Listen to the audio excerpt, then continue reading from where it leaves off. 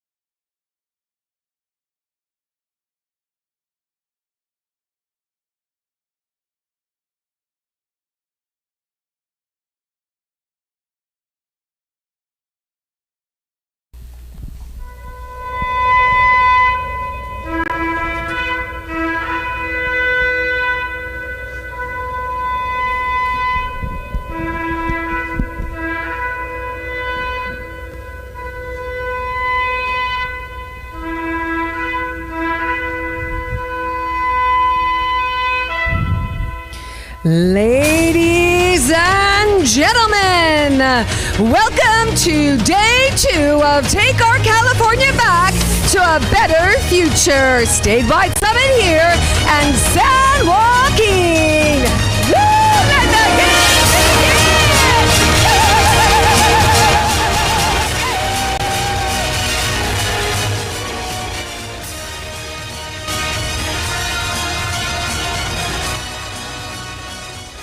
Introducing Ronald F. Owens, who will sing the national anthem and lead us in prayer. Our whistleblower and Maha Health leader.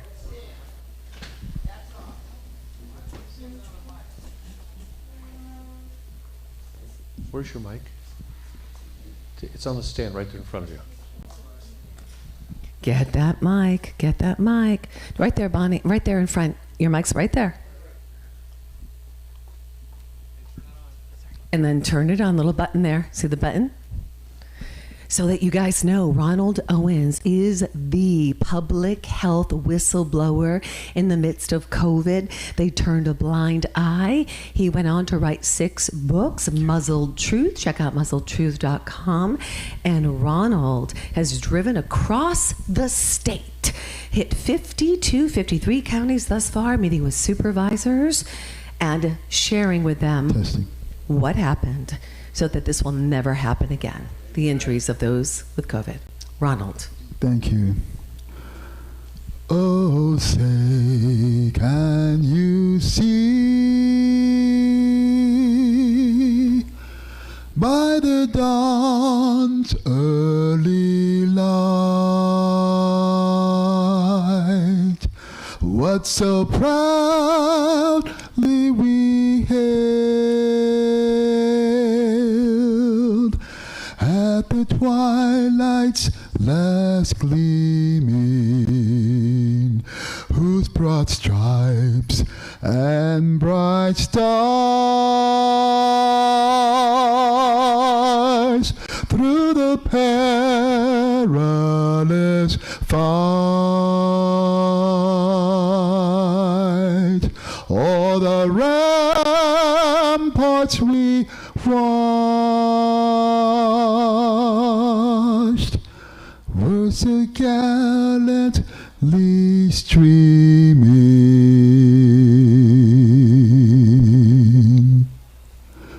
and the rocket's red glare, the bombs bursting in air, gave proof through the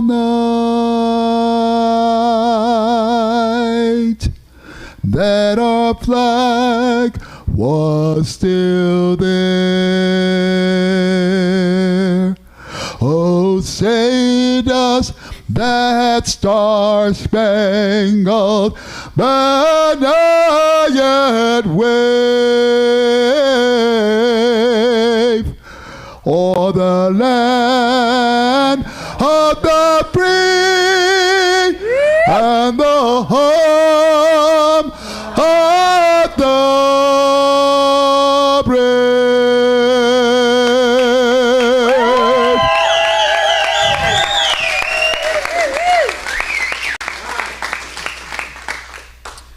There's this incident in the Bible, King Hezekiah. He was faced with a 185,000 Assyrian army. And the army was camped outside the gates. 185,000. And King Sennacherib sent these 3 emissaries. And they were essentially talking smack.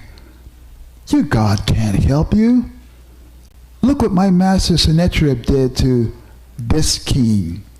Look what my master Sennacherib did to that kingdom. Matter of fact, look what my master Sennacherib did to the folks over there in Samaria. You think your God's going to help you? This happened. This smack talk happened a couple times. And the last time it happened, they wrote everything down in paper. And in the book of 1 Kings, it says that King Hezekiah took what was written down, laid it out before God in the temple, and said, look what they're saying about you. Look what they're saying about you, God. 2 Kings chapter 20, verse 14 reads, And Hezekiah received the letter of the hand of the messengers and read it. And Hezekiah went up into the house of the Lord and spread it before the Lord. And Hezekiah prayed before the Lord and said, O Lord, God of Israel, which dwelleth between the cherubims. You know, God doesn't dwell between the cherubims right now. He dwells in our hearts. Look what they're saying about you. And this is what he prayed. Lord, bow down thine ear and hear. Open, Lord, thine eyes and see and hear the words of Sennacherib, which hath sent him to reproach the living God. Well, after that happened, shortly thereafter, they woke up the next day, or it could have been 2-3 days after. The scriptures doesn't say.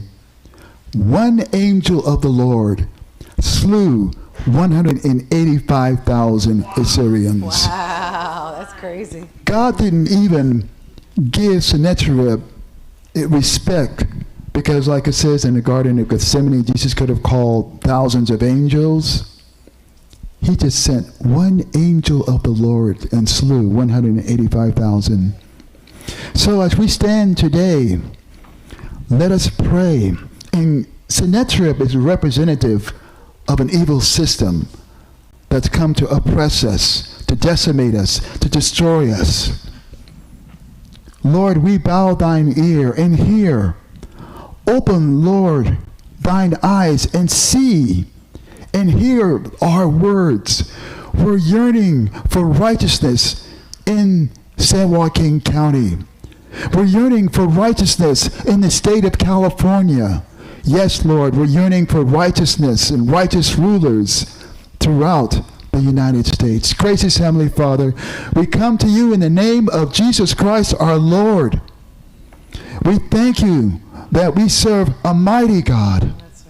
We thank you that we serve a loving God and a God of justice, a God of righteousness, a God of righteous indignation.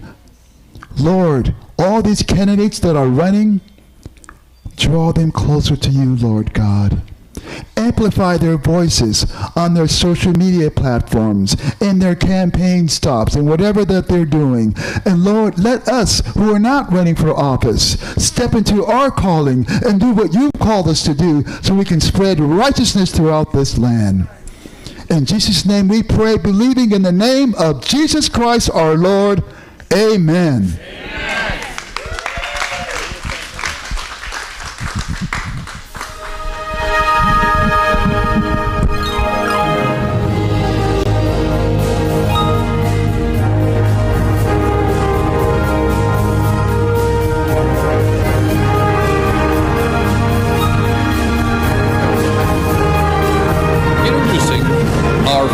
Leader of Take Our California Back and the Take Your Power Back show. Please welcome Kim Yater. Good afternoon, San Joaquin, and good afternoon to all of our live streamers across the nation. It is an honor to be here with you today. Our governor and state candidates just left the Delta. They just left the port, and they got to experience the bread basket of this country today. So they've got a lot to share with you today, and it's going to be exciting. So are you guys ready to take our California back to a better future? Yes, you are. Come on. We're so excited. All right, so I'm going to guide you guys through the day. Now, some of you, how many of you were with us yesterday? Okay, okay, fantastic. And how many of you are new? This is your first day with us. Oh, okay, Okay, fantastic. Okay, and our live streamers, maybe both, right? So here's what we're going to do is I'm going to walk you through what yesterday was. Yesterday was amazing because we got to hear from all the governor and state candidates. We brought in the MAHA leaders, the Make America Healthy Again leaders. And the topics that were brought up are the topics that you want to go back and listen on into, because as you engage in this area of making America healthy again, we will take this golden state back. You can find all of yesterday at takeyourpowerbackshow.com. That's takeyourpowerbackshow.com. Now, today is a big day. And why are we here? Well, there's a reason why we titled this From the Ballot Box to the Bread Basket. It's all connected. We need to ensure that our candidates that are running have your votes if you're voting for them.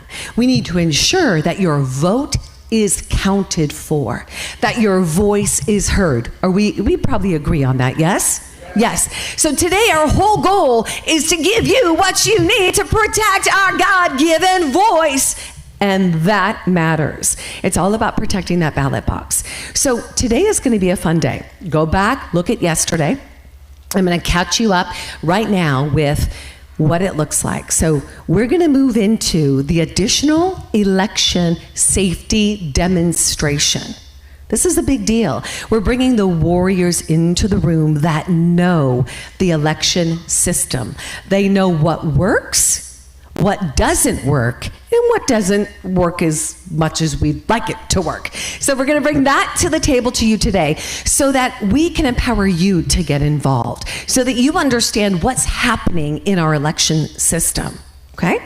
We're also going to bring the deeper dive to you today of what the candidates stand for. They're going to share their campaigns with you, their messaging with you, what's important to them, but what's important to you, because they will be your voice. Now, them being at the Delta and the port today, oh my gosh, you guys, the conversation is going to be rich. And I think especially after this election the additional election safety feature, they're going to, some of them have been with us traveling the whole time, okay? So they're very present to and aware of what we're doing. And some of them are hearing it newly for the first time. Now, we're going to share with you as we move forward into the day how we got here. So don't worry. We might go in reverse order, but that's okay. So a couple things I want to mention for housekeeping to make sure that we're set up for success today. On your table in the plant jar, everything starts with a seed. We are sowing seeds today. There are index cards in those jars, those in the plant holder. So the index cards are there for you to write down your questions for the candidates, because this is your town. This is your city. And if you're online with us, put it in the chat. Post your questions in the chat. We'd love to have you have your voice heard as well. So that's number one. We've got that taken care of. Pens there, everything you need. We'll collect those a little bit later. So don't worry that they're not collected for the first part. They will be collected for the second segment. So the second segment is now going to be the governor candidate debate. Get ready. Last night, for those of you that were here yesterday, was that rich? It was awesome. And we'll be zooming in some people along the way for the final segment. Now, the final segment is our third segment. So first segment is going to go till about 3:30. We'll take a little bit of a break. We'll come grab some water, run to the restroom. We'll come back in, and then we'll go into the governor debate. That'll probably finish close to 5:30, 5:45. You'll get a little bit of a break there. And then we'll go into a meeting. This meeting, I would highly recommend if you can be here. Live streamers, we're shutting the stream off then. This is a backroom meeting, because we got to have some real talk. And why we're going to have real talk is because nobody is coming to save us. Our teams have been in talks with Peter Tickton. President Trump's attorney, with election integrity experts. And these are warriors. They're all warriors. We've been in the fight. They've done it all. But what they haven't done is what you're about to see today with the additional election security feature. And when I say no one's coming to save us, we have a Savior, and his name is Jesus Christ.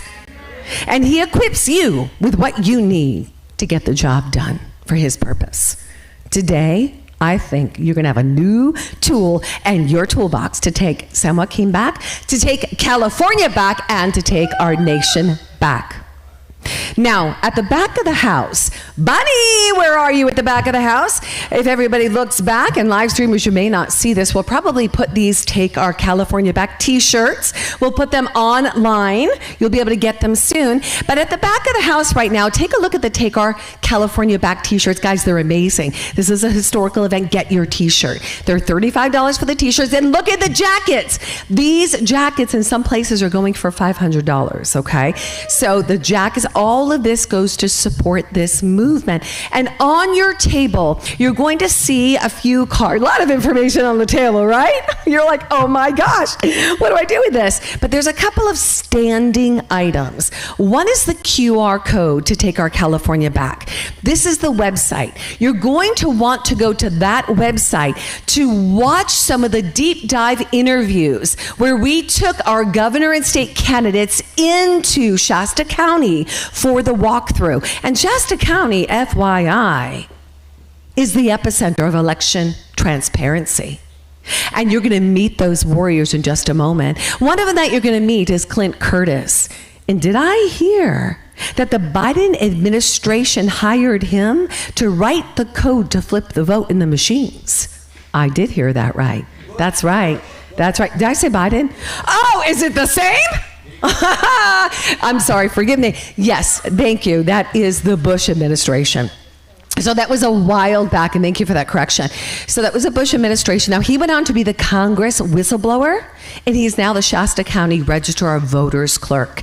So he'll be joining us. We have Douglas G. Frank, world-renowned physicist, exposes election fraud in 48 states. And then you've got your governor and state candidates with us. It's going to be absolutely incredible.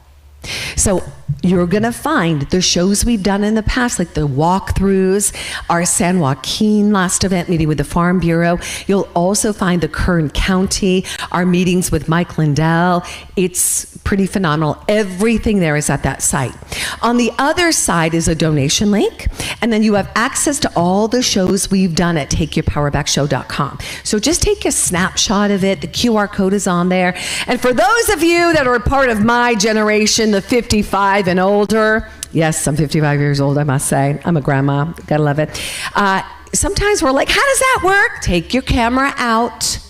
Go to camera, hover over the QR code. You're going to see a little pop-up there. Click on that. It's going to open it up. And just save that. That way you can go back to it, okay? And utilize it. All right, so we've got our t-shirts taken care of. We've got our plant holders taken care of. I think we've got it taken care of now. Are you ready? Because this is for you today. We love you. We're going to get started. I am about to bring up your 2026 governor candidates. Before we bring them up into the house, we got a little intro video to play. Let's play that video. Oh, one more thing. This is important. Don't play that video yet. Do you know how we made today happen? Number one, thank you, God. Number two, our sponsors literally are a key ingredient to this. So please, hats off to our sponsors. They are absolutely incredible. Now let me put my glasses on for this part. This is the reality. This is not stage. This is the reality of what we do here. Okay, so the Farm Bureau. Guys, who was with us last night? We had this room filled. It was awesome. The food was delicious. Everything was donated to be able to provide this space, which is so cool. We love the Farm Bureau. And Kenny, Molly, Carla, the teams, Lisa, I see all of you. You guys really made it so special for us. So we want to say thank you. The lamb was amazing. All right, number one, the Farm Bureau. Support them. Also, our next sponsor, our key candidates made this happen today as well. We've got Jennifer Hawks running for treasurer. Jennifer, her donation, and so as she sponsored us, it made it possible to be able to afford a $3,000 screen. You know, like literally, guys, they understand what it takes to take our California back. So thank you to Ms. Jennifer Hawks. Our next sponsor is Daniel Mercury. Daniel Mercury is running for the governor of the great state of California. Daniel's sponsorship helps support all of our AV, making sure that you actually we could get this out to all the live streamers. So I want to say thank you to Daniel Mercury, who's running for governor. And next up is, we've got Miss Chris Bishop. I gotta stay in my order. My guys are like, Kim, stay in order. My next one is Chris Bish. She is running for Congress. Chris is amazing. You know, they say, bring the Bish to DC. I gotta love that one. Chris is a great sponsor. She made this happen as well. All of the things that it took to go into this, we want to say thank you to Miss Chris Bish, Bish in DC. I love it, I love it, I love it. Next up is Biblical Voter. That is through Salt and Light and Dran Reese. Biblical Voter. Guys, everyone take out your phone. Take out your phone. I want you to scan this. Your values matter. You want to know those candidates that share your values. Well, I love the fact that Biblical Voter provides the resources and tools we need to do the deeper dive in the candidates, but also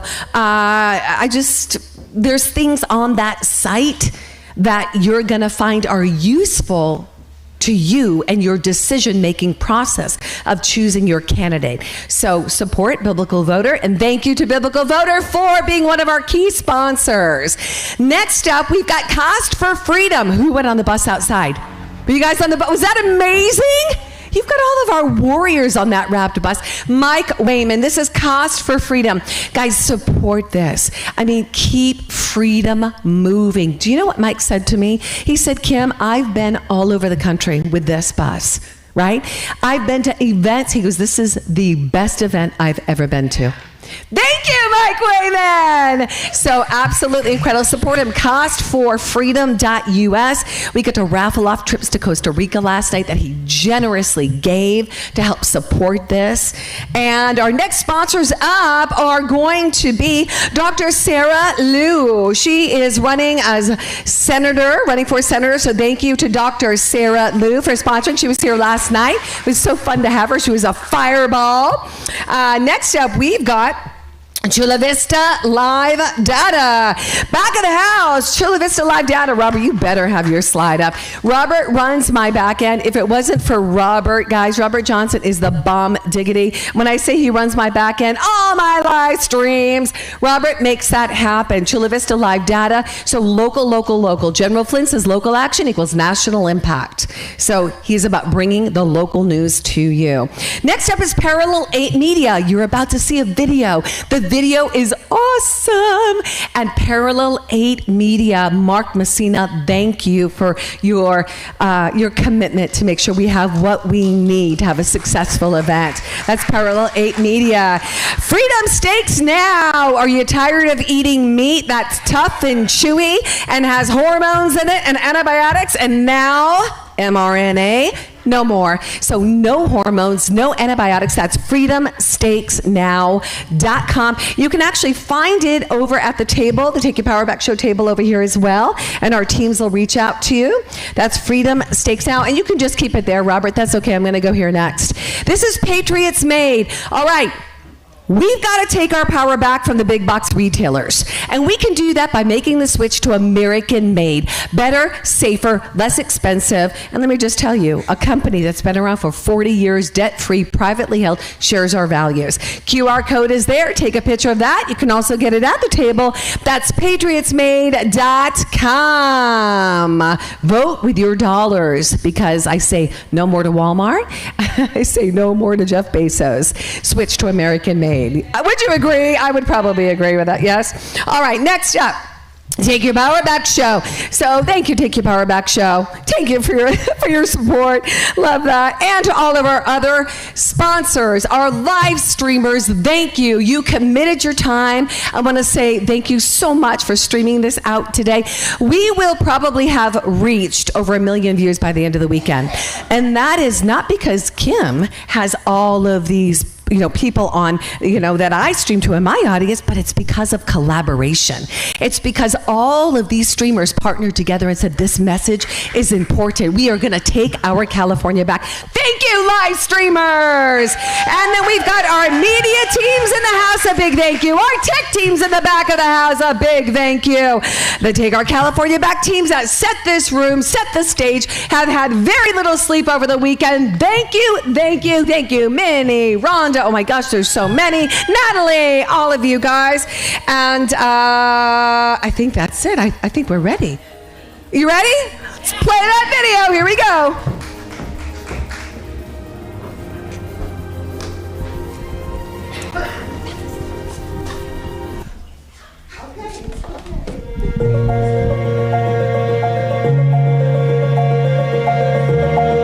Something doesn't feel right. Across California, people are starting to question the systems meant to serve them.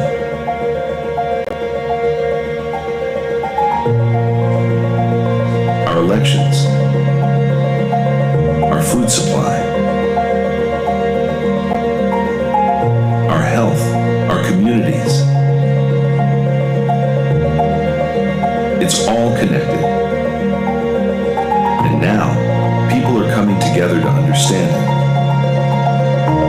Leaders are stepping forward. Conversations are happening. People are listening, thinking, engaging again. Because the future of California isn't decided for the people. It's decided by them. It's time to take our California back to a better future. Uniting to champion election transparency, giving power back to the people. From ballot box to bread basket, trusted elections keep America fed. It is all connected.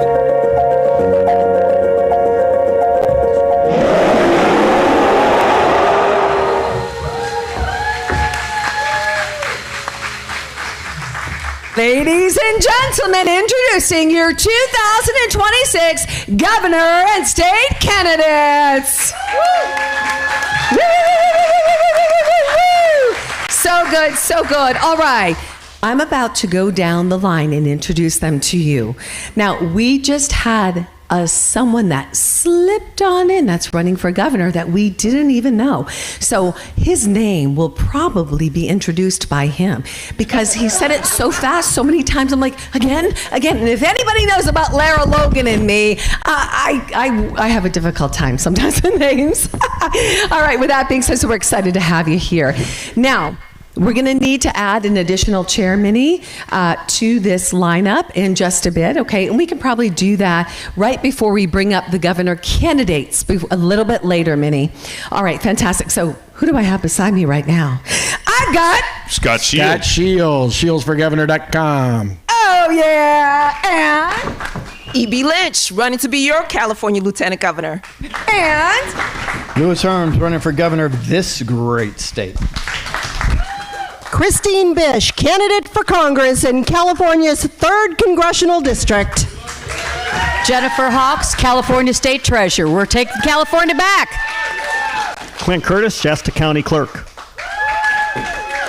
Siskiyou County Farmer David Collenberg, and your next Lieutenant Governor. Daniel Mercury for California Governor, looking to starve the government and feed the people. Mauro Alberto Orozco for Governor. And Greta Solorzano running for governor to make California affordable again. Dr. Frank, the Johnny Appleseed of election integrity. There you go. Your 2026 lineup. So good. Okay, how the day is going to go is we're about to start our additional election safety feature demonstration. We're going to ask that our governor candidates join you at your table. So make room, squeeze on in. Governor and state candidates, we're going to send you out to a table. We're going to get ready for Clint and Doug Frank, who are going to stay on stage. And we want you guys to get ready because we're bringing this panel back up. Can we give them a round of applause? Thank you, thank you, thank you, thank you, thank you. All right, Clint, take a seat. Any seat? Perfect, perfect. All right, Doug, Clint. Yes, dear. We're here. Hold on. Hi, Clint. How you doing today? I'm doing good. How about you? I'm good. Did you get a good night's rest? Say again? Did you get a good night's rest? Better than the night before. So the truth is, we've been going on maybe 2 and 3 hours sleep over the past few days. So yesterday was a little bit of a rough day, but we made it through. Not just made it through, we made a tremendous impact, didn't we? We did. We certainly did. All right, fantastic. So what we're going to do right now is we are going to have, Doug is getting set up over here, and Doug is going to begin with setting the stage for Clint to come on and share the additional election security feature. All right? So Doug, how are we looking? I'm ready. Okay, switcher, back of room, we got it? Back of the room. Oh, where's my switcher? Where's my switcher? Ah, nice picture. It was Dr. Frank. All right, Doug, here we go. Right. Greetings. Hello. Good to be with you. I love being in California. You know, as I'm driving here today, and I'm looking at orchard after orchard after orchard and field after field after field, I just can't help but ask myself this question over and over again. Why don't you guys eat the best food in the whole world? Right. Why isn't that your whole diet? Right. So I'm in the car with Kenny last night. He's the one who was our main host here, and he was saying that they didn't even harvest the grapes that were on the vineyard we were driving by because other countries are shipping massive amounts of their grape juice in these huge tankers. Which would you rather drink? Fresh, beautiful wine grown with beautiful wine grapes from your own neighborhood, or something that came across the ocean in a tanker? Why would you guys sacrifice that? It's upside down, isn't it? When I was a boy, I grew up in Sonoma County. My parents went to Shasta College, so I'm very familiar with California. I have Cherokee blood. I have a lot more than she does. My middle name is Giwana, which means big black horse. So I'm a real native information. It's hard to say Giwana, so just call me Stud. That works. Okay. So I grew up in in Sonoma County, and you know that proves that I belong in this farming community, right? I did the FFA. That's me in high school, absolutely. Yeah. So when I'm here, I like being here. Good to see you, brother. Matt, right? You gonna be at Rev 17 next month? Rev 17, it's up in Yuba City, not far from here. You guys all need to go May 29th to 31st. Yes. It's going to be awesome. It's we've got an amazing vision we're putting together. We bought the a former women's prison up there. We're converting it into a place for child sex trafficked children. It's to nurture them back to health. We raised $4 million last year. We ran into some obstacles, but we own it now, and we're beginning to renovate. It's pretty cool. Pretty cool. All right. All right, I'm a physicist. I started that when I was in high school, and I went to school in Santa Barbara. I'm also a musician. I went out to California, out to Ohio. I know it's insane, but I did, because I got a fellowship from the governor, because I was a famous scientist back in those days. I know it's crazy, but anyway, I have 60 scientific publications. And I always tell people this because you need to know I'm a real scientist. I don't just say I'm a scientist. I have many publications, cover articles on the leading journals in the world. I was nominated for a Nobel Prize in Chemistry in 1990. So I'm real. I'm a real scientist. I'm a real chemist. People say, well, a lot of people claim to be scientists, but dude, I got credentials. All right. I left academics in 1996 because I just couldn't handle it. And in Cincinnati's pretty conservative, and if it was pretty woke for me at the university level at that age, Mark Twain said about Cincinnati, when the end of the world comes, he wants to be in Cincinnati because everything happens there 10 years later. Okay, And I left academics in 96. I just couldn't handle it. It was too woke for me. So I'm very conservative, went into business for myself. I live out there with my beautiful family out near Springfield. You all heard of Springfield during the debate between Kamala and Trump, because that's where they were eating the pets. Remember all that? They're eating the pets. That was crazy. That's not far from me. It's a big problem in our community because all the animals were leaving and mobbing our community. But once Trump got in office, all of that is all better now. We're all in good shape. Everything is good. All right, so now you know who I am. I'm a real scientist. I love working with Kim. She held this showdown in November. We had 13 conservative candidates there, and that was a big day. Laura Logan and I were the moderators. Kim was running the show. And the following Sunday morning, I met with several of the candidates, and many of them are here today, and it gave us an inspiration. And the inspiration was, we taught them what was wrong with their elections, and now as they go around campaigning around the state, they know what to say. They know how to think. And as I've been traveling the country over and over again, I'm constantly shocked that our own secretaries of states don't even know what's wrong with their elections. That politicians don't know. And so when I sit down and teach them, so I'm so delighted that you guys are continuing this. And as they campaign, they're very knowledgeable. I'm going to be in Oregon next week. I'm going to be in 8 different counties, one a day, speaking at public events and meeting with county officials and whatnot. And Ed Deal, the gubernatorial candidate, he's kind of the lead candidate there. He and he's gone through my tutelage, and you should hear him debate, man. He can rip anybody to pieces. I'm going to tutelage you a little bit today, you guys, and then we're going to show you what Clint has got. But I want to get back to that. So after doing that, we had the inspiration of holding our next event in Shasta County. So a lot of the people that are here today went up to Shasta County to see what he has installed there. We've shown it to the president. Mr. Lindell coined it an additional election safety feature. And it's no reason why you can't do it. And since I'm in San Joaquin, I just need to tell you that your officials are very familiar with this. We've sat down with them. We've taught them the whole thing. Several of your people have gone up to Shasta County and investigated, and Clint has given them tours and explained it. You have no excuse for not doing this. It's 100% legal. The only reason it isn't happening is because the people are asleep and not putting the pressure on the officials. You need to put pressure on your officials to make this happen. You need to build a movement here. So anyway, Clint's a good guy. We'll introduce him later. I'll let him introduce himself. But he's also a candidate. He's running for ROV, county clerk in Shasta County, and we need him to win. It's a big deal. I'm going to save these slides for when you're up there, brother. But anyway, we toured the facility. It's amazing. We'll go over that in a little bit. I don't want to steal his thunder. Let's move ahead. So let me tell you. So the last thing we did when we were up there, though, is we talked about Tina Peters, and Kim asked me to mention her a little bit. Some of you are familiar with her. She was the county clerk in Mesa County, Colorado. I was the one that met with her in April of 2021, and I'm the one that arranged all the backups for her machines and everything. And that was a pretty big thing, pretty big deal. And President Trump has pardoned her, but the state refuses to let her out. It's pretty bad. So plug for Tina Peters. Pray for her and please support her. We're working on that. If you haven't seen this movie about her, selectioncode.com.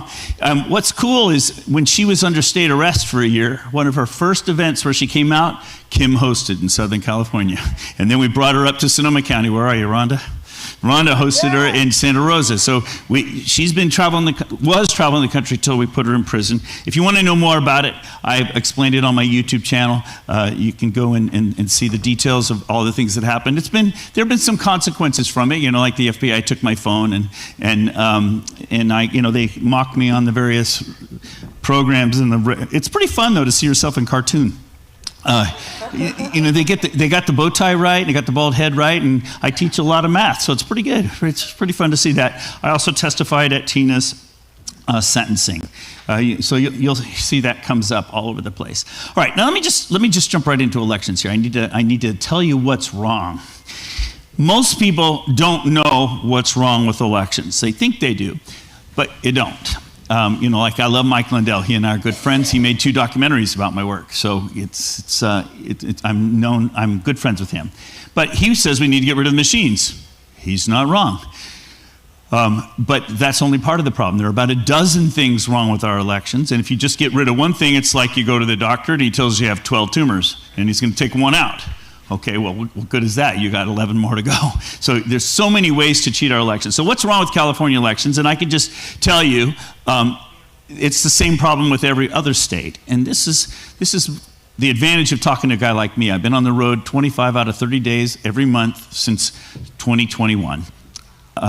Constantly doing this. I've given over 1,000 public presentations, met with dozens of secretaries of states and AGs, testified before multiple legislatures at their request, analyzing their elections. Here's what's wrong with our elections. This is the key problem.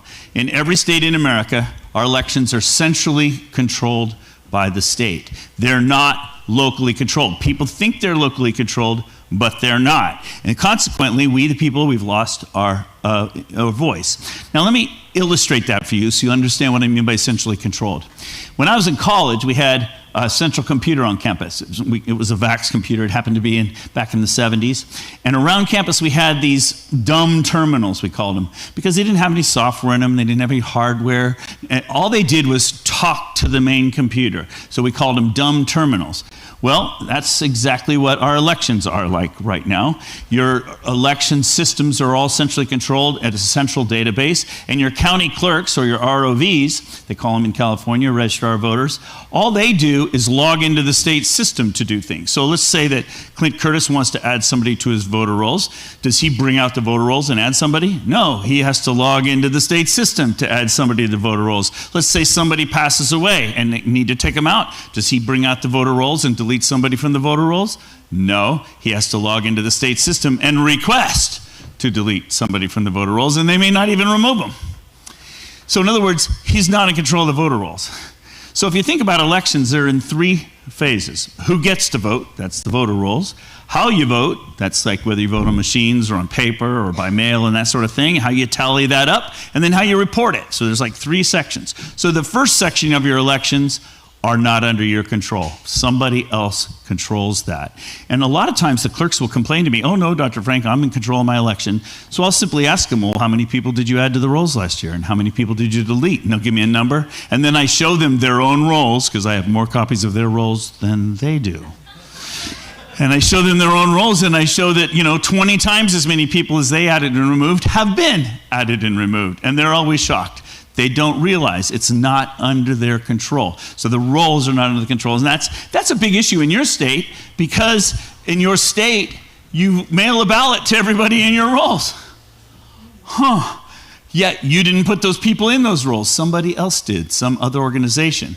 So that's a big deal. And if you remember what Stalin said it's enough that the people know there was an election. It doesn't matter who casts the votes. They decide nothing.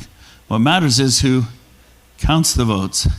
And when your clerk runs their elections, do they sit there and count the votes with themselves? No. Do the people count the votes? No. What happens is your ROV or your clerk takes that stick out of the machine, walks over, and plugs it into another computer, which does what?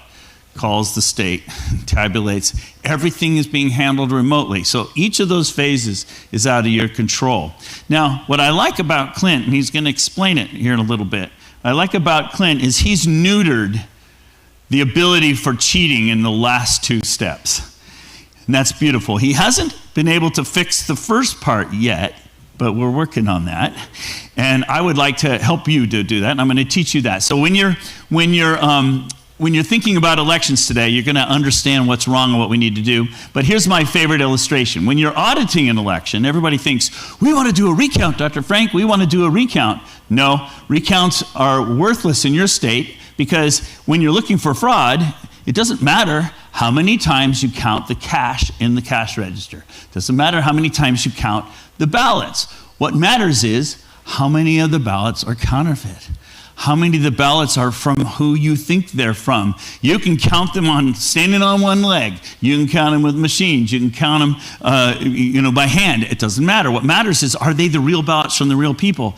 And you have flooded the market with ballots to people that don't belong there. Now, if you think, well, gee, Dr. Frank, aren't you exaggerating it? No, not a bit. And it's been proven in court over and over again, but I'll just show you what I'm talking about. So, for example, in Los Angeles, you guys were sued. by Judicial Watch.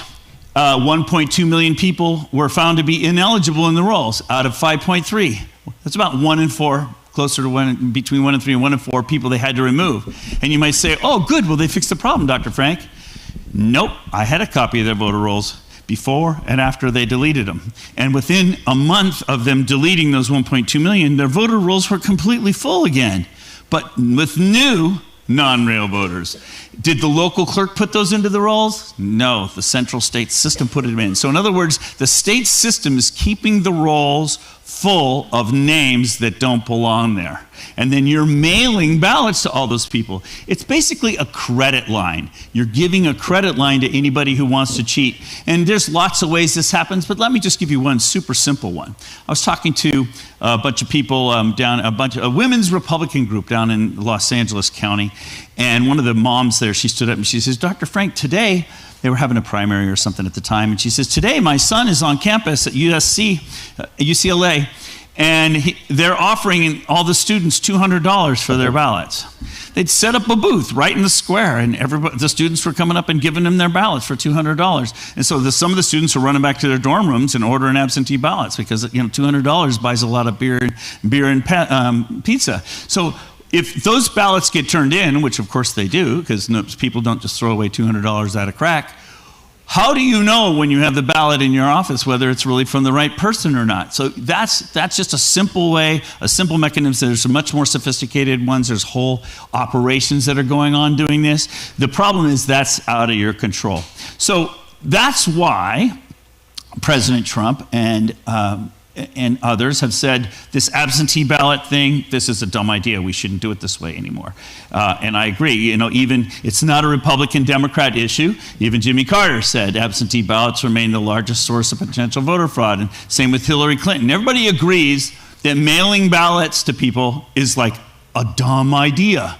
So you want to know why you don't have the best food in the world on your tables? Because the people that are running your state don't want you to have the best food. Okay? You need to take back your elections so that you can put the right people in office that will deliver to you the best food on the planet. That's what you need to do. Okay? That's what I'm here for. So the question is how do we do this? Now, it's one thing for me to tell you what's wrong. I think you know what's wrong now. You're out of control over your elections. You need to bring it back locally. You need to do that locally. Well, I've been doing this all over the country, and I've learned how to do it. And I want to give you a little of that context before we show you the system that he's come up with. But the nice thing for you to know is that we're not alone. Trump himself has said he wants to lead a movement to get rid of mail-in ballots. And let me show you. This is what he said.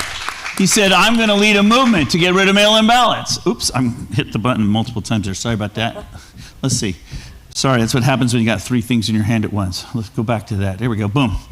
He says, I'm going to lead a movement to get rid of mail-in ballots. And also, while we're at it, highly inaccurate, very expensive, and seriously controversial voting machines, which is what Clint has neutered for us. We'll see that in a minute, which costs 10 times more than accurate and sophisticated watermark paper, blah, blah, blah, blah, blah. We don't need to read Trump's whole essay here. This is a long tweet for him.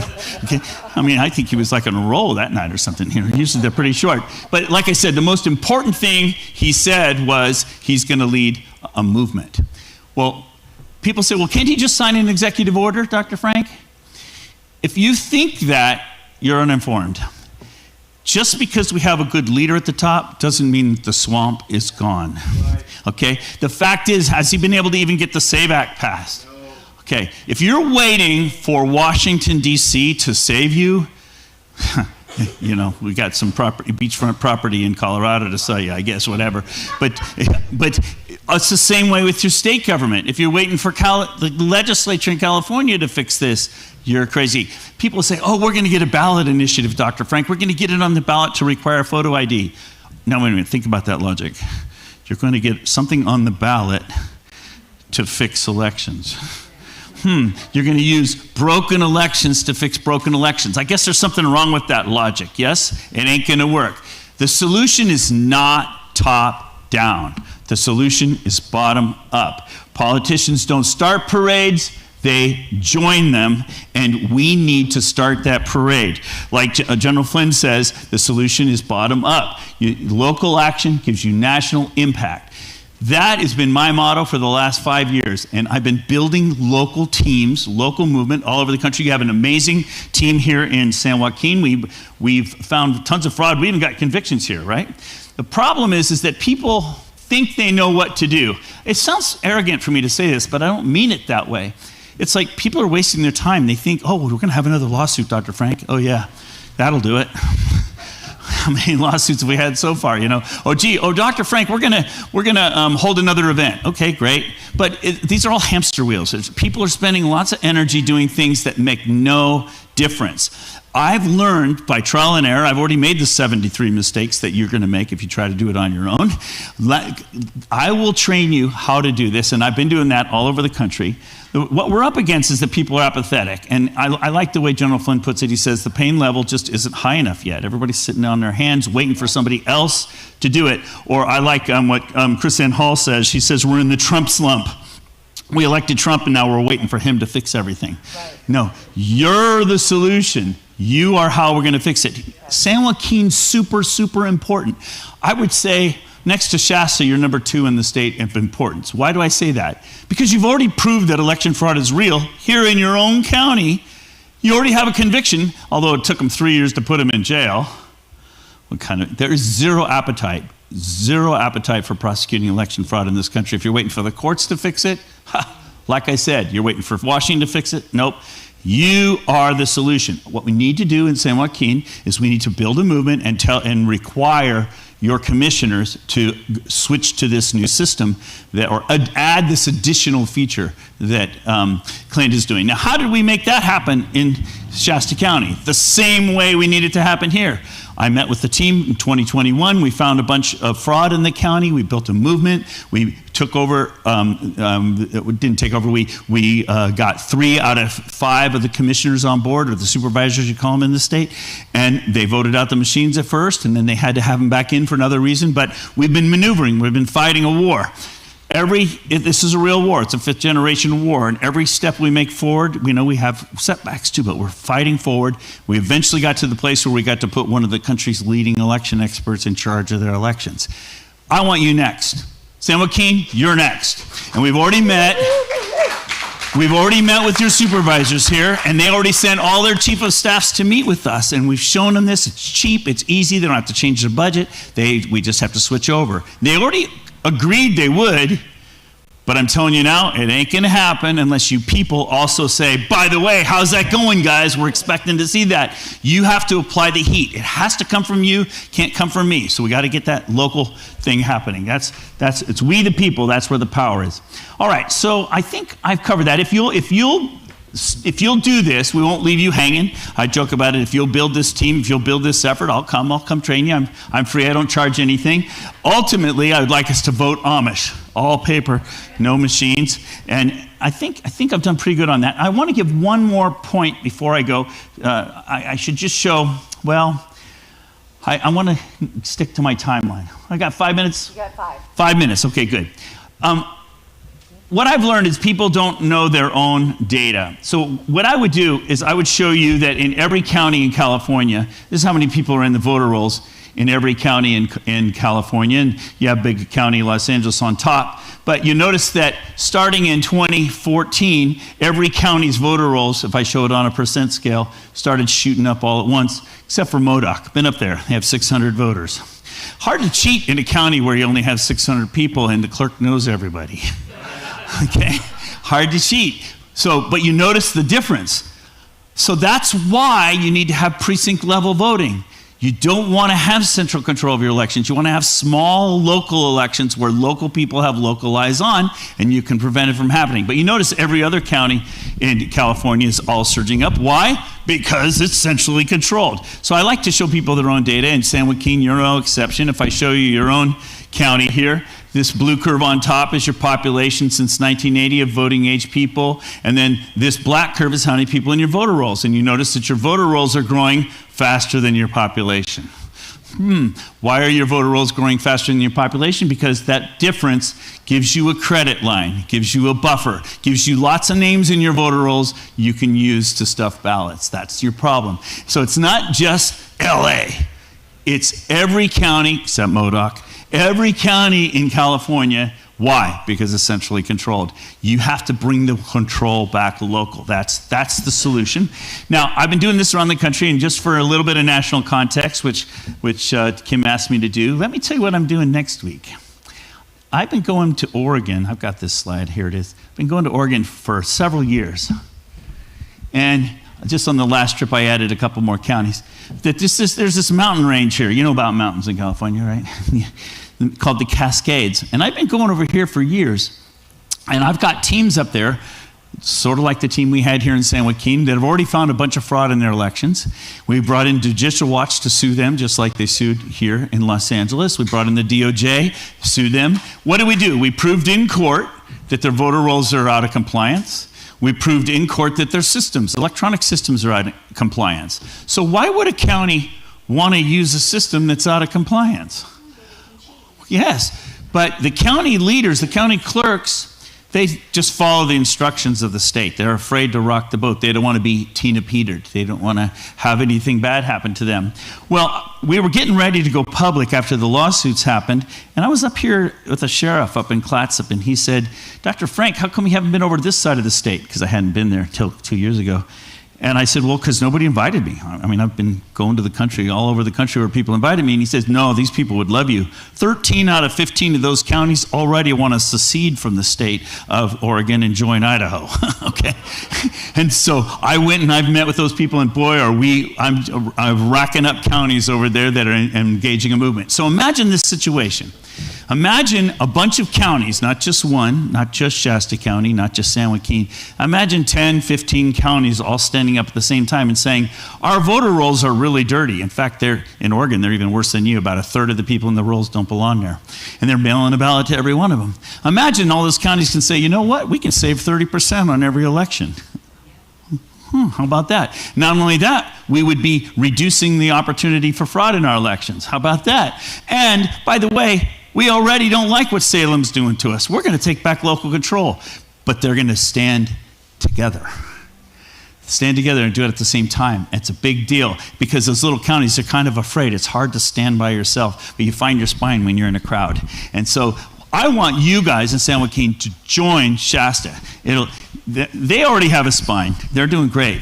But you need to find your spine and join up with them. This national movement is happening. I've got this happening in multiple other states: Wisconsin, Alabama, Missouri, Colorado.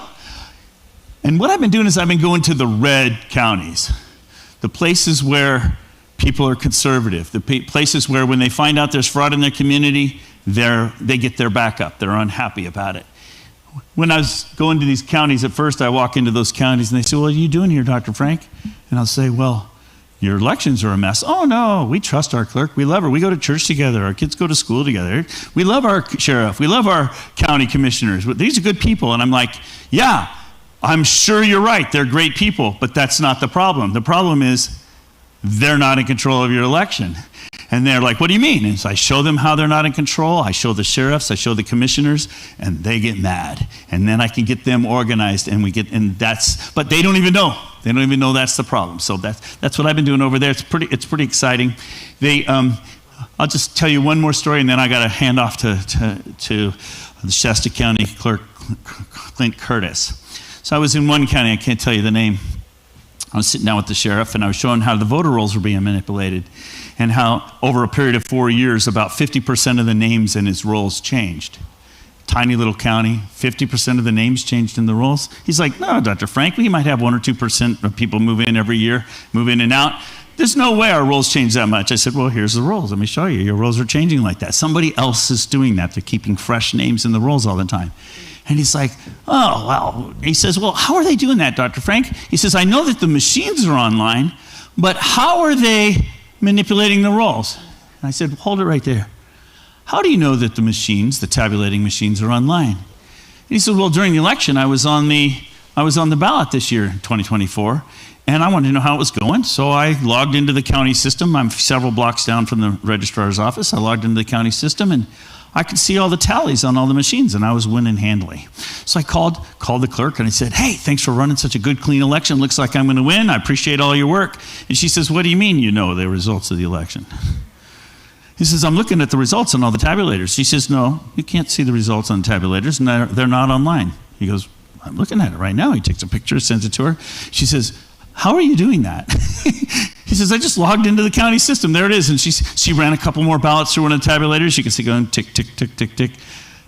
The clerks don't know. The clerks don't even know these systems are being remotely controlled. So if you talk to your ROV here, she's not the enemy.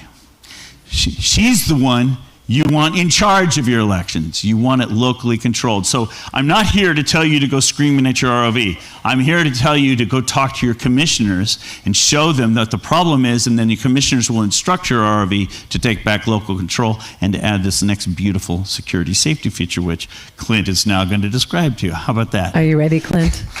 Clint Curtis. Doug Frank, thank you so much. Excellent, excellent work. Doug, I'm going to have you come beside me. Clint. Thanks. Hi, everybody. Can you hear me? Yeah.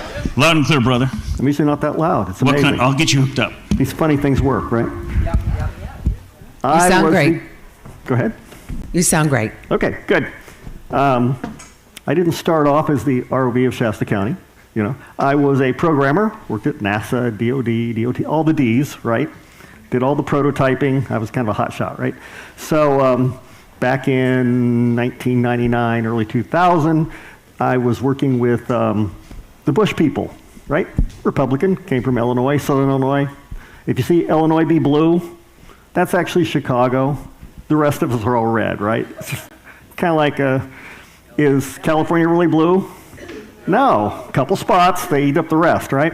So I was a Republican working with the Bush folks, and we had a guy who was the Speaker of the Florida House, and he was also the lobbyist for the company I worked for. It's Florida, things are odd, right? What could go wrong there? But he came and asked for the prototype for the electronic voting machines. They did not exist before that. And what he wanted in it was a way for them to actually move the votes so they could pick who was going to win. Now, I'm assuming they want to see if it can get in there so they can keep those things from ever coming to light, right? You want a machine that you can cheat, or do you? And so I built it.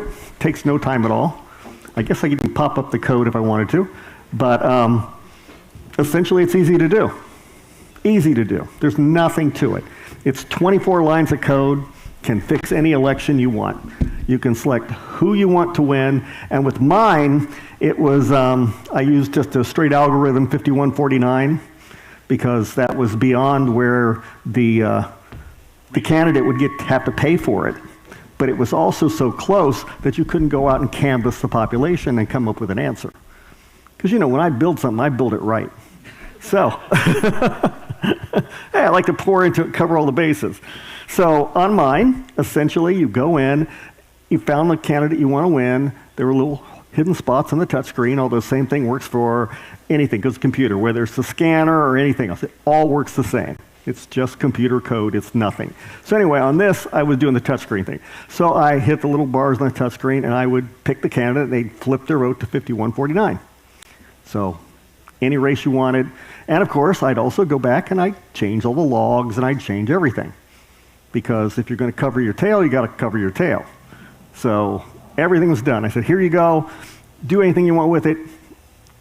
You will not find the flaw. It will count correctly every time until you want it to cheat, and then it will cheat perfectly and fix all the trail behind it, because it's a computer. A lot of people think that computers have logs that you can look at. They really don't. The only log that exists is what the programmer writes. If I don't write a log, it doesn't exist. There's no automatic anything. And on the programmable level, you can change things that most people don't even know exist.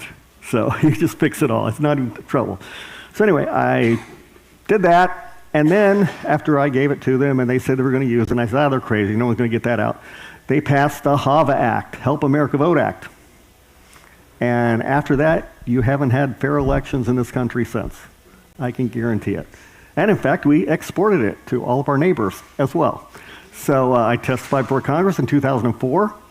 All of the elections that were going on across the country. The country was not a 51-49 country. It just wasn't. Can you switch to my computer? Sorry. Oh, Go ahead, keep going. there you go. Go ahead, I'm just going to show. You're my backup. Yes, yes. Did you want to see the testimony? Can you pop it or? We can play it, but let's not. Okay. Essentially, it just says, yes, you can cheat, and there's no way to stop it. The clerks won't know. The Secretary of State won't know. No one will know what that thing is doing unless I want to tell them, because it's really that simple. I control the screen. I control the logs. I control the database.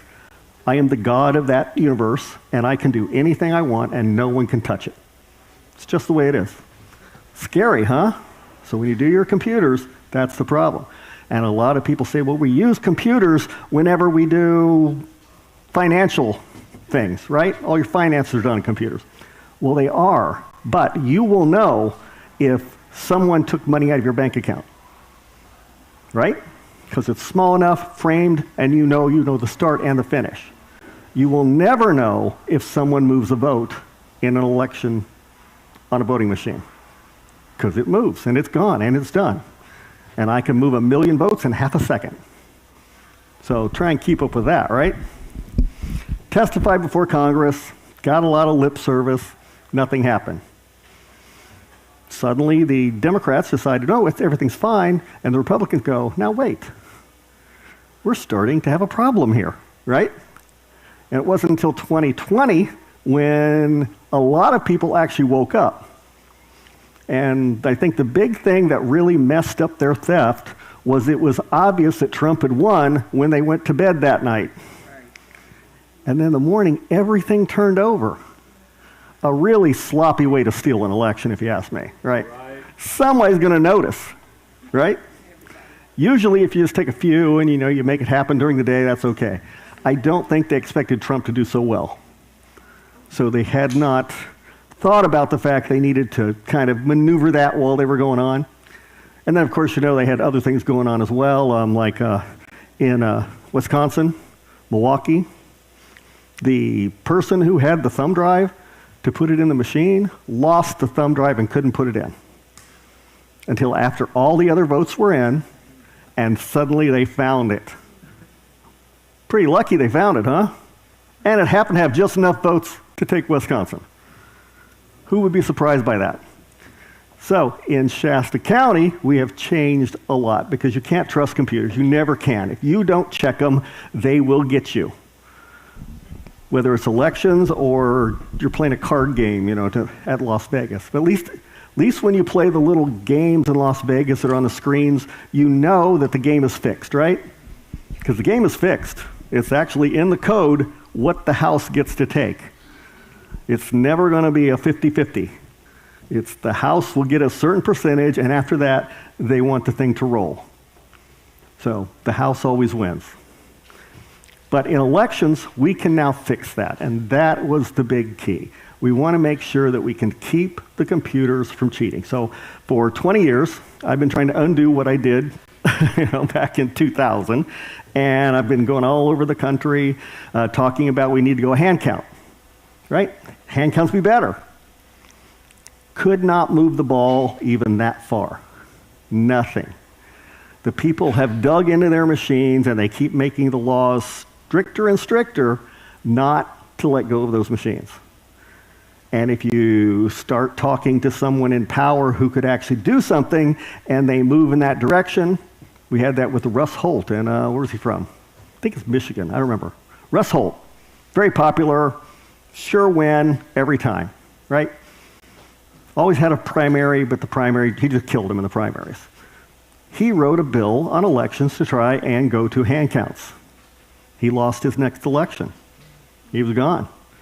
Same thing happened in Georgia and other places. It just took him out.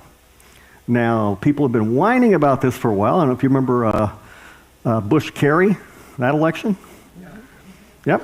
Kerry complained, actually went to the Supreme Court, was going to continue to go, and then about 2 weeks after that, after he lost in the Supreme Court and he was still going to push for it, suddenly he just dropped out, forgot about it. All went away.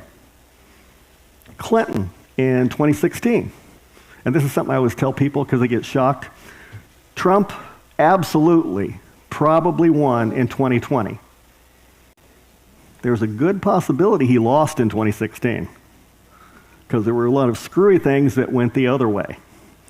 So, don't think it's only cheating one way or the other. I think whoever has that button gets to decide, and they didn't like Hillary.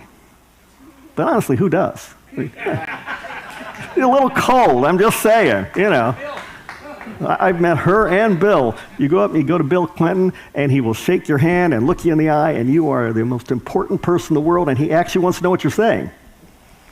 You go to Hillary, she will shake your hand while she's looking around the room to shake somebody else's hand. You are simply an obstacle.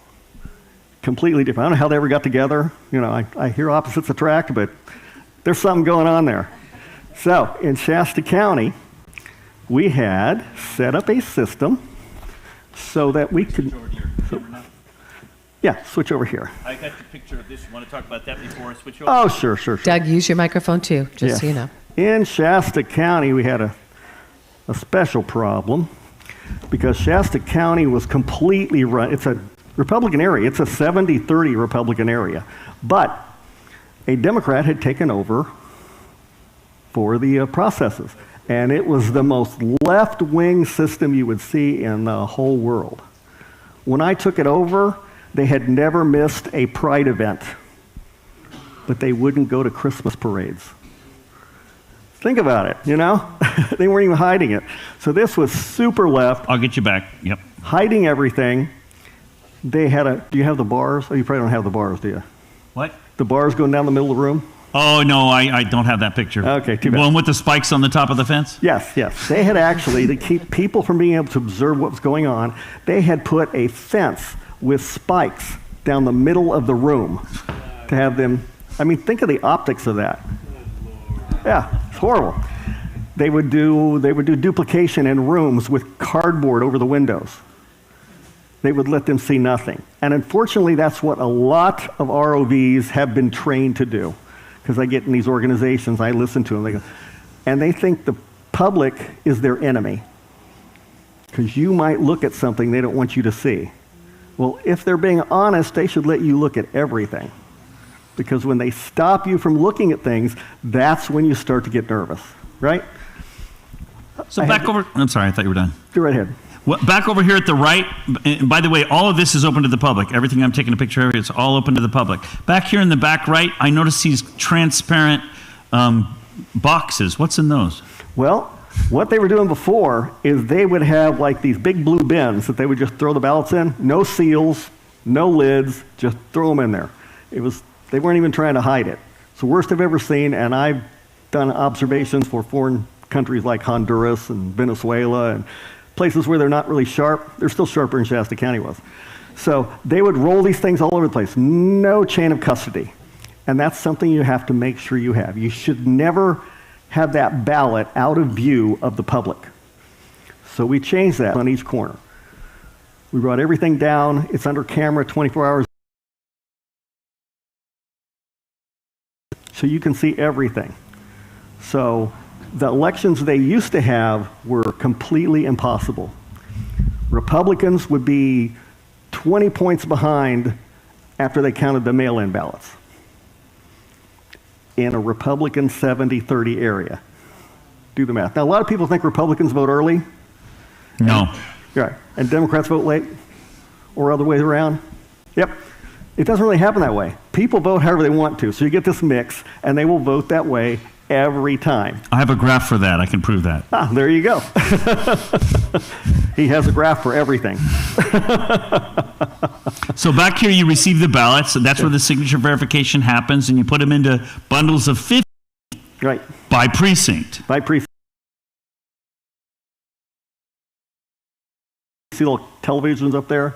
All the monitors? You can actually come in, because before, we took that wall down. Now we want observers. And the biggest problem when you want observers, they don't want to come. It's like, I've seen a while, right? So I got places, we serve pizza and cookies at night for people to come and watch the elections. As a bonus to get in there, right? Come in and watch these. So we had Democrats and Republicans sitting there eating pizza and cookies. Prior to that, they've been not fighting. Not just here, Clint. You've got chairs right behind every counting station. Anybody can come right in and look right over the shoulder. Yeah, you want an observer? Pick your station. You can sit right behind them. And I'm talking right behind them. If the staff has bad breath, you will smell it. Yeah, that close. So, and they can see everything, and everything is processed at one time. Now, it's all on camera, so you can see everything. So if you have any sort of oddities going on, like something's a little off, kind of like the problem they had in Riverside. And by the way, that's Greg back there from Riverside. Raise your hands. They know who you are. Come on, Greg Langworthy, Riverside team. 45,000 more ballots than people in Riverside. Yep. And he's the one who fought through it, and so now we have a start. Gee, why didn't Sheriff Bianco swap them? What's that? Why didn't Bianco bust them? Bianco is working on it, I think. He's trying. What they found with their logs is that they had written down handwritten logs, which everybody does. You count the ballots when you come in, you sort them. That should tell you everything that comes through the door. You should know everything that comes through the door. Counted separately, 2 different people, all logged. They added all that together, and it came up with 611,000. And then the machine says it counted 660,000. Well, that's a problem, because now you have 48,000 more votes than you have voters to vote them. So something's wrong. So the sheriff tried to grab those ballots and was going to count them. And now the state is trying to stop them. Now, why would the Democrats in the state want to stop to even know what the number was? Right? Same reason they don't want you to have the best food in the world. No, I think this is worse. I think this is cover-up, not just payoff. So that's a little bit different. So if somebody gets their ballots in 50 people, or in batches of 50, and they bring them over to these counting machines, which you're about to demonstrate. Yeah. But while I've got this up on the screen, do you want to use any of it? Sure. Why not? Okay. The first time they come in, there are 3 stations. Actually 4, there's one behind. The person behind actually is the guy who hands them out. So when the first batch, do you have a shot of the batch? Probably not. Anyway, if you can see this, see the flags? Here's a pointer for you. Here's a pointer. See the little flags there? Those are stations. So there'll be someone in the back, and they'll have these stacks of 50. We've gone through them. We've taken out everything you're not allowed to see, because you can't have anything that identifies the voter. If the ballots are the same, the ballots are the same. But we've taken out the others. Those are actually done over an adjudication machine, which has no camera. Okay? So you go here, and this person gets the first batch of 50. He flips it over so you see the front and the back of every ballot before it ever touches the machine.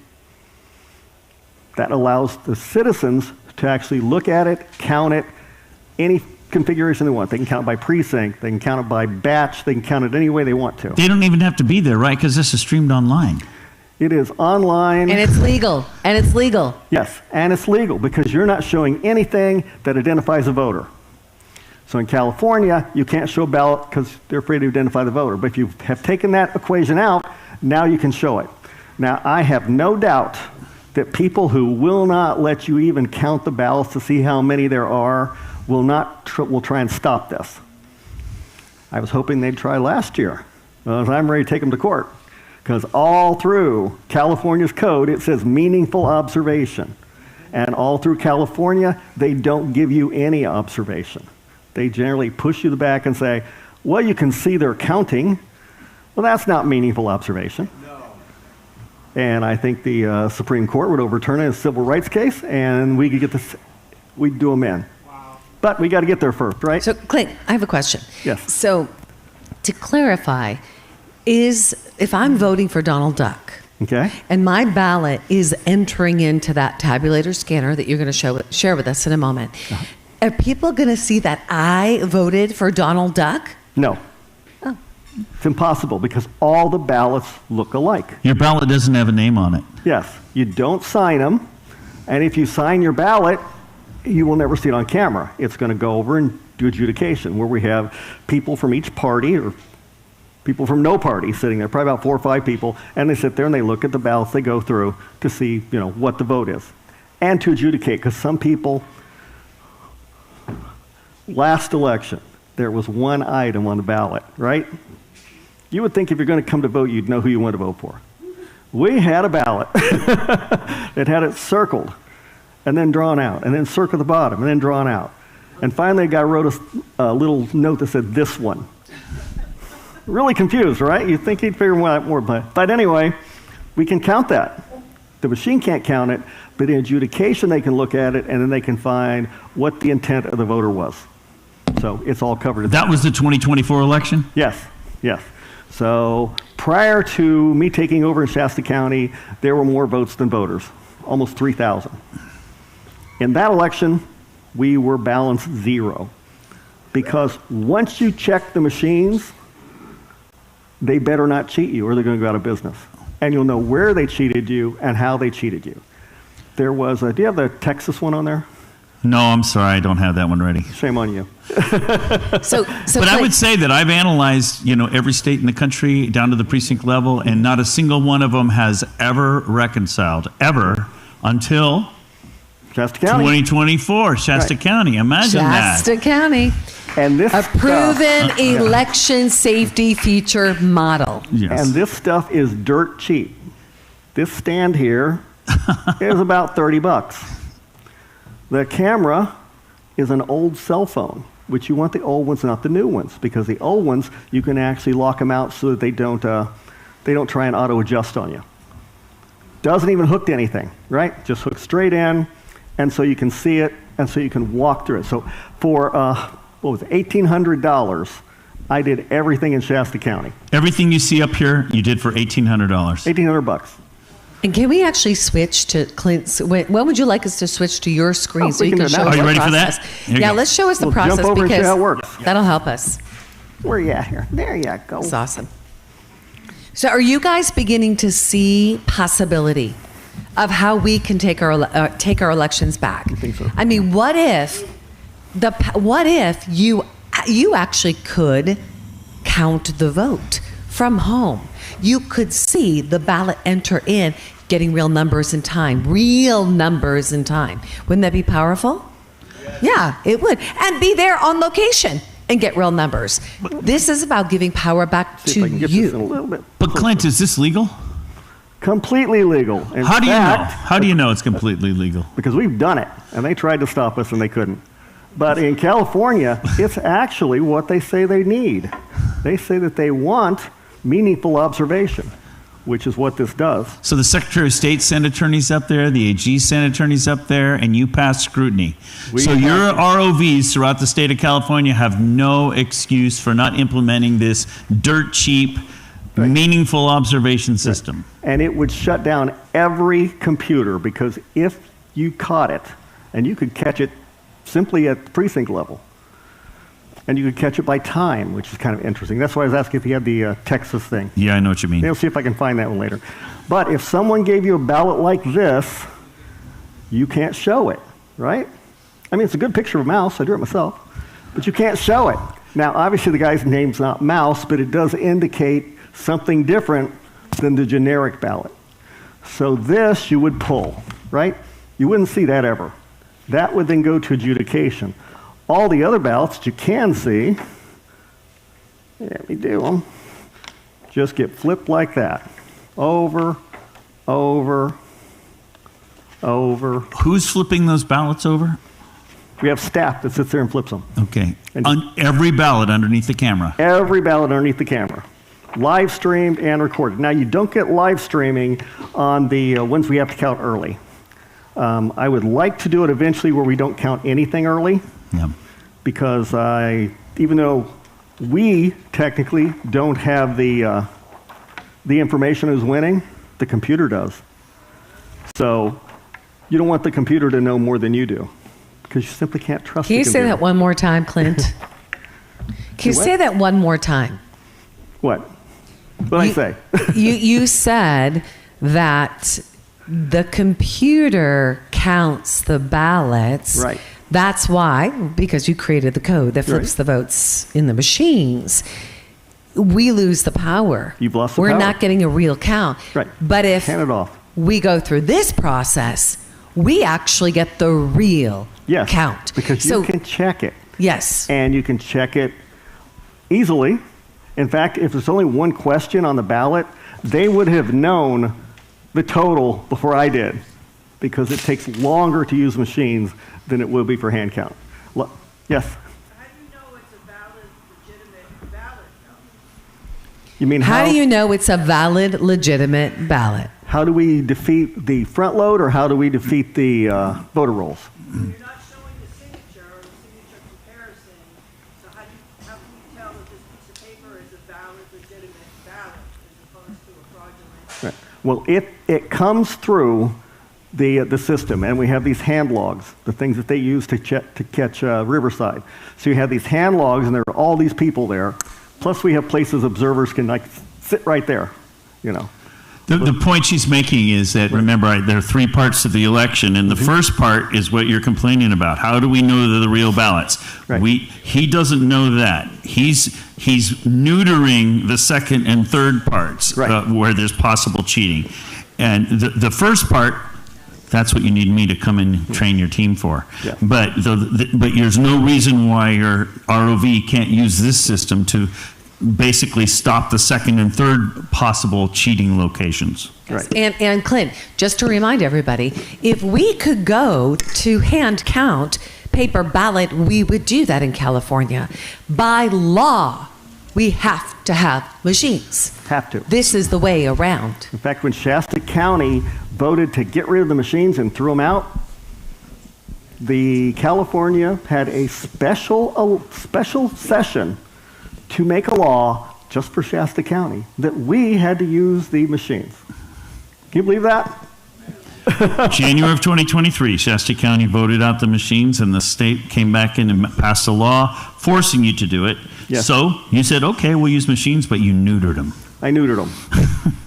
So they can't cheat you. In fact, the night of the election, the voter company, the vendor, actually sent a guy to sit and make sure that it was perfect, because he knew we'd be checking. And if we catch them, they're out of business. You put them all out of business, you get the hand count because there's no more machine, right? But you can make a machine count correctly. That's not the problem. The problem is you can also make it count incorrectly, and you don't know which one's happening.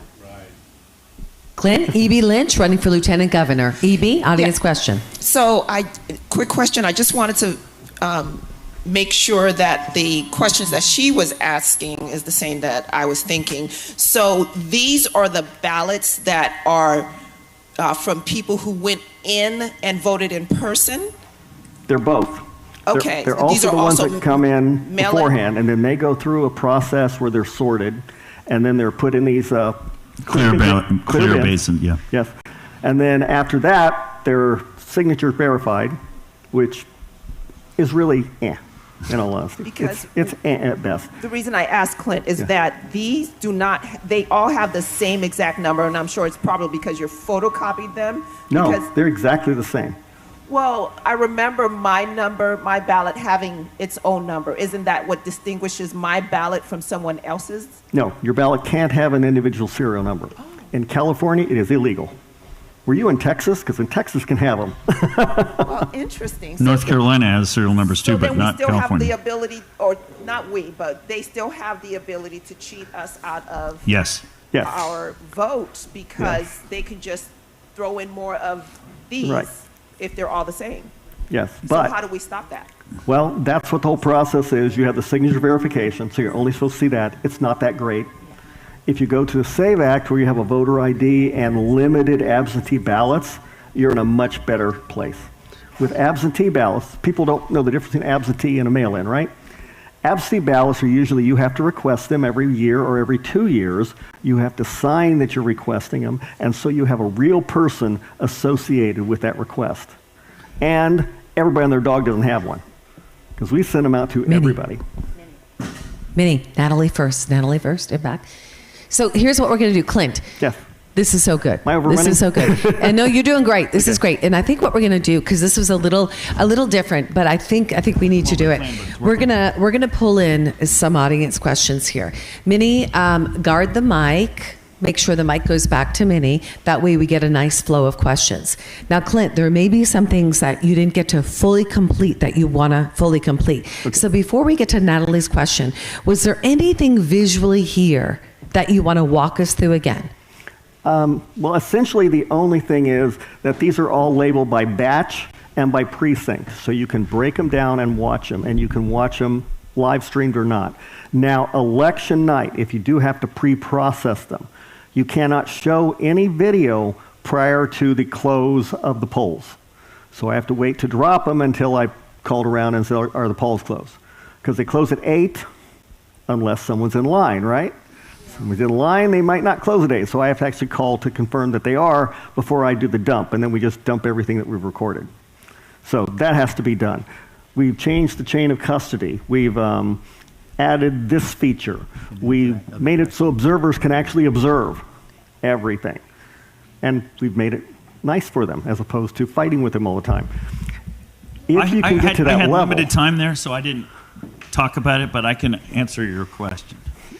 The whole point of this is this totally legal.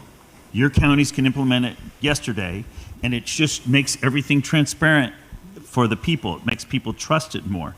The first part of the 3 parts, he's neutering the second 2 parts. The first part we fix by, I give you copies of your voter rolls, and I show you how to find fraud in your election. And then because you have dead people who are voting, or you have people who don't live here who are voting. And so you can prove that that it's being loaded with ballots that are not from real people. So in other words, you prove that to your leaders, and then you could say to your leaders, we don't want to use these voter rolls anymore because they're full of names that aren't real, and here's the evidence, and here's the consequence of it. So the machines are only 2/3 of the problem fixing, but the first part is a more complicated thing, and it's like an hour lecture for me to explain it to you. And so I didn't really explain it to you, but that's why you have the question. This is why you need a local team. We get you your own voter rolls. Chris Bish, where are you? She gave me a copy of the voter rolls back in 2021. Yeah, the Bish is back. She's in the back, and she gave me a copy of the voter rolls, and we use it to find fraud in the elections. And so that proves the first part, if that makes sense. But a lot of times that's only after the fact, because you have to show, hey, all these ballots we counted. Not his fault that we ended up counting were not from real voters. So I think that answers that's good. Her question. And just to review before we go to Natalie Feinberg from Kern County, we got to visit Kern with her. She created that. That was amazing. So the system is your ballot goes into the tabulator, as you just saw. Mm-hmm. We get to see it. Don't worry, your name's not on there. But we get to count. Oh, vote for Mickey Mouse. Right. Vote for Donald Duck. It comes out. We see it again. And it goes through a 3-step process to ensure accuracy and transparency. You deserve that. And right? make sure that the machine hasn't tinkered with it. Once that goes in the machine, I can do anything I want. And I can send something else back. I can remark it. It's off the table. I can make anything happen in that machine. There's something else you didn't explain to him. Before you put them through the tabulator, you've put this under the scanner so everybody can see it under the camera. Right. Then he puts it through the tabulator. Then, after that... You do it again. Why? Wait a minute. You already showed it to him once. Why would you show everybody again? Because the one that comes out becomes the ballot of record, and that's important. That's why you don't want it to be changed. Because if I wanted to make the totals different, I wouldn't worry about the beginning because I can't really affect that. But once it touches the machine, I can do anything. So I could change the ballot of record, right? I could alter what that looked like. Can the machine change the ballot? Of course, the machine can do anything I tell it to do. What about a scanner and a tabulator? The machine has toner in it. You mean the machines, as I travel the country, the machines actually have the ability to print on the ballot? Most of them are printers. And so when you he shows you both sides of the ballot beforehand, then he tabulates them, and then we show both sides again, make sure the machine didn't print its own anything. Because if you change the ballot of record, that's what you would be able to check. With this, you'll be able to take that recording and say, look, the ballot of record has been changed once it touched that machine. That would be a problem, right? Because they stay in those little stacks of 50. Yes, sir. Oh, actually, let's go over to Natalie Feinberg first. Natalie? From Kern County. Kern County. She's got a great team there I've worked with before. Minnie, will you support her with the mic? So we took the governor candidates, not just through the walk. And by the way, we're governor candidates because they're going on very little sleep. We're going to combine the sections, okay, to make it run smoother for you guys. We're going to combine the next time we bring you up with the governor debate. We're going to just include it for you guys. We want to make sure you guys we make the most of this time and can get you guys out of here early tonight, okay? So, Natalie. We need a mic for Natalie. Mic run for Natalie. Check. Yep, it's now on. It's working. Thanks, Skip. Okay, we're good now. Thanks, Minnie. Natalie from Bakersfield. So we know the election code has minimized the ability to verify signatures. The way they make the points, any line would count. Can you, as an ROV, under your discretion, increase the ability to measure signature verification? Not just the dots and the points, but actually match the signatures like we used to. At your discretion, can you increase that verification? No. Thank you. Not a chance. Yes, so the code is written and we have to follow it precisely. You know, if you don't, they'll Tina Peters you. You know, uh-oh, look at That's there. right. Hey, you're supposed to dot that I and you didn't. Minnie, down here. So down here, down front. So it has to be perfect. So you have to follow it perfectly. In other words, the state doesn't let you do rigorous signature verification. Right. And then we'll go to the back after that. Right over here. That's why you need local control. Daniel Mercury running for governor's team. Question, which I didn't hear.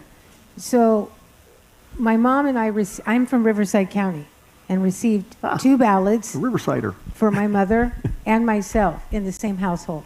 2. Just 2? 2 each. 2 each. Just 2 each? Just 2. So what I don't hear is how is that being mitigated? Well, that becomes the signature problem, right? If you come in, now what you do if you come in on election night, you have your ballot with you. Bring your return envelope. That's the important part. That's the only thing that's actually unique. Everything else is the same. The ballot's the same. The outside envelope's the same. That ballot means you haven't registered, you haven't voted yet if you only got 1, but you got 2. I'll explain how that happened in a second. But if you have that, then they have you vote at the actual precinct. So you can vote there by just surrendering that little ballot. Just hand it right in. Now, if someone comes and they don't have it, they dropped it in the box and then they came and they tried to vote, correct? Now, they will sign that up to vote and then they'll go ahead and drop in the box. So now you have 1 in the drop box and you have 1 in the ballot box. Once you're marked as voting, the second one will not be counted. Supposedly. So Clint, this is so good. So is this like in 2020, I had gone to vote. Right. There was a couple that was standing in front of us. They were neighbors of ours, the Ambergs. So they went to vote and the woman was checking them in. This is a local church precinct. And they said to Karen and her husband, "You guys are good to go. You've already voted." And Karen and her husband looked at one another confused. Did you vote? I was filling out the thing last night. Well, I was going to turn it in, but I thought you were going to. They left confused. My husband and I were next, and they said, "Rick and Kim Yater," because we showed our IDs, "you're good to go. You've voted as well." We knew we hadn't voted, Clint. Right. Well, technically, you can't show your ID, or at least we're not allowed to look at them. You're not allowed to look at the IDs. Okay. You so hand me an ID, you can't look at it. All right, you know what they did next? So if you came in and you vote, Yes. and you tell me you're Dr. Frank, yes, and I'm pretty sure you're not, I still have to let you vote as Dr. Frank. Are you kidding me? Nope. That's the rules. So somebody had already stolen your ballot. You were not allowed to vote in 2020. I wasn't allowed to vote in 2020. Well, no, hold on. I said I'm not allowed. I want to vote.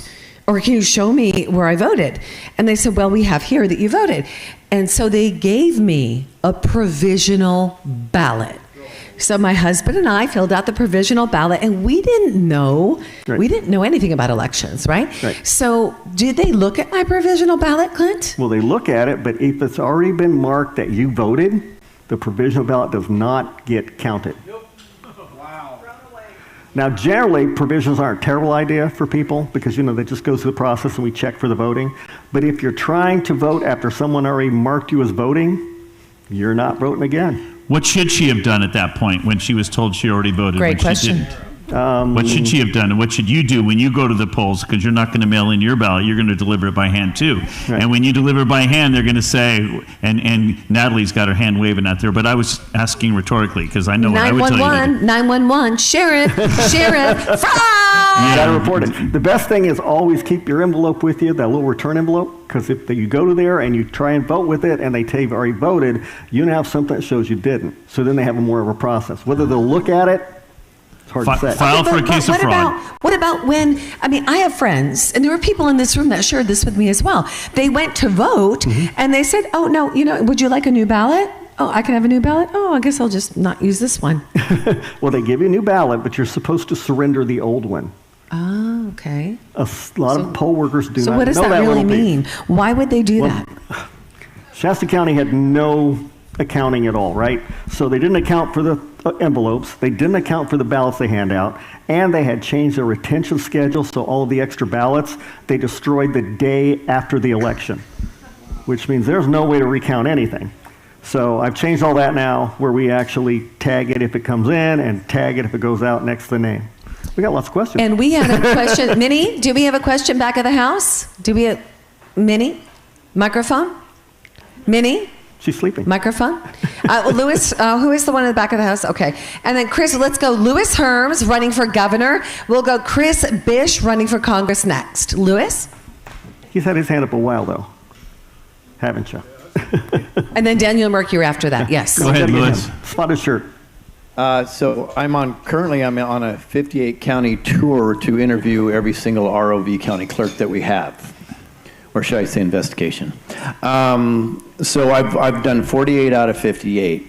So I want to point something out. You glossed over something that I think is just so important. So out of these, every single one of the 48 I've already interviewed except one preloads mail-in ballots weeks before the election. Preload means what they do is instead of waiting until June 2nd coming up, May 4th and after, they start putting in the ballots. Now, why is that important? Because that tabulator has that count. And that tabulator can send the number wherever it needs to.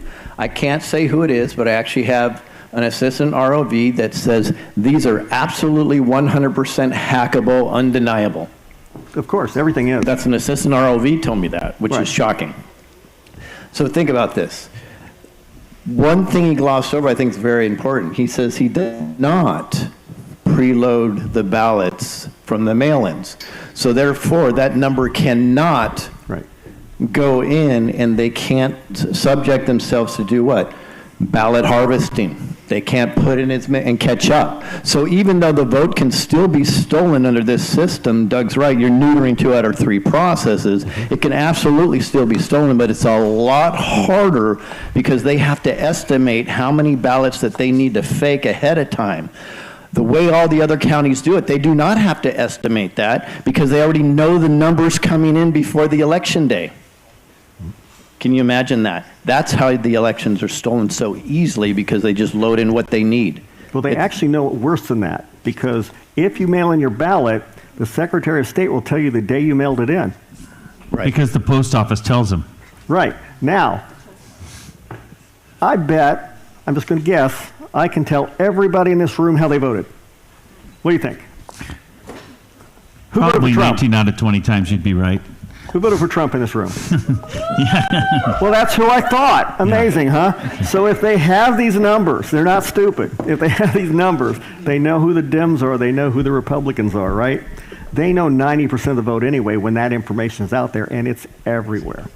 So it should be something where you had like a key code you could log in to check it, because if you just blast it out, you get a whole lot of information that probably shouldn't be out there as well for any techno geeks like Dr. Frank. He's already got a graph for it right now. See him doing it.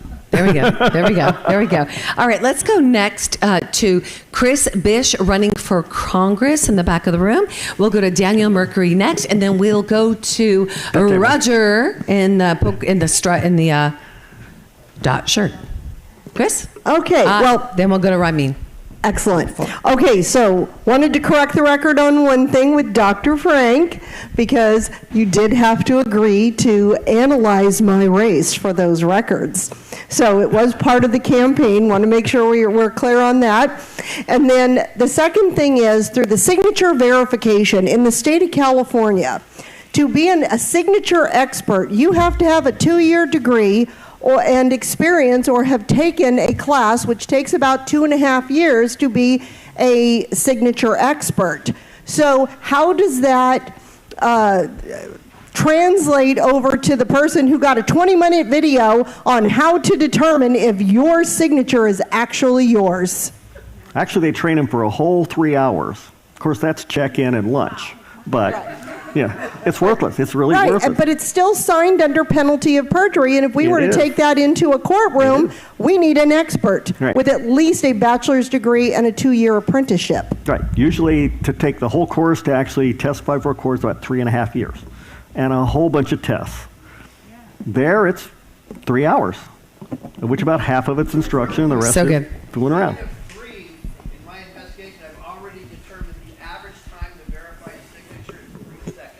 He said that, Lewis said that he's spoken to several ROVs. I'm just putting it on the mic so that it's on the stream. The average time that the people are using to check the signatures for checking in the ballots is 3 seconds per ballot. I have no doubt. Yes. So, quick question. Almost fell over. Daniel Mercury running for governor. Not yet. Daniel Governor running for Mercury. Thank you. That was good. Close enough. I like that. So, a couple things. I'm wondering if you can answer this, though. So, and I don't know if it's happened to anybody else, but when I was running during the recall, I was getting phone calls, and people were FaceTiming me, showing me that when they went to their precincts on the voting machines, not the counting machines, but the voting machines where you vote to select your candidate you want to vote for, my name... Ballot marking device. My name and a number of other gubernatorial candidates' names in a multitude of cities throughout California were not on the machine. And so they were filming it, showing me, and then they were not allowed to go to another precinct to at least find the candidate that they wanted to vote for. So I was calling other candidates. So one, to find out if I was the only one, and I was not. Of course, there was nothing we could do, so people then voted for who they were only permitted to vote for. Right. So eliminated thousands of votes. Whether I was going to get 2, 5, whatever, 10% is irrelevant to the fact that that could change an outcome of as to who would have been the winner as well. That's huge. And then number two, so my question is how does that happen? And then number two, I just want your insight as to right now, as of March 2026, and we're in April now, or May, is that the SOS just put out, though, that we are now, for NPPs, independents are 7 million. So Secretary of State, the SOS, and no party NPPs, preference. no party preference, independents are now at a 7 million voter registry. But That's about a third. But a year ago, barely a year ago, it was at 5.2, 5.3. The Republicans have always hovered between 5.4 to 5.7. Right now, they're at 5.4. The Democrats have hovered stagnantly for the last 4 election cycles at 10.2, 10.3 million registered voters. If you look at the numbers right now, the numbers for the Democrats haven't changed. If you look at the numbers right now, the numbers for the Republicans haven't changed. But the swell for MPP has. So what I'm saying is the swell for MPPs has increased, and yet the numbers have remained stagnant, which implies either we suddenly got a swell of 2 million people in the state of California, or the numbers that they're showing that have increased, but they've maintained, they're not indicating where did they come from. Remember I showed you the graph that the rolls were growing faster than the population? Yes. That's because people are being automatically added to the rolls through the DMV, through the health, through welfare. You go to jail, the sheriff has to register you to vote. There's all these government systems that put you into the system, and when they register you to vote at the DMV, they don't ask you your party. So that's why they get put in as an NPP. They just say, do you want to be registered to vote? Yes, check the box. That's it. So that's how they're stuffing, that's why they're filling the rolls with a bunch of names of people who don't even know they're in there. And they're NPPs. And then they don't eliminate any of the Republicans who have switched over, or the Democrats who have switched over. That gives them a credit line. Correct. And so my question to you then was, what about when the candidate's name? How does that? Who determined that, or how does that determine when a machine suddenly eliminates a candidate's name? Well, if you're using a ballot marking device, you are toast anyway. It doesn't make any difference. In Shasta County, they don't use those. Yeah, now you've got a whole new layer of computer that will do whatever it wants to do. And the little marks on it is usually what the ballots are done with. They use ballot markings. They actually put a little barcode over the side. Do you read barcode? I have trouble with barcode myself, so it's a little hard to read. So you don't know what it said, right? You don't have no idea what it said. You have no idea how it's going to be counted. You know, it's just pretty stuff that matters nothing. So not only won't it be counted properly in your tabulation, you don't even know if it came out right. And that gets set up by whoever sets up the actual ballot on the machine. So that should be the ROV's office. If your ballot marking device doesn't have you on it, you have legal cause. Right. Because you're an official candidate. But who was responsible for that was the ROV. But, you know, as I travel the country, I meet with tons of clerks all over the country.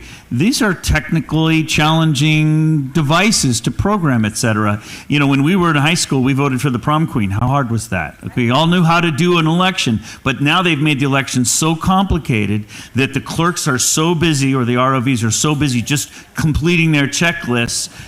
A lot of counties don't even run their own elections anymore. They hire people to come in and do it because it's so complicated. So it could have been an honest mistake by these ROVs. They just didn't know how to program it properly. It could be, but it could be malicious. But you actually have standing as a candidate. If your ballots, if you are a legal candidate and you weren't on the ballot, you have standing, legal standing. Yeah. That's good. So let's do this. Let's just to represent us for a second. We've got a bunch of questions. So we're going to go to Roger. And then let's actually, before we go to the back of the room, the gentleman right in front of him. We'll go to you next, then we'll go to Ramin, and then we'll come up to Tammy. But I want to represent something. Do you guys like cherries? Do you like walnuts? Yum. Do you like pecans? We're in the breadbasket of the country. Do you want to continue to have water? This is why this matters, right? We got to fix this. Well, there is no fix. What do we need to do? It's not fixing it. What is it? An additional security feature. There you go. It is a proven method with Josh and the additional election security feature. Okay, Roger, you're in from Nevada, Texas to Nevada. So excited that you're here. You have a question. I want to expose something that probably a lot of people in this room are not aware of. And it involves voter fraud, but it's a small percentage of voter fraud, and it involves guardians. So when somebody is under a guardianship, they are a ward of the state. You lose all of your rights, all of your whatever rights you want to call them, civil rights, constitutional rights, but you still have God-given rights, and you have the right to vote. However, your guardian controls everything. So the people, the elderly people, and a lot of us in this room are getting there, that are under guardianship are maybe living in different types of facilities. Nursing home, assisted living care facility, even maybe living with your relatives. Your relative could be your guardian.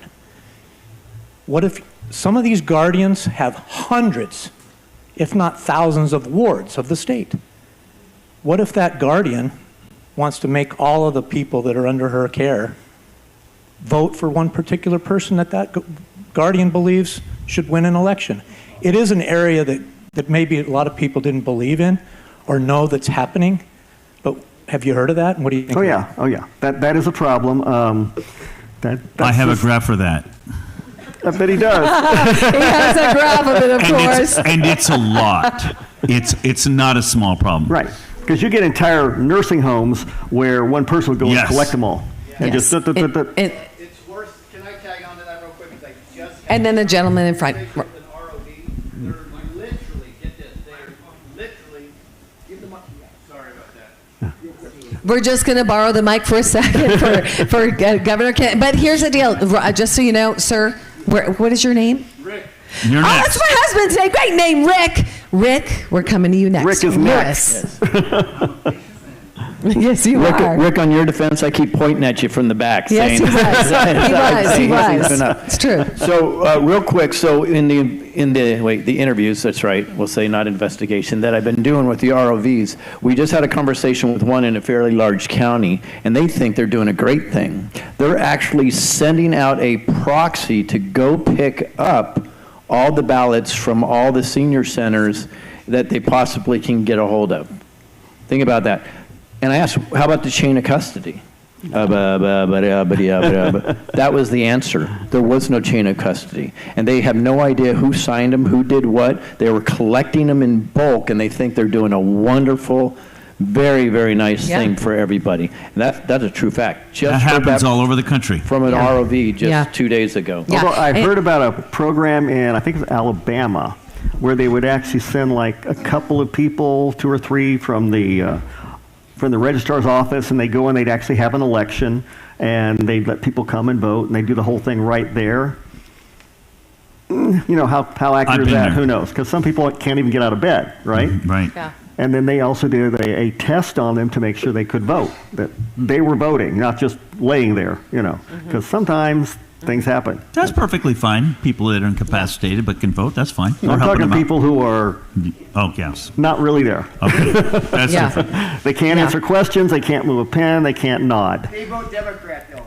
Yes, they do. Yeah. I don't know. And as a side note, Probably not in Arkansas. how many ROVs, registrar of voter clerks and supervisors, are in the room right now? Please raise your hand. Oh, I am.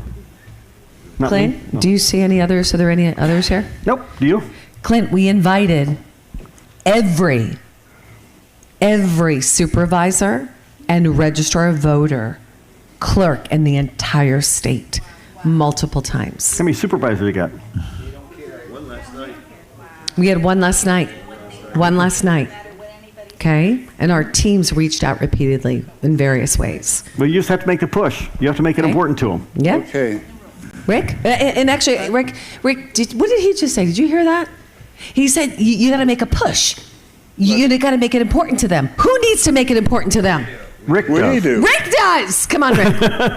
I can push. I'm Rick Wantuck from Sonoma County, and I'm trying to figure out the details of your system here. And what occurred to me is, in a dynamic counting environment, how is this system actually tabulating the multi-candidate ballots and coming up with numbers? Is it an app that you're using to do this? And The camera calculates nothing. Right. It simply gives you a video that you get to count. So Well, that's hard to do if it's going like this. you got to slow down the thing to where you can do it. Yeah, we had tests on it. It's actually fairly quick. So you're dealing with it. Are you asking about the tabulator, or are you asking about the recordings? How to actually count it. He wants to know, how do you asking really how these- count it? The machine is programmed. It recognizes the ballot style, and it knows where the marks are, and it analyzes. So that's how the tabulator does it. Yeah. But No, I'm video doesn't asking do that. about this, and you're doing it after the fact based on a video that you can slow down and make your count on any given race. Is that You can. I'm not Yes. allowed to count by hand in California. We've written apps. We've written AI that does that. We can take a video and calculate all the ballots. and if you come up with anomalies, let's say I'm doing it, Yep. Joe Q. Citizen, Right. what do I do with that? Well, then you can take it to court because you now have standing. Supreme Court decided that any citizen has standing to challenge election equipment. If you can actually prove that it's bad, and I guarantee you put a camera on it, most of them are going to be pretty good because they're out of business if they're not. You don't have to find a lot. You only have to find a consistent pattern that they have to be decertified, and they're gone. And So one last thing, what's the order of operations? They go through the tabulators first, and then they go through this process? oh no, nothing touches the machine before you see it on camera. Because the minute it touches the machine, I can change everything. Absolutely everything. Okay, very good. So you got to have the camera first, then you do the tabulation, then you do it again. Ramin? Hey, Ramin here. With the live stream, I've got a couple of questions, but the main one here that keeps coming up is this one's from Old Town Vallejo. How do we get this process instilled in all of our registrars' voting places? What's that process look like? What are the actionable steps we can take? Great question. 7 steps, baby. That's what I do. I come in and I help you make a team, because your clerks will not do anything, your supervisors won't do anything until the people are awake and engaged. So we come in, we build a local movement, and then we bring that data and that evidence to your leaders, and that's how we did it in Shasta. That's how we're doing it right now in San Joaquin. Yeah, and you want to reach out to us, guys. So remember, takeourcaliforniaback.com. That's a great place to go. You're going to catch up on all the work that we've done, and this will be sent over there as well. That's takeourcaliforniaback.com. You want to send, I'm going to actually give you a couple of emails, because this is important to pull in Doug's teams, or to get us working with you guys. You can go to takeourcaliforniaback@gmail.com. and Kim at KimYater, YEATER.com.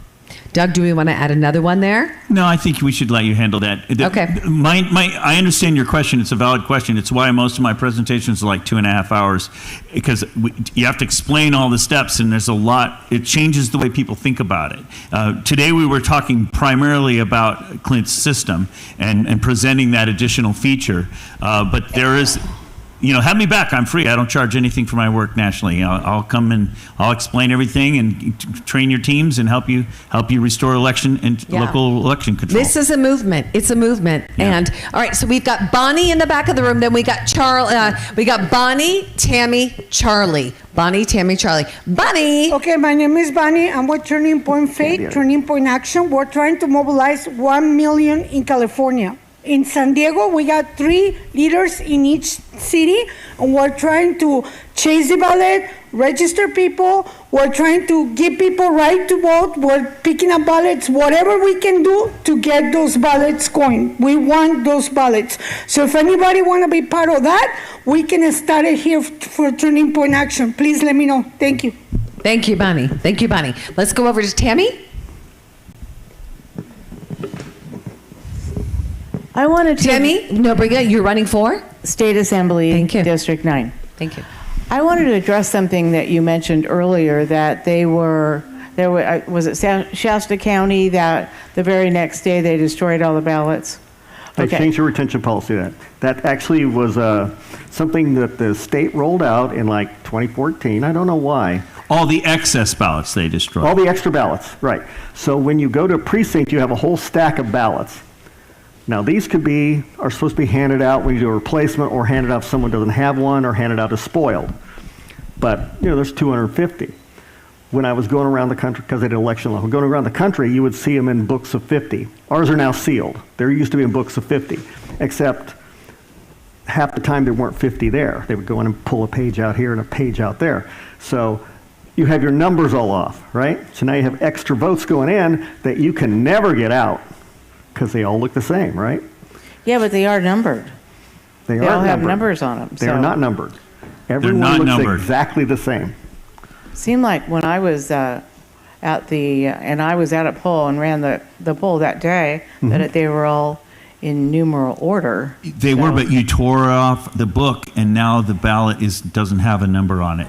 It had a number on before you took it out of the... Oh, I see. So, didn't even think about that. So, but aren't they supposed to keep all of the ballots for at least 2 years after an election? Is that... You would think so, but the extras, they're allowed to destroy the day after the election. The extras are destroyed. And they do. I'm talking about the ones that were filled out. Yes, but if you've got extras you're destroying, what keeps you from filling those out and putting them in? Yeah. Nobody counted the extras. There's no reconciliation. So you have all these extra spare ballots that can be used to cheat. Okay. The other question, we're speaking of the envelopes. Now, you're saying everyone has a unique envelope, correct? Yes. because it'll have their address on it, and it'll have a little barcode telling. Although them she has two for each of their, they have four at their house, so they each have two unique envelopes. Well, I can tell you what the area is on that one. You want me to do it real quick? Secretary of State requested that the last 4 digits of the zip code be updated during the election. Every time you change an address field, even for something like that, it generates a change of address, and you will get another envelope. So, and then we started seeing, I said, hey, wait, we're not going to do that till after the election. But we actually sent out probably 4 or 5 ballots on top of ballots, and in Shasta County, they care about this. They complain. They go, hey, I got another envelope. Yeah. Right? So. Right. There's no change. They added a little 4-digit thing at the back of your zip code, and the interesting thing is that never prints on the ballots. Never. So what would be the point? All right. So if every single envelope is unique. Yes. And if it comes back in an envelope that was not that envelope, does the ballot get counted? It gets cured. In other words, you and your husband get a ballot. Okay? You sign his, he signs yours, you send it in. Signatures won't match. I have to cure those. Now all you have to do is call in and say, look at the other one, they're both off. Sorry. That's what it takes, but they have to be cured, assuming they get caught. Because if you know how signature verification is, right? Yeah. It's skeptical at best. Okay, finally, a lot of people are talking about the hole in the envelope. Oh. Okay? Mm-hmm. So, and I've always thought, well, if you put the ballot in a different direction, there's really nothing you can see. But a lot of people are saying, no, I put a paper over it so that they can't see through the hole. What is the hole for? And, is there a difference if they put a paper over it? That's the envelope. A hole on the envelope, correct? Right. Yes, on the envelope. Yes. The Secretary of State sent something out saying that hole was so if you had a disability and you couldn't see well, it lined up next to the name. Well, that's completely wrong. Yeah, that's not it. That only worked on the one she was looking at, right? Because the hole jumps around. The purpose of the hole is so you know if there's a ballot in there, because you don't want to open it if there's no ballot, because you want to call the person supposed to send the ballot and say, you didn't send your ballot. But if I open your envelope, you're going to say, I sent you my ballot and you lost it. If I don't open it, I don't open it. And we do get other things. We get electric bills, Right. That's the way it works. Okay. Okay. Good question, Tammy. CharLee, we're going to go to CharLee next. What is your name? Kathy. We're going to go to Kathy next. We'll go to the back of the room. Your name is? Veronica, and then we'll go to the candidate in front of us for running for governor. You're doing it to me again. Too fast. Maro? Okay, fantastic. And then we'll go to behind you. CharLee. My name is CharLee Simons, and I'm running for my life, District 9. Yes, you are. For 5 years since I've been doing my little show, I've been encouraging people to get registered to vote. A third of the population claims Christian in California, but only about 40% of those are even registered. That's pathetic.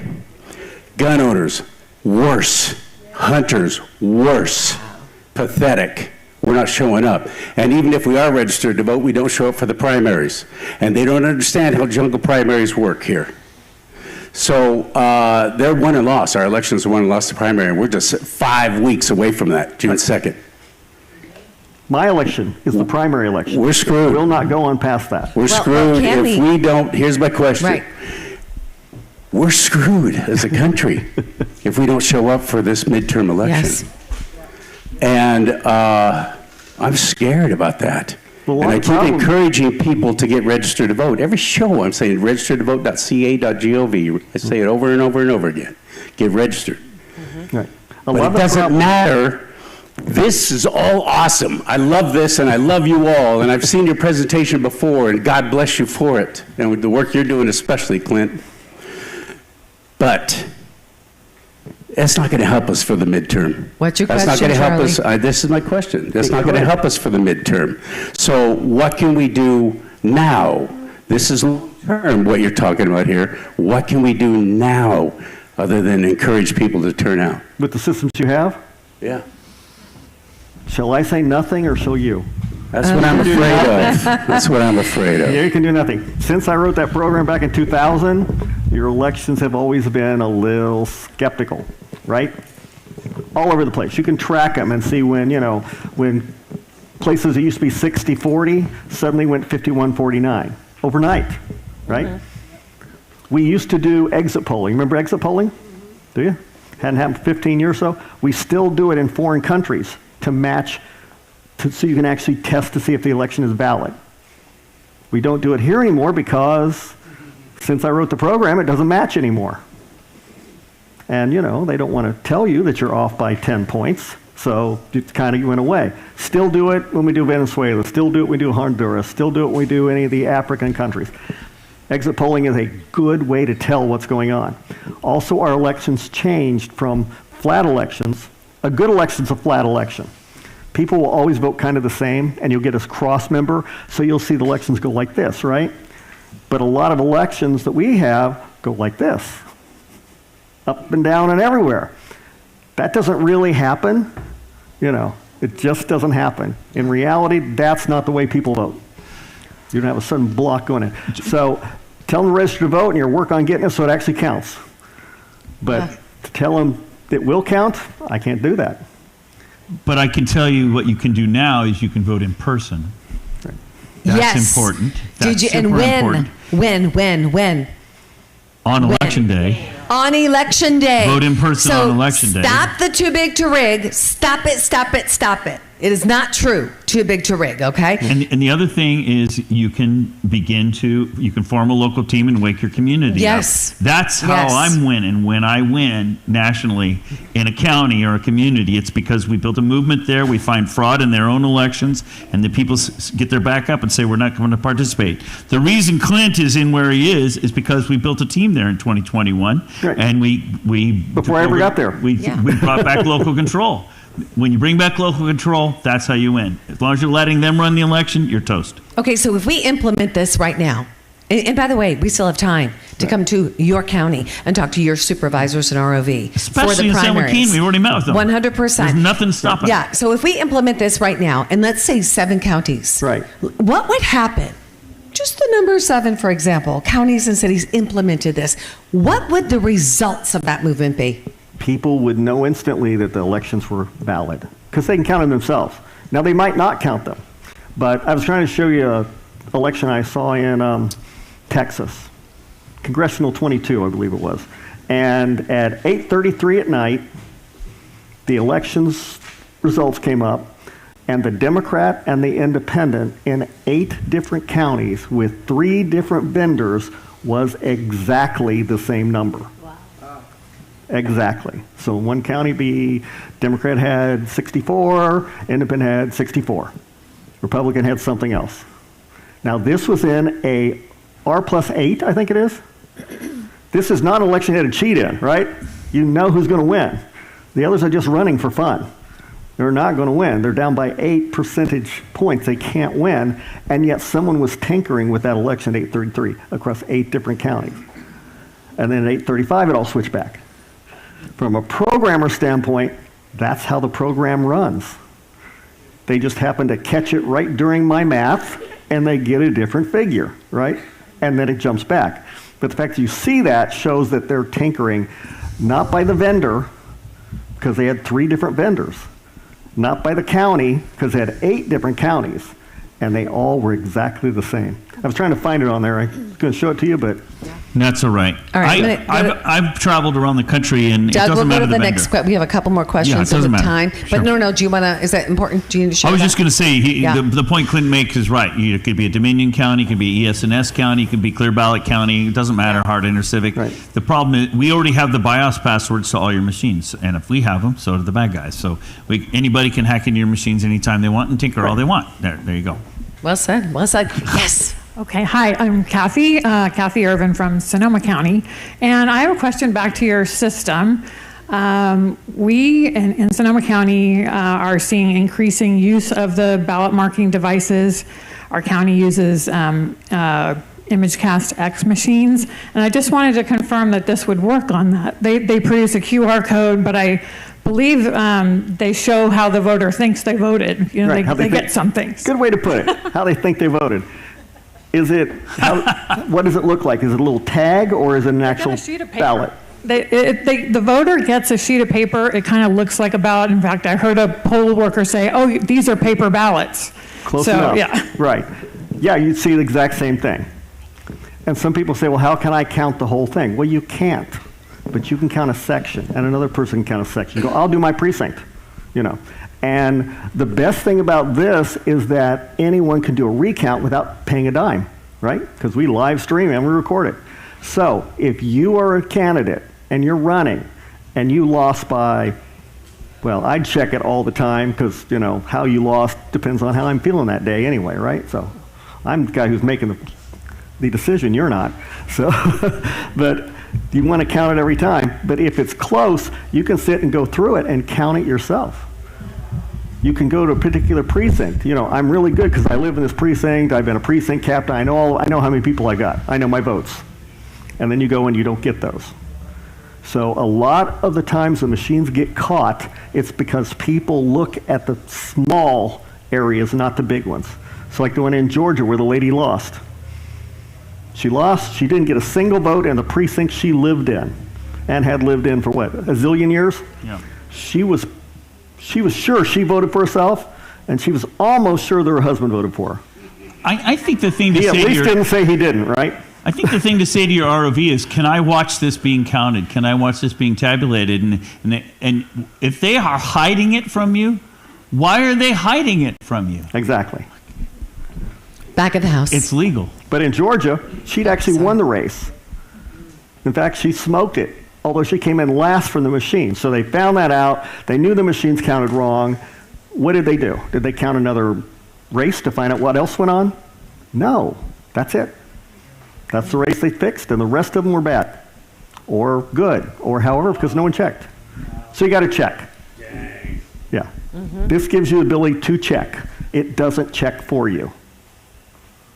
So citizens actually have to take responsibility. All right. thank you. Citizens have to take responsibility. I love that. Veronica from Riverside County. First, a quick comment. Encourage everyone to vote because that means there's more evidence when they have to go and count the ballots. Yes. So encourage everyone to vote Yes. because it's important to have evidence. Second thing is, your county has fewer tabulator machines than our county. How much does that security system cost per tabulator? Because we're paying way too much for elections with all the postage that's going out. $300. $300 per tabulator Yes. machine. Okay. Shasta County, question. 75,000 Excellent. voters. They spend $1,800. Yes. That's pretty cheap, don't you think? Mauro Orozco for California governor. So after all this hard work that you guys are putting into these tabulators, California's running under this whole system now. Put your microphone up. What measures have you guys taken to prevent it from being outdated and being overtaken by AI? What's outdated? So he's asking, what have we implemented for the current election system to be taken over by AI? I think we're late. It already is. That's okay. We're good. Thank you. We got the time. We've gone over. And what we're going to do is we're combining sessions right now, and then I'm going to pull the governor candidates back up in a few minutes. Okay? And we'll probably take a 10-minute break because our tech needs to break, and I need a potty break too. So AI, how are the systems? Let's say your system in particular. Can it be interrupted by any AI? Yes, no.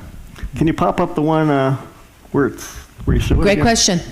That's an important question. I'll show you exactly why it works. That's exactly why it works. Come here in a second. I woke him up, scared him. Fantastic. Okay, and just so you know, again, while we're waiting for that to pop up, we will take a break in just a few minutes, and then we're going to bring all the governor candidates up here. You want to hear their response to this, and then you want to hear about the Delta and the port today, that experience, and you're going to be able to hear what's important to them, and you'll know whether they've been listening to what you've been putting out. And you have current questions on your table or the index cards. Fill them out. Make sure they're filled out so that you can have your questions asked. Observers sit right in here, right? On the screens, they're Oh, thank you, sir. On the screens, they're watching this. This is what's occurring here. But this is not directly fed to those screens. Everything on that screen, are actually watching what the person is actually seeing out on the internet and what's being recorded. There's also people right here. These people here can watch that screen right there, and since they're right over their shoulder, they will be able to validate that it is the same. Now, if someone's here watching this screen and that and sees that it's not in sync, which it could not be with AI, correct? You could just make it up. Then you know you got a problem. But if it's in sync, you're good. Plus, this stuff is locally stored as well, mostly just in case the internet crashes, because, you know, things happen. So we store them locally as well, so you could always get back to it if you had to. But it's the observer, it's the citizens that actually make sure this is protected. And if the citizens aren't involved, the ROVs, the staff, they're never going to catch AI. It won't even be possible for them, because if they just stick it in that little scanner guy there and scan it and tabulate it, and it gets changed somewhere else, they're not going to catch it. You can't even catch the machine, a little less than AI manipulation on the inside. So the only way to catch it is to have the observers there, and then people actually pay attention. And they should, because elections are the most important thing you do. Mm-hmm. Which more important, your family or elections? You're wrong, it's elections, because elections is what messes with your family, right? That's true. It's what makes everything go topsy-turvy, and you go, yeah, you know, boys are girls and girls are boys, and I don't know what's going on anymore. Yeah, that's elections. That's not family. We need our Ramin, our filmmakers in here, and those online to start creating a Schoolhouse Rock of this. Do you guys remember Schoolhouse Rock? Remember? Wasn't that awesome? We need to create that now. Okay. And back of the room. Yes, I'm David Robb from San Joaquin County. I've been investigating voter rolls and election systems for several years now. I vouch for Dave. Painful, yes, wasn't it? Dr. Frank and I have had many conversations over various issues related to our elections. I've got a few points to raise. Clint, you've done a great job in creating this system for the back end, if you will, of the elections, but I'd like to actually make a couple of comments about the front end going in from the voter rolls. Mm-hmm. One of the things, for example, most people don't realize that the voter rolls contain not only the active voters, but also records of canceled voters and provisional voters. And why is that a problem? If you have the canceled voters in the voter rolls, you know who is no longer eligible to vote.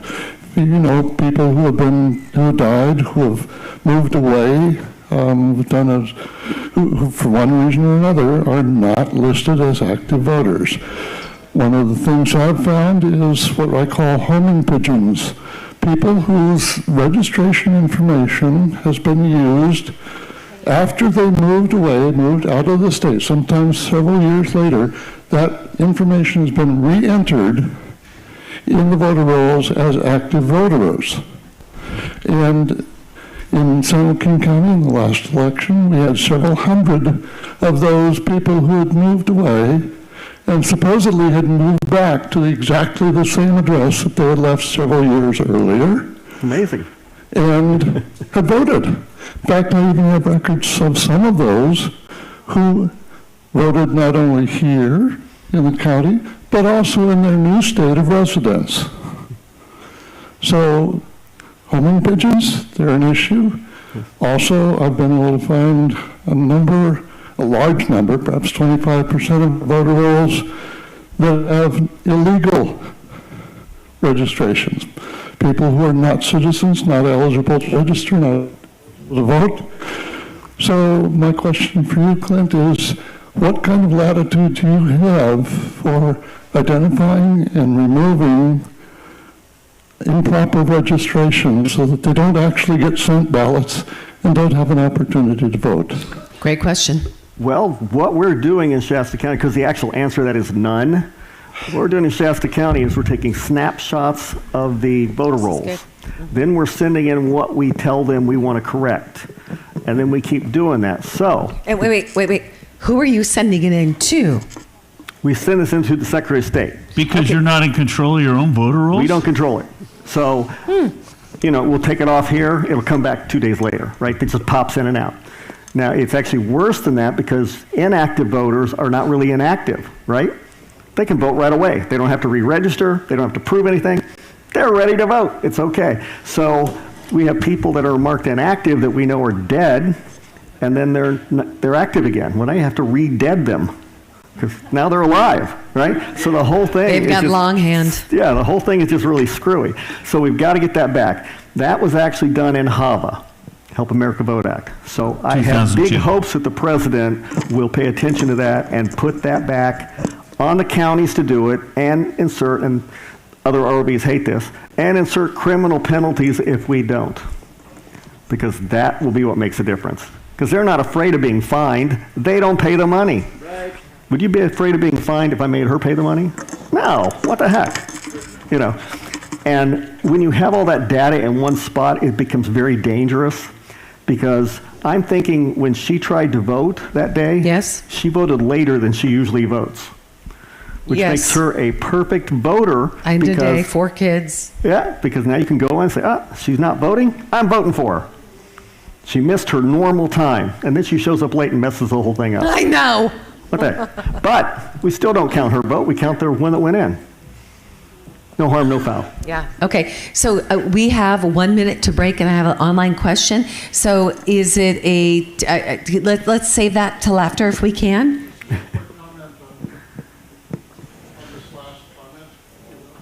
Let's hold that real quick. Let's get to the live stream only because we've got a minute, and that was a great question, but I'm going to have to hold that just for a second. Hi, my name is Norika. I am from Ramin Real Talk.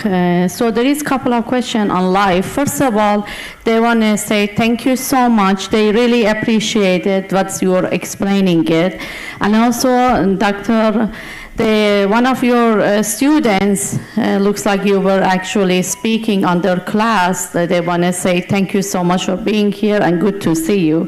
It's amazing. They are looking from different states. We have a lot of people are commenting and loving. And they have one request, a couple of requests. I'm going to just quickly combine a couple of questions because we don't have time.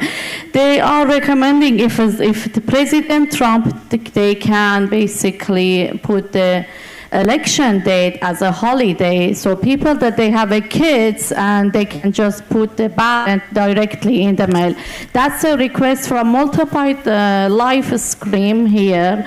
And also, they are asking you if I have my ballot on my hand, and then tell me, where should I drop it? Should I drop it inside or should I drop it on the box outside? That's the main thing, question. In person to the clerk and face to face with the poll worker. Can you say that a little bit louder, Doug? She's saying, where should you turn your ballot in? Right. Don't put it in a drop box. Right. Put it in the hands of somebody that can check whether you voted already or not. And keep that envelope so they don't have to give you a provisional, so they don't have to check it. Yes. They don't have to call somebody and look it up. Right. And the last thing you want them to be using is a poll pad because that's directly connected into your voter rolls. So if it does anything wrong, like crawls a couple hundred like it's done in Texas, or it drops a connection and doesn't do anything, it can mess everything up. Okay. A lot of questions are coming, but I'm so sorry. I just want to let them know I'm so sorry. I cannot go through all the questions. I'm going to just the last question because they keep asking me, please ask that question. So regarding the voting, so if they want to vote in person and then even though by the mail, multiple people are asking why we are not using the thumbs on the voting ballots.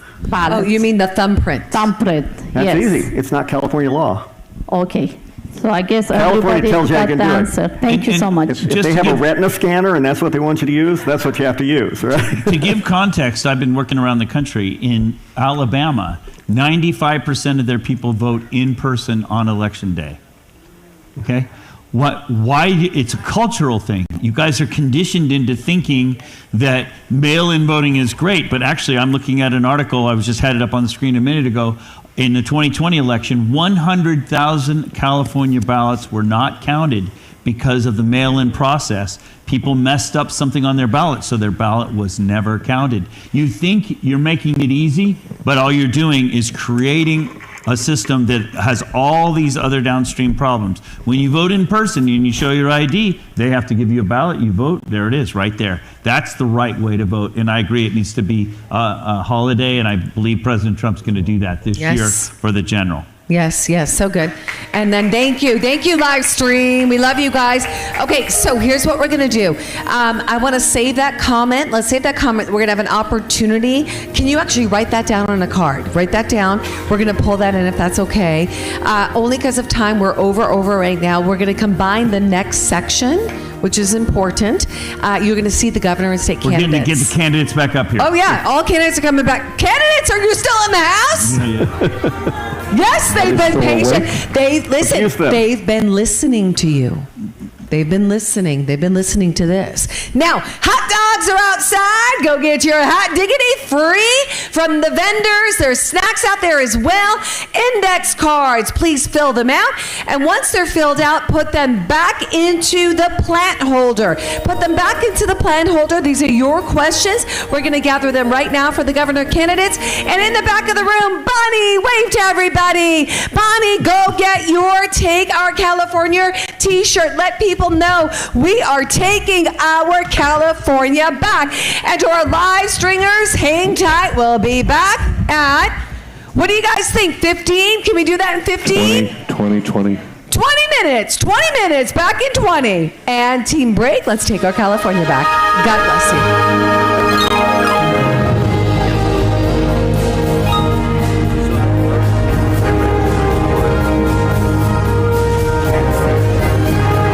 Cut some interest.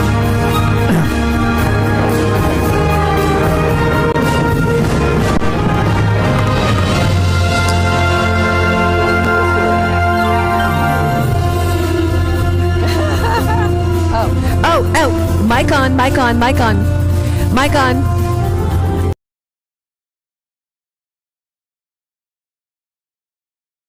ClintCurtis.com. ClintCurtis.com. We got to keep him alive. Roll it. Bad guys are trying to take it back. Oh, what does he say? Repeat it again for live stream, please. Oh, for live stream. Okay, thank you. Live streamers and everybody, this is so important. Shasta County is the beachhead of Normandy. We've got to keep the beachhead. Please support and fund Clint Curtis. Donate to his campaign. He's running again. We need to keep him in the position of Shasta County Registrar of Voters. ClintCurtis.com. $1, $10, $100, $1,000. There are packs. Reach out to me, Kim at KimYater.com, or Clint's campaign, Clint at ClintCurtis.com. Clint at ClintCurtis.com. I got that right? ClintCurtis.com. ClintCurtis.com. And we'll make sure that you can feed the pack or that you can go directly to Clint to support his campaign. Thank you so much.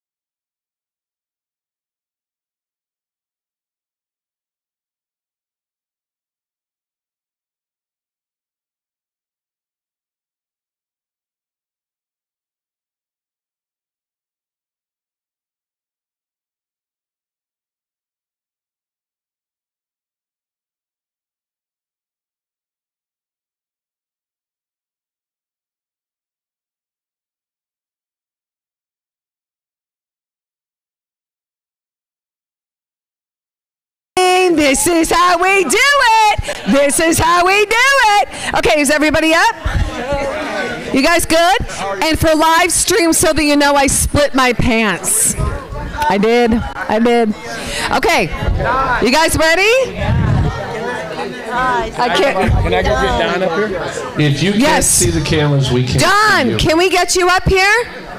Come Don Bohanna, wrongly accused, in prison for 25 years. Someone please guide Don Bohanna, who is now 89 years old, onto the stage via.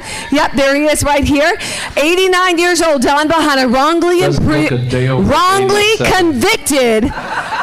wrongly convicted for killing Michael Jackson's brother Tito's ex-wife.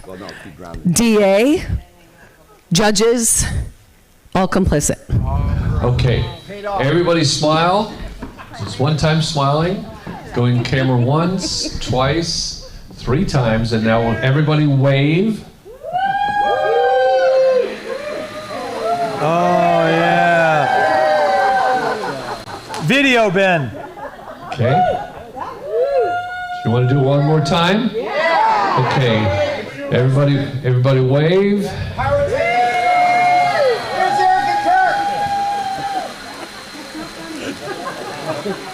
Only cost me $100 a shot. That's okay, I get 6 miles a gallon. 3, we're say take our California back. 1, 2, 3. Take back! Woo! All right, on 3. Tina Peters. 1, 2, 3. Free!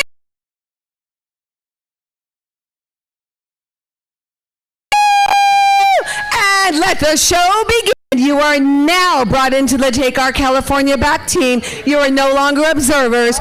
You are taking California back. Go get your seats. We're starting in 5-minute countdown. Thanks, Tech. Great work. 5 minutes. Nice job. Well, we need everyone.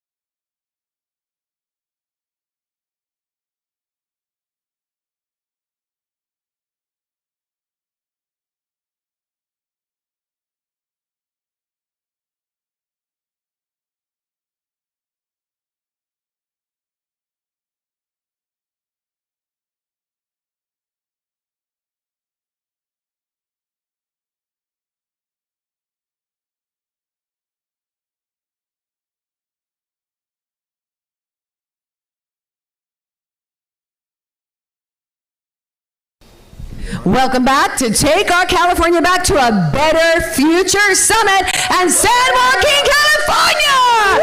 Woo! We are taking our California back, introducing our round of 2026 candidates running for various offices. They're going to introduce themselves. Welcome, candidates. Greta, let's start with you.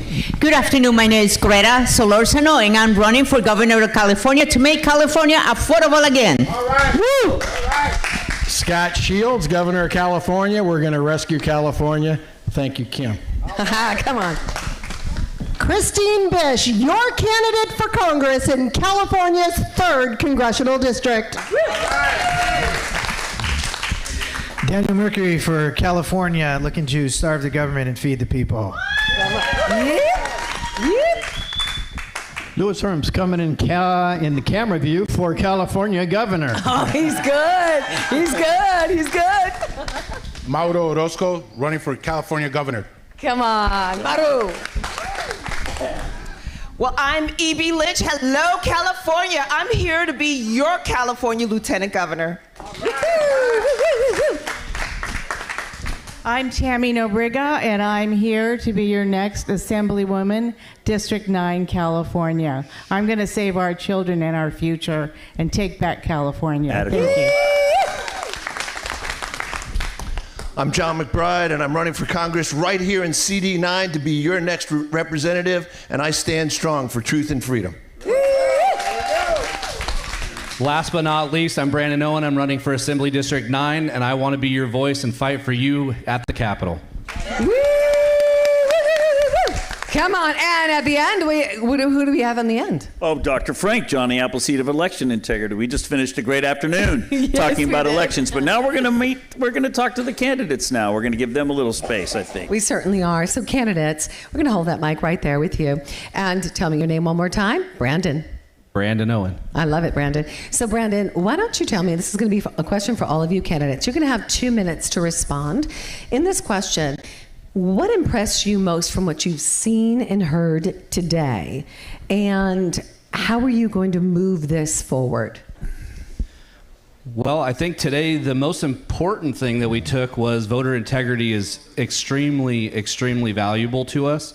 And also it's one of the most difficult things that we have overlooked in our integrity. Well said. I think that we need to look at the integrity of our voting polls. We need to not only look at the systems, but also the processes involved from start to finish. And so I think the integrity is extremely valuable to us, and we just need to bring that back. Which county are you representing? I'm representing 5 counties: Sacramento, Calaveras, Amador, Stanislaus, and San Joaquin County. San Joaquin is where we are at, and so let's put some heat on those commissioners to implement this system. Absolutely. I would love to go down there with you. Okay. I love it. That's what we're talking. Again, John McBride running for Congress in CD9 right here.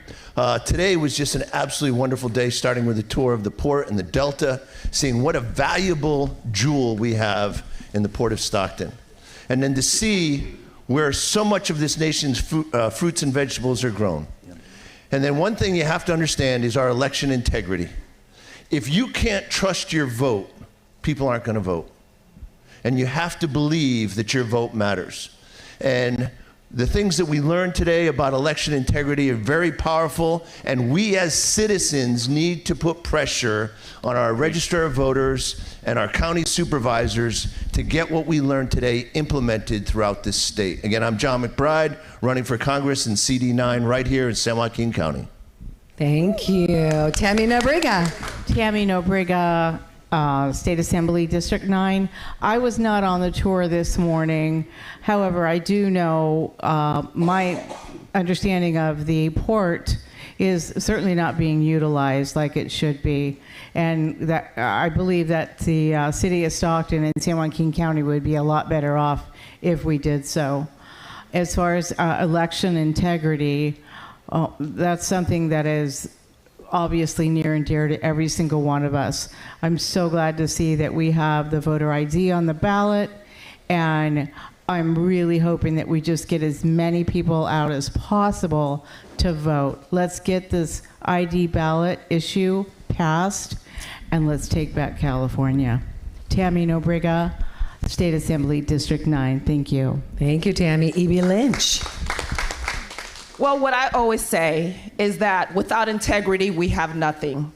Our freedoms are free because people of integrity did the hard work. Bring it. So it's time for us to get back in there, people of integrity, and do the hard work. Amen. Because if we don't, it doesn't matter how many people vote, our votes will still be stolen. So let's put pressure on those in charge of making sure that doesn't happen. Come on. And I will be right there with you. Let's do it, California, and let's do it today. I'm E.B. Lynch, fighting to be your California Lieutenant Governor. Thank you, E.B. Mauro. Mauro Orozco for governor, and learning from everybody here as far as integrity goes, I want to make it an issue where our leaders that are right now be held accountable, starting with Gavin Newsom. That's been my goal and what I'm running on. If he's not held accountable, if I'm elected as leader, I will hold myself accountable for myself, and I will remove myself from office, because I feel too much has gone for too long as far as people are caught with their hands in the cookie jar and they're not held accountable. Right. We never see anybody go to jail. Right. And, everybody goes, you get convictions, you go to, court, 3 years for us to get him convicted here. I mean, get him to jail. Where's our government working there? Yeah. I think integrity needs to be held up, and people in government need to be held accountable and pay the price if they've done anything that's something less than done with integrity. And Mauro Orozco for Governor of California. And Mauro, let's come back to you real quick. Would you be clear on what impressed you most with the additional election feature today and that aspect of election integrity? Well, it didn't impress me as much because I think that AI, that the system can be outdated, and AI can eventually, it's growing every day. So AI can take over it. It can be hacked. I know that because my brother works firewalls. I love it. So you're going to have a great conversation with Scott Shields afterwards, and with Clint Curtis, because Clint is high-level tech, so he'll be able to answer those questions. Yeah, and it's an issue. I just think it's a Band-Aid. I get it. Thank you. Louis Herms. Well, the AI is a simple solve. We go to hand count ballots. Paper. What did you say? Would you say that again? Paper, hand count, same day ballots, voter ID. I mean, come on. It's not rocket science to do this. And you know what? I'm going to scold everybody here. Doug has already been involved with this. We need to stop saying election integrity. There is no integrity. Right. It has to go election reform. Boom. Is what we're looking for. Well said. Massive election reform. I'm on a 58 county tour right now, interviewing every single RV that's willing to see me, right, and asking questions and looking at their transparency. They think they're doing the right job, many of them. Funny, you would think that they're all scandalous. But they don't know. They don't know what they don't know. But I'm very clear of the way the elections are stolen, and it's so many different facets that we have to deal with. But we can do this. But what impressed me today the most wasn't just the information, but what impressed me is I've been screaming this at the top of my lungs for a long time, and thank you, Doug and Clint and Kim, for doing this, is you are now putting it in the hands of the people. Boom. You said, we the people need to step up because we are going to make the difference. Right. Nobody's coming on a white horse or a white Pegasus to save our day. It's up to us. But I can tell you, because we've done this, if it's 1 out of 1,000 people step up, I've done the math on this, and pressure your ROVs, your school boards, your county supervisors, we win every single time. But we have to be unified on message. Yeah. Well said. Louis, before you give up the mic, you did a letter to D.C. Tell us about that real quick. I'm little moderator for the chair.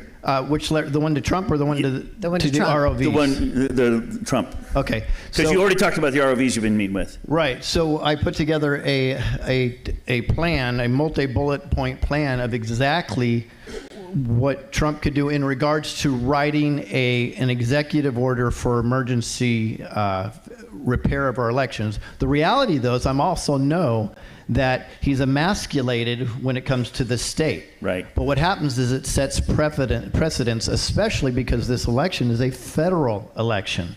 So he does have some jurisdiction here. So far, there's Peter Tickton said he just absolutely loved it. He thought it was fantastic. Yes, he did. And 3 points out of the letter have already been tweeted out. I don't know if I was the influence on that. I know there's a lot smarter people in the room than me when it comes to this, and I always defer to them.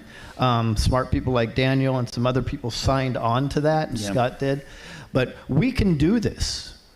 But it's we have to do this, nobody else. Yeah, well said, well said. Daniel Mercury.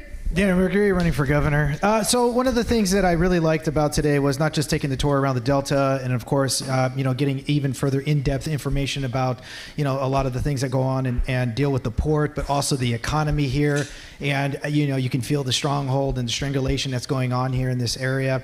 But also, too, when it comes to our election reform that we definitely need, not integrity, because we don't have that. And one of the most important things that I was hearing also from Clint Curtis, which is something that I've been screaming about, is participation when it comes to your voter registry, in the sense that we don't have enough poll watchers. Right, voter poll watchers was actually expressed today. More eyes on who's handling the ballots. Yeah. More eyes are getting involved with your ROV as to chain of custody. Right, who's handling it? Who's bringing them in? Where are they going into? The boxes. Are you putting them in a secret box where nobody can see, or is it transparent where you can see through it? You here in this county, in every county across, you have the responsibility to go and participate and make sure that you put their feet to the fire, letting them know that you're watching.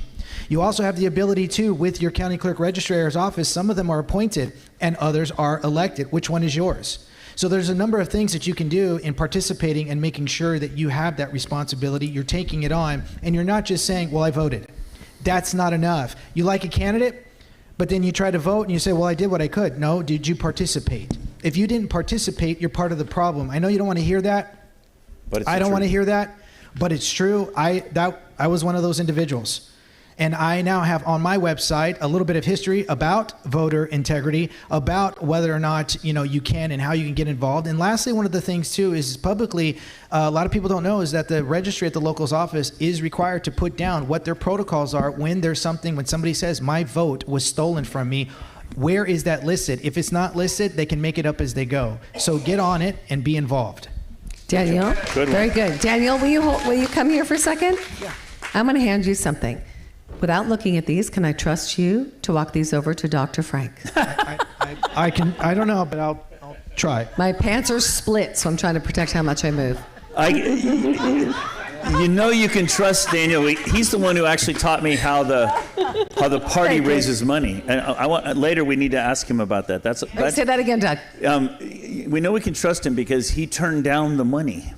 Candidates, I think that's a good question because it has to do with elections. But maybe not right now because we want to give everybody a chance on this first. Yes. But I want to come back to that. That's a big question. Chris Bish. All right, I'm Christine Bish. What did I learn today? Learned that the Port of Stockton is actually in navigable waters. So that falls right under being a federal candidate. And what I can do from my district up in Northern California to help Stockton, San Joaquin, help revitalize our economy in all of Northern California. The other thing that we learned, well, I actually kind of knew it, was that we have no system for counting on how many ballots are mailed out and how many ballots come out. A simple receipt. Just like when you order something at a diner, there's a receipt number. We can make a big difference in California and across the country simply just by having a digit. And then you get a receipt when you vote, whether you mail it in or not. That's something we can do to change, because if 500,000 ballots went out in a district, no more than 500,000 should come back. My name's Christine Bish. I'm running for Congress in California's 3rd Congressional District. Thank you, Christine. And Scott Shields. Hi, my name's Scott Shields. I'm probably the only Democrat here tonight. Yesterday I was. I'm a Blue Dog Democrat, I'm a JFK Jr. Democrat, and I'm an America First Democrat. So I don't want to take any votes from independents, here voting for people or other Republicans. However, if you have Democrats that you know, you can now tell them that there's somebody besides the atheist Marxist left that's running for governor. And I'm actually doing a lot better than people think underneath the current. The press will not cover me. But we have ways to get things out, and we're working very hard at it. And I want to thank Kim. Kim invited me to the first debate, and that's where I met Dr. Frank and Clint. And I've been with them ever since because they're brilliant. You saw his history. In high school, he had 4 scholarship opportunities. So when I introduce him, I tell people to watch him. Do you want to meet somebody that had 4 scholarship opportunities? 1 in physics, 1 in music, 1 in what? What's the other one? Be a large animal vet at UC Davis. UC Davis? I grew up on an Angus ranch. Smartest guy I knew was the vet. Okay, that's one reason I'm a JFK. I had the privilege of meeting JFK and having private dinner with him for two hours. Don't agree with him on everything, but he's got a great mind and a great heart. He's got a great mind and a great heart, and he's putting solutions toward a stopgap. I'm in AI too. I have 2 companies. Okay, AI's coming. It's an issue. Serious issue. But in the meantime, there's a stopgap here, and they've got it. And the other reason is if anybody has the press, anybody, San Joaquin, you got friends, put the word out on your Facebooks. Watch this show. She's got it on all the time now, right? TakeYourPowerBackShow.com. Let the people know. Let Democrats make their own mind up. There's many Democrats that aren't atheist, Marxist, leftist. There's lots of liberals out there that want free and fair elections too, but they're held hostage by the mob, the leaders of the mob, right? And so I'm fighting them. I'm fighting them big time, and I'm winning. Okay, under the current, I'm winning. I was a Trumper in 2015. That's even before he was even being elected. I was in Iowa setting up the stage for him as one person with another top person. But so. Ding, ding, ding, ding, ding, ding, ding, ding. Bell in the background every 2 minutes. Go. Kip, Thank you. Thank you, Kip. Every 2 minutes. Thank you, thank you. So good. Good job, Scott. Good stuff. Greta Salorzano. I am with Scott. The press doesn't want to cover me either, so we are both in trouble. The press is not giving me any time. My name is Greta Salorzano. I'm running for governor of California, and this weekend has been amazing. Yesterday, we talked about Healthy America. We talk about our freedoms and our rights to make choices. Today, we took a little tour to the Delta, and it is interesting to see how our infrastructure is being underutilized. Wow. Think of all the jobs. Think of all the revenues that we can bring to this place if we actually opened up that port. But that's something else. And the third item that we covered this weekend, of course, is the election integrity. And to that, I'm going to say that it is time to put technology aside. It is time to return trust to America. So I will, as much as I am into technology, I will vote for technology, putting it behind, and go back to showing up and actually voting in person and making sure that a ballot is counted. Thank you. Thank you, Greta. Thank you. And Greta, I'm actually going to have you walk that mic all the way down to the end. We had a lot of mics, but I think we've done a lot of talking. So we're learning what it means to share. Look at these governor candidates. Are they amazing? Yes. All right. So Doug, I'm going to pass it back to you. That was our first round. Can we please acknowledge our candidates? Well done. Well done, candidates. Well done. All right, Doug, let's actually have you ask that next question. Sure. Peter Tickton, we had a great conversation with him the other day. Yes. I got one question. It's a quick answer. Somebody said, which state has the cleanest, fairest elections? Oh, yeah. I don't know. It's Wyoming.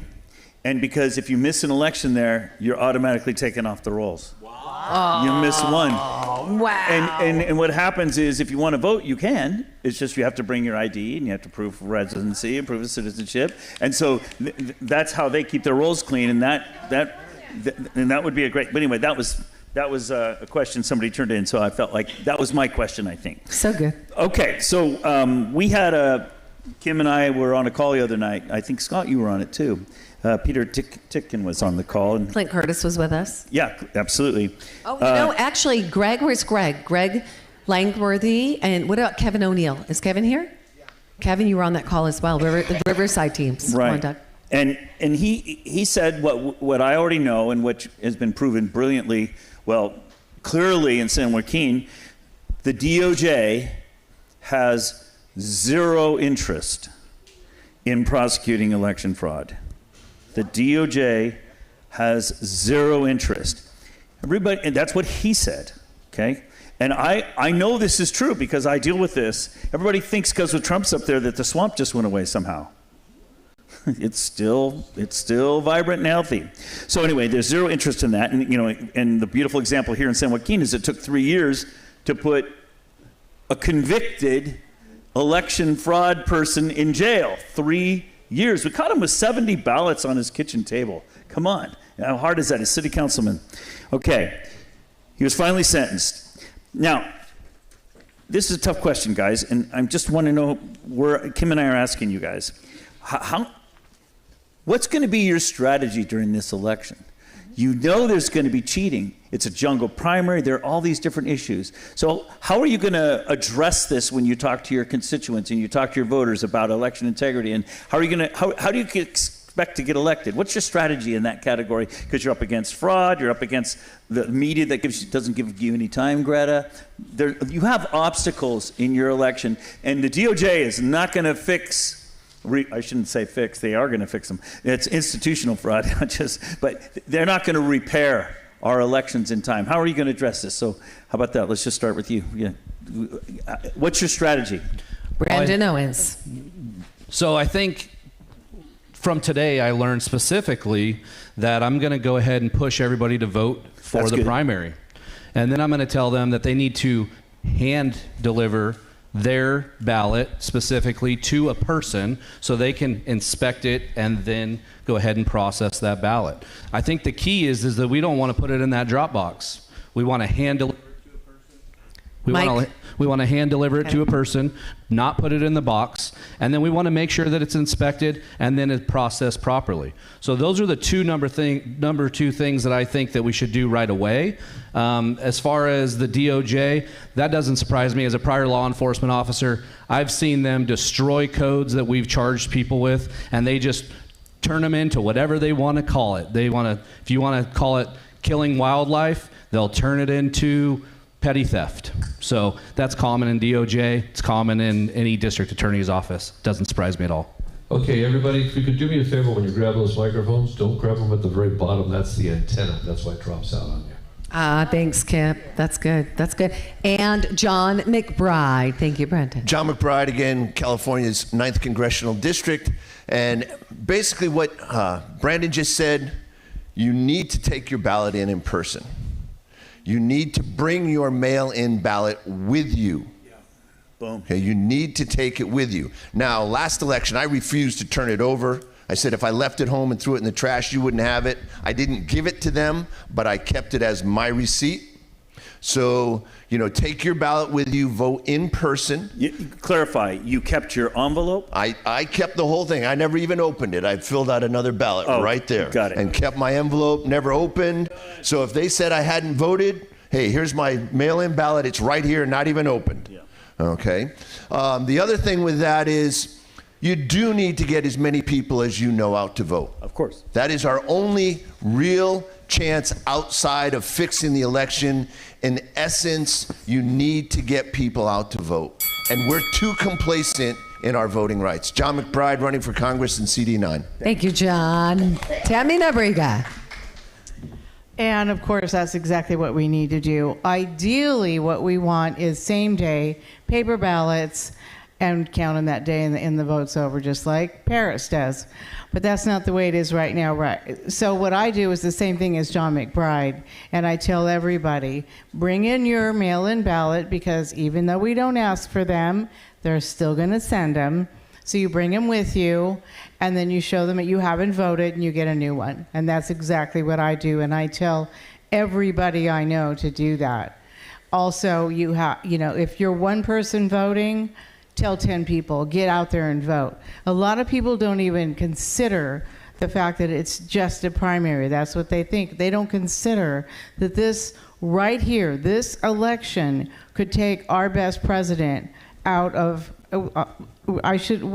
probably out of office, but what all he's going to do, if we don't get out there and make our votes heard, we'll lose President Trump. Tammy Nobriga, Assembly District 9. Thank you. Thank you, Tammy. E.B. Lynch.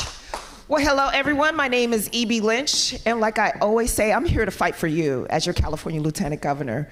Well, I'm going to do what I've been saying for years. I'm going to tell people to get off their lazy butts and get out there and do something, right? That includes me. Come on. Now, I'm going to tell you, before I used to think, oh, well, I'm busy, I'm serving my country, I'm doing my part. That's enough, right? Because we voted in the right people. Well, like they said, we've heard the right people, there's just one or two people, especially here in California, but especially at the federal level. We need to drain the swamp. That means we need to get rid of the people who are there, that have been there forever and have done nothing. We need new blood. We need people of integrity. Right. And they're not going to get there by themselves. When you go vote, vote with a friend. Hey, call up a person, make a date. We have date night. Say, we're going to go together and vote in person. Have a group, make a girls' night, but do it. Again, I'm E.B. Lynch. I'm here to fight for you, so let's fight together. I'm going to be your California Lieutenant Governor. Well done, E.B. Well done. Mauro. Mauro Orozco for Governor of California. So basically, just to piggyback up of what everybody said, everybody knows they got to tell somebody. Right up to your mouth. Bring the mic to your mouth. Hold it by your mouth. Basically, piggyback off of what everybody said over here is you got to tell people, got to go out there and vote. Myself, that's what I told, because the majority of the people that I was asking for signatures were in the Latino community, and it's sad to say, but a lot of them are not registered to vote and are sometimes even too lazy to vote and take for granted that if they're legal here in our country, they take that for granted as far as voting. And I try to press that as much as possible. Go out there, register to vote, but not only register to vote, show up.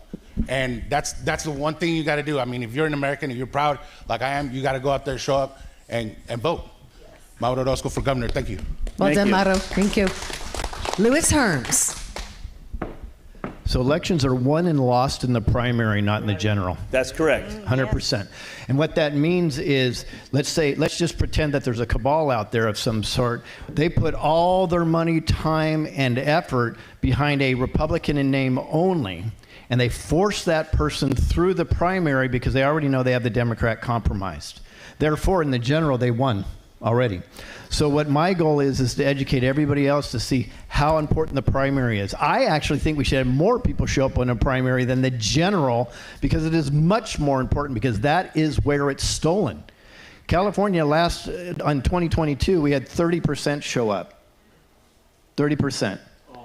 That's ridiculous. So we have to get 60, 70%, because you know what it'll also do? It'll make it a lot harder to cheat, because they have no expectation that there's going to be a large turnout in the primary. Louis Herms for governor. Thank you, Louis. Daniel Mercury. So I have been driving all over the state of California. Next month, some of you already know, and I've said this to a few of you, this is my 7-year mark. So June will be my 7-year mark that I've campaigned for Congress in 19, the recall in 2021, and then I jumped right into 2022, set up for the 4-year journey for this 2026. So that's 7 years. So I've been doing everything I can to get people to be encouraged and to go and to actually debate with your neighbors and to engage in discourse and to reinvigorate those who have become disenfranchised, because I get it. A lot of us, including people I know and myself at one time, have been disenfranchised. And now I realize exactly what Louis Herms said. The prime is way more important than the general. If you don't get the prime right, it doesn't matter what the general is. You're going to have 2 bad apples whether you like it or not. Right. And I always ask one of the main questions too. I always ask people, irrelevant of your party, you got to ask yourself, and I said this before, is it more important to vote for a compromised Republican over a Democrat? It's a trick question. Neither. So stop subjecting yourself to the rhetoric and stop subjecting yourself to the naysaying. Vote your conscience, and we'll actually also put real people in who actually give a damn. Thank you, Danielle. Christine Bish. Hi, Hi, everybody. Christine Bish, candidate for Congress in California's 3rd Congressional District. I want to talk to you about something that's exciting and positive about this election, and it had to do with my last election. You see, in my district, the last one I ran in, there were roughly 118,000 registered Republicans. My final vote count was 121,664. Well done. So not only did I max out the Republican voter registration, but I brought in other people. And how do we do that? We don't do them by telling them that the elections are stolen, that your vote doesn't count. It's talking to as many people as possible and getting the media coverage to get them to cover you. Now, sometimes it's going after Adam Schiff. But with that, it's talking to voters saying, I want to earn your vote. Your vote matters. It matters to me. Can I please earn your vote? And it's that question. It's that positive thing. So as we do this, make sure we keep it positive. And if you're in my area, vote Christine Bish for Congress. I'd like to earn your vote. Thank you, Christine. Scott Shields. I agree with keeping it positive, but I'll tell you where the problem is with the Democratic Party because I'm a Democrat. It's called social justice, seeing every legislative choice, every law created through the lens of social justice. So as an activist or if someone of advocacy, I'm in human rights, I stand up against organ harvesting. I know Lewis stands up against the child stuff. There's lots of advocacy people here. I'm one of them on human rights on organ harvesting, and we expose that. At the top, when you are a Secretary of State and you bring social justice in your legislative mindset, you do not collaborate with anybody else. I know this for a fact. I don't want to throw her under the bus. He wanted me to, and maybe I will right now, but but I know a little bit about this, and it's got to change in the Democratic Party. So any Democrats that are legislators, get rid of your social justice activism with a professional title where you're supposed to be working with everybody in the state, regardless of party, regardless of religion, regardless of your ideology. Wow, you got music on that one, Scott. Greta Solorzano. Okay, so this is Greta. No, no kidding. This is Greta Solorzano running for governor. I think there is two different things that I am personally doing. The very first one is I actually sent a text to Kim the other day, and I said, Kim, during weekdays, I go to Walmart, I stand outside Walmart, and I actually ask people, are you registered to vote? And by the way, I am running for governor of California, and here is my thing. So whoever is not registered to vote, I show them how to register. So that's one thing that we can all do. Good job. On Sundays, if you go to church, I stand outside the church, I greet everybody, and I introduce myself, and I say I'm running for governor. So that's one thing that we can all do to make sure that people get out there. But the third thing that we need to do is on election day, maybe it would be a good idea to actually go and observe the election. Be there. Be there. Excellent, Greta. Excellent. You're going to hold that mic, Greta. So good. Oh, thank you. Minnie, I'm going to have you run and grab a mic. We're going to do an audience question over with Greg Langworthy to the back of the room and Kevin O'Neill. Okay? So, guys, we're going to stay on the same topic. I'm going to have these guys. I just want to introduce you first, okay? And the question I'm going to ask the candidates is, what are you going to do about what are we going to do about the corruption that took place in Riverside? Over 45,000 more additional ballots than people. Now, that team of Greg Langworthy, Greg, would you please stand? And Kevin O'Neill at the back of the room. They were part of that core team in Riverside. They and a team of citizens brought that information to Sheriff Chad Bianca, who is the sheriff in that county. And he did what a sheriff should do. So I've got to acknowledge him for that. And let's acknowledge Chad. Yeah. It's good. He listened to the people and he said, okay, you have everything here that could be a fraud case. So I want you guys just to take a second to talk about that before the candidates answer a question as to what they can do. Kip, did you have a question back there? How long does each one get? Oh, I like that question. So we're actually not going to time these guys. We're going to give them just a couple of minutes to speak. And then what I'll do is I'm going to move this into a 1 minute. A 1 minute. So, gentlemen, the first one up is Greg Langworthy. And just to go back to that for a second, Greg, let's get that mic beautiful. Did you hear what happened with Rob Bonta, the AG? No. So if you all go back and listen to Sheriff Chad Bianco's press release, what you're going to see in that press release is that Rob Bonta asked him to wait to move forward. Until after May 6th? After the primary. After, well, June's the primary. Okay. But isn't there a certain amount of time that you can actually do something with the ballots? March 6th, thank you. Off to you. Give her that microphone for a second, and then we're going to go. Don't worry, Greg, we're coming right back to you. Okay, to the best of my memory, is that March 6th is when candidates, if you are going to be unopposed in an election, that March 6th would be for new candidates to turn in their papers. And so he would know after March 6th if he had to run for AG again opposed. So. Interesting. Very Really? interesting. Thank you. And that's important information. So He didn't Rob- want to create an opponent candidate. Explain that.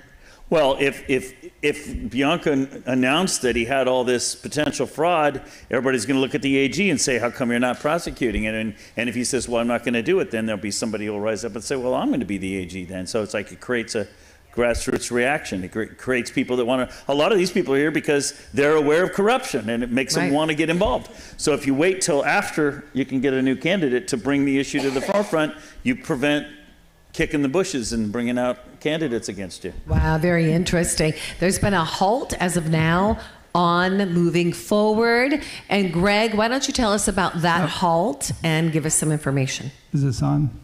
So what we did in Riverside County, very briefly, is we got the election ballot collection logs of all the ballots that were cast in the Prop 50 election.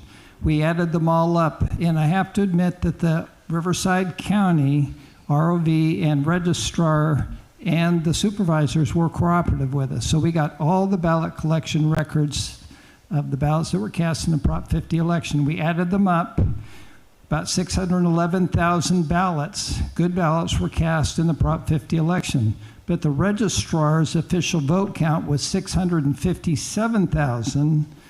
So there were 45,000 more votes counted than they had voters who voted. There's no disagreement that there was a great discrepancy. The way the registrar explained that was that his election workers who counted those ballots got tired at the end of the day and they somehow missed 45,000 ballots. Okay, that's his current explanation. We don't think that is a legitimate explanation or a valid explanation. The sheriff agreed with us, and what he committed to do, and which he already did do, is he has all the boxes of the ballots, he sees them, in the Prop 50 election, and he was simply going to count the pieces of paper, just like we're talking about. He was going to count how many ballots were in those boxes. Was it 611,000 or was it 657,000? And here's what Chad said. If it's only 611,000 and the registrar counted 657,000, he says that opens up a much wider investigation, which means that it could be the voting machines. And if it is the voting machines, then that opens up a much wider investigation, not only in our county, but maybe across the state, wherever voting machines are used. And this is why what the sheriff is doing is very important. And he's doing what a sheriff should do. He's investigating. Do we know that it was the voting machines? No. Do we know if it was the election workers? No. But the only way you would know is if you count the ballots. And that's what the Attorney General of the state has stopped him from doing, and now the case is up at the California Supreme Court, and we are waiting for a ruling. What we're going to continue to advocate for in our county is something very simple. We have an auditor controller. His job is counting. We're going to ask our auditor controller, would you count the ballots for us? So our registrar will know, was this a problem with his own election workers, or was this a problem with the voting equipment that he's using? So that's where we are right now. That's so good. So, Greg, and we're going to hold the questions right now, but we will, these are great, you probably have a great question there. So, right now, the court is holding back because of political lawsuits. There are a couple lawsuits. UCLA has a group that sued. Rob Bonta has sued as well. I have a copy of the lawsuits. What is interesting is Bonta's not saying that the sheriff doesn't have a legitimate role in checking the integrity of the elections. He's just saying that he's not qualified to count the ballots, that the sheriff's deputies are not election workers, they don't know how to count the ballots. So that's why we're saying, well, if the sheriff's not able to count the ballots, maybe our auditor controller can do it because he's an auditor. He knows how to count. So we are making that argument now. So we will see. We'll see what happens. Well said, well said. Okay, last question. So Clint Curtis is in the house right now. Clint Curtis, where are you? Clint? Okay, Clint, excellent. Oh, I like good picture. You look good. That's awesome. Okay, so Greg, Clint Curtis, we got to introduce you guys to Clint, or at least the teams that had come into our Monday meetings. You guys flew Clint out. Yes, we did. Yeah, so why don't you tell us about that real quick? And then I'm going to leave you with this. I'm going to pull it over to our candidates.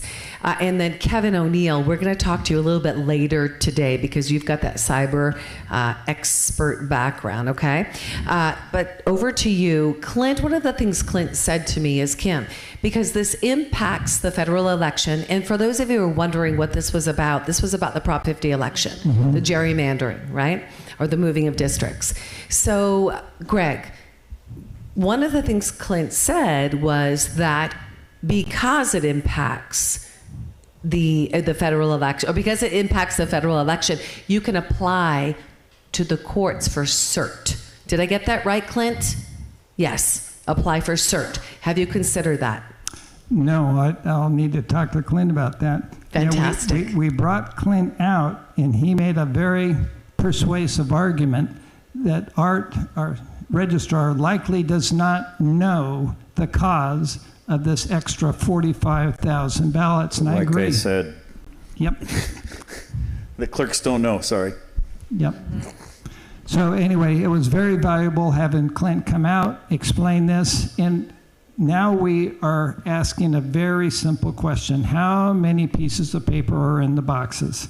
And the answer to that question, I think, is important to every citizen in California, because is that, I call it a big black calculator, is it calculating correctly?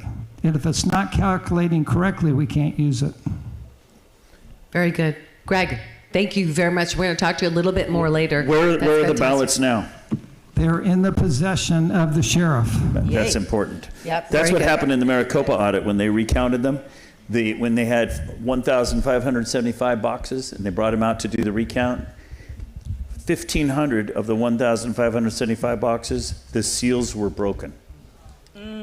So the recount was ruined from the beginning. There was no chain of custody. So it's important that we maintain chain of custody on those ballots.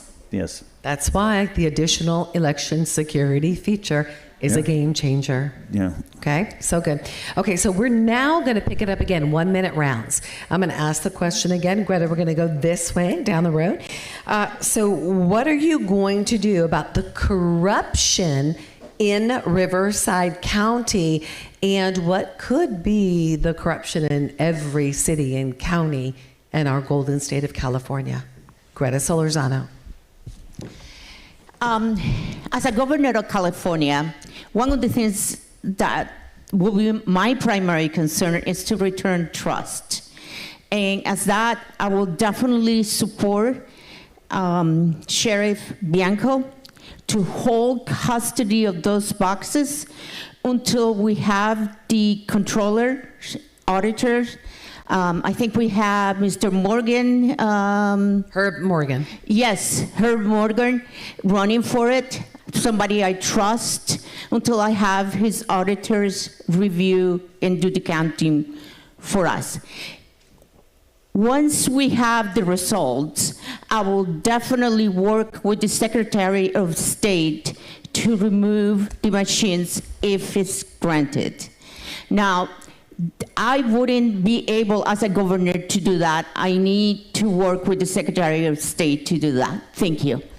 Thank you. Thank you. And can we hold that for a second, Scott? Good, Greta. Thank you. Doug. What? Would a governor need to wait for the Secretary of State to get permission to stop the use of the machines? So it would have to be some kind of emergency order because, you know, for example, we have two good secretaries of states in the country right now. We have one in Missouri and we have one in Wyoming. And we got the one in Missouri elected in 2024.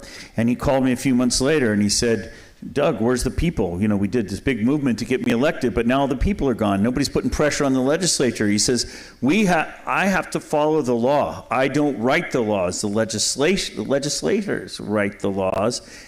And so I can make policy, and you've noticed that Clint has been making clever policy using the existing laws, but you notice as soon as we started doing stuff, the legislature convened and passed more laws to make it harder. So it's the Secretary of State has limited power anyway. It's the legislature that actually has the power. So the governor, I think it's like President Trump can pass an executive emergency order. He could say, hey, we're going to make election day holiday this year, and I think he's planning on doing that. But he can't go in and say to California, you have to get rid of your mail-in voting. He can't intervene like that. He's limited by the Constitution, thank you, Daniel, and he's also limited by the legislation that's in place. He can't break the law. So the governor can't break the law. That's the problem. So anyway, there is some discretion that the Secretary of State has. Okay. That was kind of a mealy-mouthed answer. But all of that goes back to why the local people should be filming their own election and watching every part of the process. Yes. And if you had that, you could answer this question. And you know, the two ways this could happen that are brutally obvious is one, somebody brought out a suitcase full of ballots and ran them through. That's one way this could happen. That sounds familiar, doesn't it? Another one is the machines could have inflated. So there are other. Those are just two obvious ways this could have happened. I agree. We should count them. And the fact that they don't want to fix it tells you something. And somebody brought this up to me. It says Riverside County Board of Supervisors voted 4-1 not to fund lawsuits. Wow. Is that true, Riverside?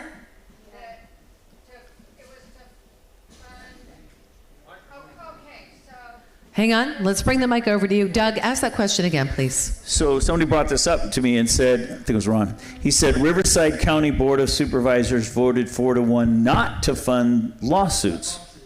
Yes, that was at the most recent that you called in on.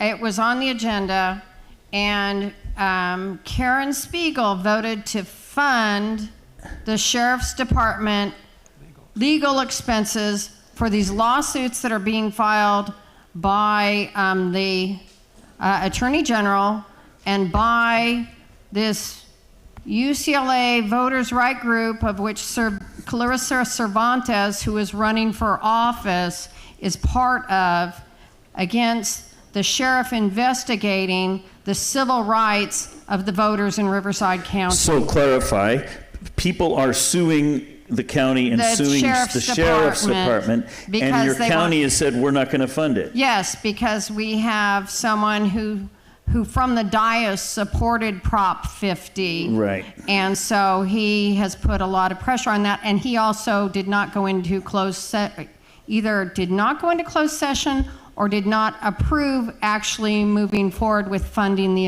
So it's investigation. going to bankrupt the sheriff's department in Riverside County. Is that the point? I don't know. Or they don't have I the think they just resources wanna- to hire attorneys or whatever. They choose not to. Yeah. It's the sheriff's department is funded Yeah. by the board of supervisors, even though it is a separate entity. Right. So it's one of those weird relationships. So this is such an obvious situation, and I run into this all over the country. Okay, there's a miscount. All right, let's double check. How hard is that? Let's double check, and maybe there's nothing wrong. Maybe somebody, transposed two numbers. Who knows what happened? Right. Okay, but it's so easy to check, but they don't want you to check. All That's the point. Information went to the ROV, to the board of supervisors, Yes. who has to order the certification of the elections. The board of supervisors never gets enough information. They do not have an election audit trail Right. to make a decision based on finding of fact, which they're required to. And then it's, the tyranny of the urgent. They have to pass it because it's supposed to be done. Right. And you're right about the laws being changed, because there's another law in effect now. Yeah. Another few of them. But Many of the anyway, states I could go on about this. Many of the states where we've know. done audits, the states have immediately passed laws. The legislatures in red states have passed laws saying that you can't do recounts without, amazing hurdles. Or we bring up something like you're supposed to have something 29 days prior to an election. Yeah. So the Secretary of State sent Guys, we're out going a to pause notice. for 1 second. I just want to make an announcement if we can stop and pray. There was this is an emergency live right now. Trump assassination attempt just happened in D.C. Okay, come here. Come here. Who is that? Would you actually announce this for me, please?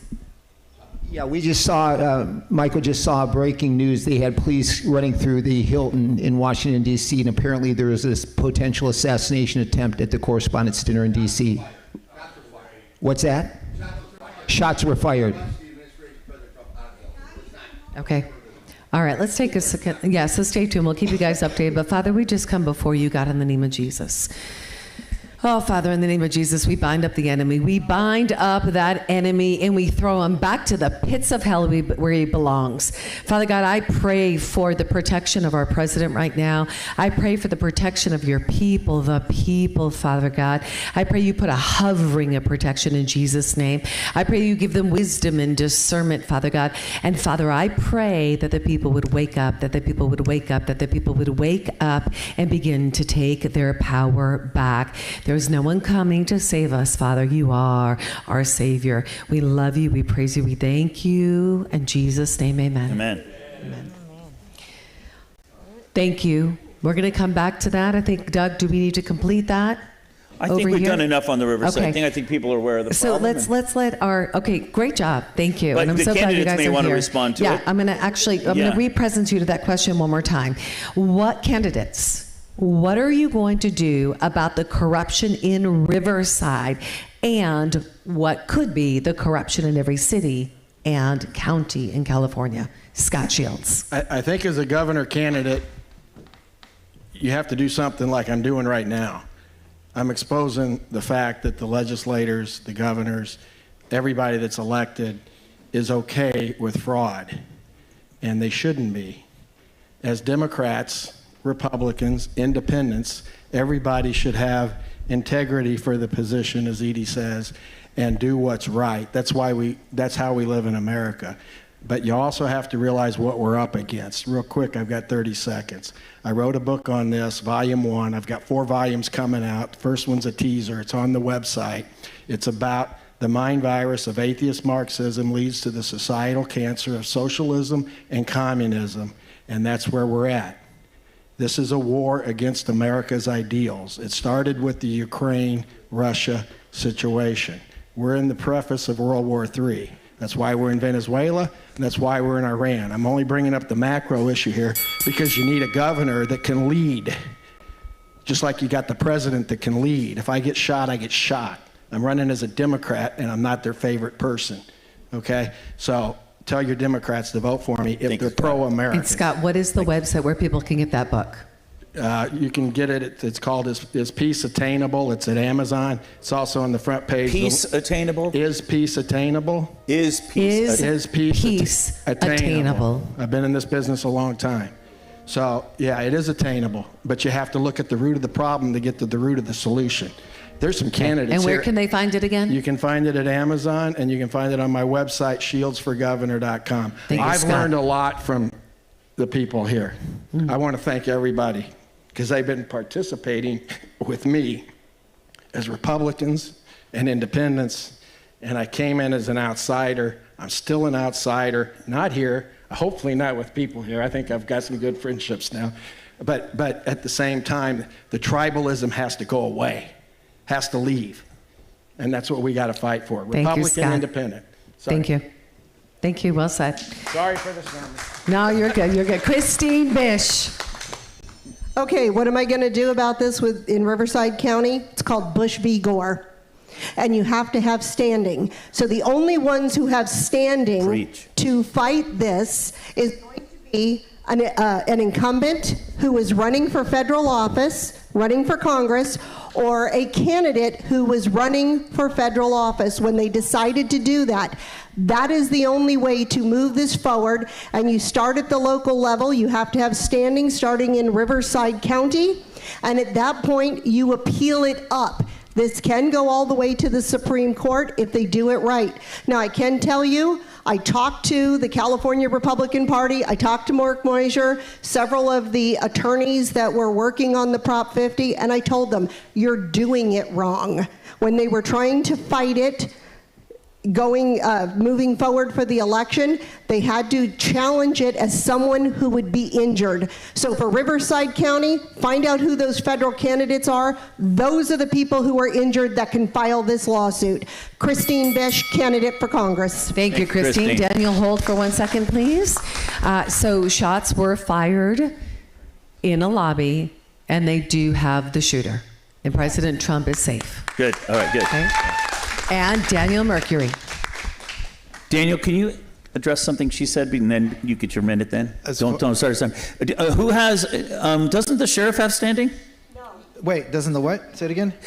Chris was saying that we needed a citizen or a candidate in Riverside. No, it had to be hold on. It had to be a federal candidate, someone who was already running for Congress. Now, to give you an example. Sorry, Daniel, we'll get back to you. We'll get back to you. So I want to answer the question. So I was running for office in California's 6th Congressional District. Right.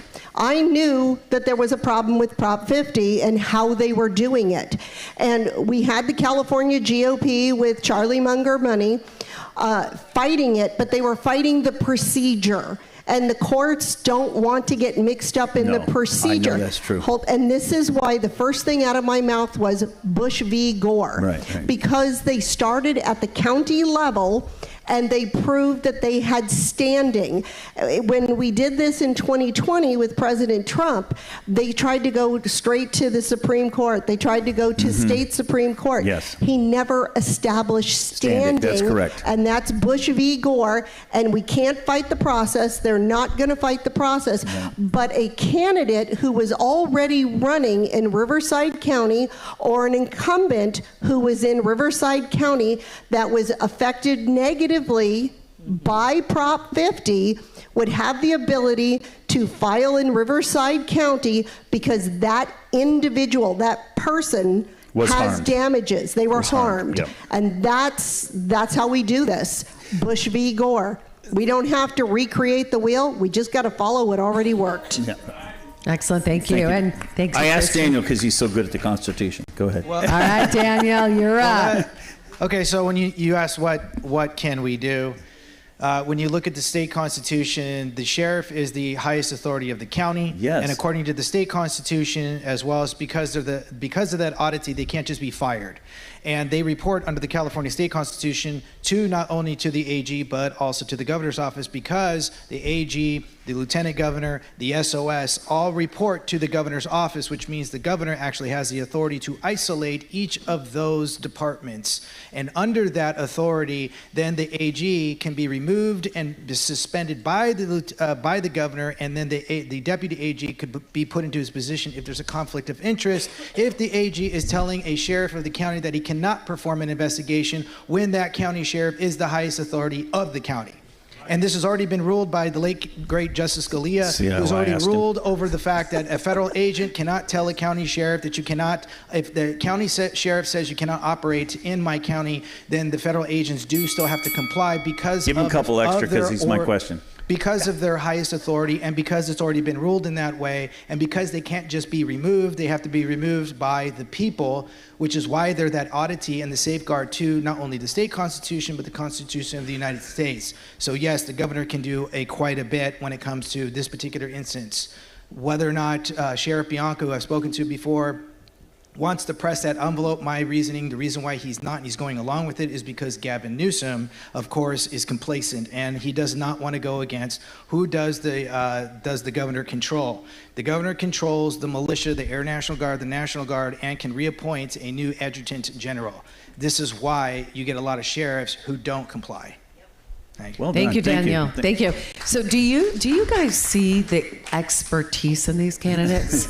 Do you understand how every single one of them brings value and we need them? Yeah. Okay, this is a reflection of you. Yeah. Okay, I need you to get that. Every single one of you brings value. Okay, you have gifts and they've got to be utilized. And we're seeing out in front of us the gifts of these candidates. All Let right, me echo fantastic. something that Christine said. Yeah.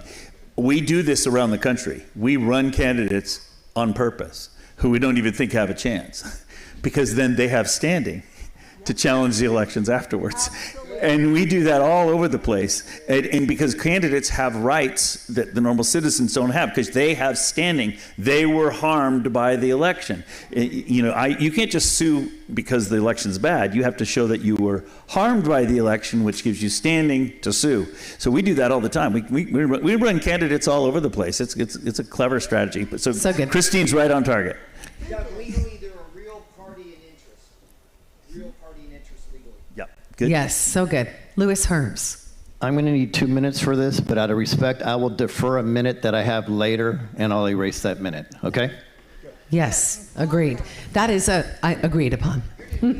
We love you, Louis. So the first thing I would do is I would convene a sheriff's symposium so the sheriffs are directly educated on the way they're supposed to operate under the Constitution as it is written. That is extremely important, and they will understand why standing is so important. Now, it's not just that cases are put out under standing, because I'll give you an understanding. I will give the last 40 years, out of all cases that have been introduced, only 2% were thrown out on standing. Virtually 100% of election cases were thrown out on standing. So it's a little more than just doing it right. We actually have corrupt judges that are compromised that are also holding up the plan. But what we need to do is we need to get just one election conviction based on the machines.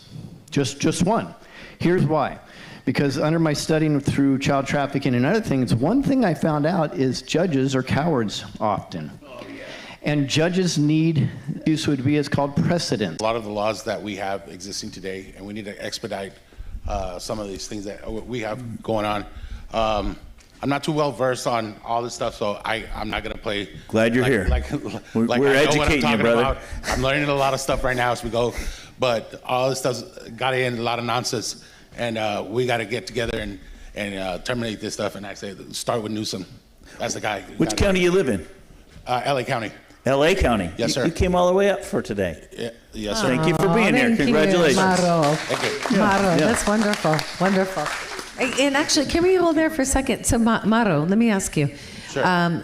So, I hadn't heard from you. I hadn't heard anything about you. You weren't on my list. And you, all of a sudden, I walked in our green room and you were there. Yeah. And you said, hey, I'm running for governor. And you said governors are on the list. And I was like, okay, who are you? What are you running for? You know, what party? You know, all that. Unfortunately, I learned about this meeting at 3 a.m. this morning watching Ramin's videos. And I heard that you guys were inviting. Come on, Rami! As soon as I heard that, I was like, okay, let me try to get at least an hour or two sleep. Thank you for coming. And then I'm going to be up here. I got to show up. This is probably my only opportunity I'll get, to, Boldness, baby. Come on. I only got half an hour sleep, so. Oh, look, that was me yesterday. I get it. They all experienced me yesterday with 2 hours sleep. No, I get it. I made a joke That's the reason. So I didn't get any invites. So that was the only way I found out was this morning at 3 a.m. I made a joke in my talk about in Cincinnati, everything happens 10 years later. Sorry. Everything happens 10 years later, so I want to live in Cincinnati when the world comes to an end. When I have to go into hospice, I want to move to LA because you have a 97% chance of survival after 6 months if you join hospice. Yes, go ahead. That's amazing. LA. So good, Nara. Thank you. We're so happy to have you here. So good. Yeah, so good. And Thanks for coming. What does that tell you? You know, the video is being watched. That is awesome. Great job, guys. Yeah, come on, live streamers, and come on, all of our podcasters and media. We're talking the real digital warriors. Okay, you're up, Evie Lynch. Well, my name is Evie Lynch, and I'm running to be your California Lieutenant Governor. So I just want to take a little bit of time and say thank you for this. Thank you, because there aren't too many spaces where we can actually truly have integrity in our elections. And that's what we have right now, because we have people of all backgrounds who come together and we're talking about the issues and not about each other. And we're getting the word out there, and we're putting the decision back in the hands of we, the people. So thank you for this platform. So as your Lieutenant Governor, one of the things that people don't understand, that the Lieutenant Governor undergirds the people's choice. And how do you do that? Well, if the people chose this person, you make sure that whatever it is that the people want, this person is doing. So I want to make sure that we have election integrity. So if we have a governor that doesn't have the integrity necessary, I'm there. I'm going to be knocking on his or her door and saying, hey, remember this vote? We need to do something about it. Hey, how about this? Can we get a coalition together that represents what they wanted? Hey, I know it's 2 a.m. in the morning, but this is going on. I want to make sure that everything that we voted for actually happens. That's my job as your Lieutenant Governor. Yes, I'll sit on commissions, but the most important thing is that I'm going to be your voice when the big voice isn't doing their job. Before you sit down, Needy, why did you choose Lieutenant Governor instead of Governor or some other office? Why did you pick that office? Don't ask me that question. Oh, okay, I'm fine. Anyway, so I was actually voluntold by my papa above. Voluntold. I have 24 years military experience. I worked in a level 4 prison. I retired from both jobs. And I said, oh, yes, thank you, because I've always been a servant. I love serving people. But as a single mom, and now my youngest baby is 17, I was tired. But God said, baby, I didn't give you all that so that you can sit on your laurels, because there's a lot of work to do, and the laborers are few. But you picked Lieutenant Governor, not Governor. Oh, don't ask me that question. Oh, okay. I would say that because I actually negotiated with my papa, because at the time he wanted me to run for governor, and I was like, no. Yeah. Okay. No, you're gonna get me shot. Yeah. Oh, okay. But what I do great is I undergird. Okay. I undergird. And that's a good reason. That's a good reason. The Lieutenant Governor does that, and You don't lead, you under. Yes. Yeah. I make sure that the job gets done. That's what I did for 24 years. And that's what I'm going to continue to do. Evie Lynch, thank you, Evie. And Tammy, hold right there just for a second. Don't worry, we're coming to you. We're going to take a moment to thank our sponsors who've made today possible. And this is going to allow our tech team to take a potty break. So tech team, take your potty break. And I'm going to thank our sponsors. So But since we're being transparent here. All right, so our first sponsor that we're going to pull up right now is the Farmers United PAC. We're so grateful. If you were with us last night at the dinner, it was absolutely exceptional. And they built the stage. And they built this stage for us. Guys, this room was gutted. They prepared the stage. They have fed us. Everything, all the tablecloths that were made, all came from the Farmers Bureau. So we want to thank the Farmers Bureau, acknowledge the team here in San Joaquin. Thank you for all the work you guys have done. And thank you for having us here. So good. Our next sponsor we want to say a big thank you to, when she's had to head out, she was with us today, is Jennifer Hawks. Jennifer Hawks is running for treasurer. So you see her up there. She has her signature blue eyeliner. And I said, Jennifer, you know what? You're so East Coast. I said, listen, we all wore the blue eyeliner when we were in the East Coast. I'm from Boston. She says, yep, it's my signature. She's running for treasurer. She's been a great sponsor and helped us pay for this space. So we want to say thank you for Jennifer Hawks is running for treasurer. Thank you. And next up, who's with us here on stage, running for governor of the state of California, is Daniel Mercury. Daniel, I want to acknowledge you personally. Thank you so much. You are a constitutional master, and you have skin in the game. You said, you know what, I want to make sure, Kim, that you can pay for what needs to be paid for here. And I want my picture on the bus, all of it, and which is great because we want to get you out there. You deserve, just like every one of these candidates, to get out there, to be seen and to be heard. So I want to say thank you for sponsoring the Take Our California Back to a Better Future event. Summit, come on. And next up is Biblical Voter. So this is Salt and Light Dran Reese. This is where you get your Biblical Voter Guide. You want to vote biblical values. You want to tap into real tools and resources to help you make powerful choices. Please go to biblicalvoter.com. The QR code is there as well. That's biblicalvoter.com. Biblical Voter, thank you for being a sponsor of the Take Our California Back to a Better Future Summit. Dran Reese is awesome. We love Dran. She's sponsored our Yep. last two events, which is amazing. Next up is our warrior. It is Mike Wayman. Mike in the house. Mike Wayman. Guys, you've all been able to experience this amazing RV. Mike, I'll tell you, Mike and I have been on the phone and on Zooms a lot. And we've been able to work closely together to make sure that he could be here. And he's amazing. And last night, he basically donated 2 of his Costa Rica Airbnbs, their homes. He helped build them. He donated them for people to auction off for a 7-day stay. He's amazing. Please support him. Donations, you want to keep the wheels moving. Do you know how expensive running that RV with the gas prices? Governor candidates, we're going to talk about the gas prices.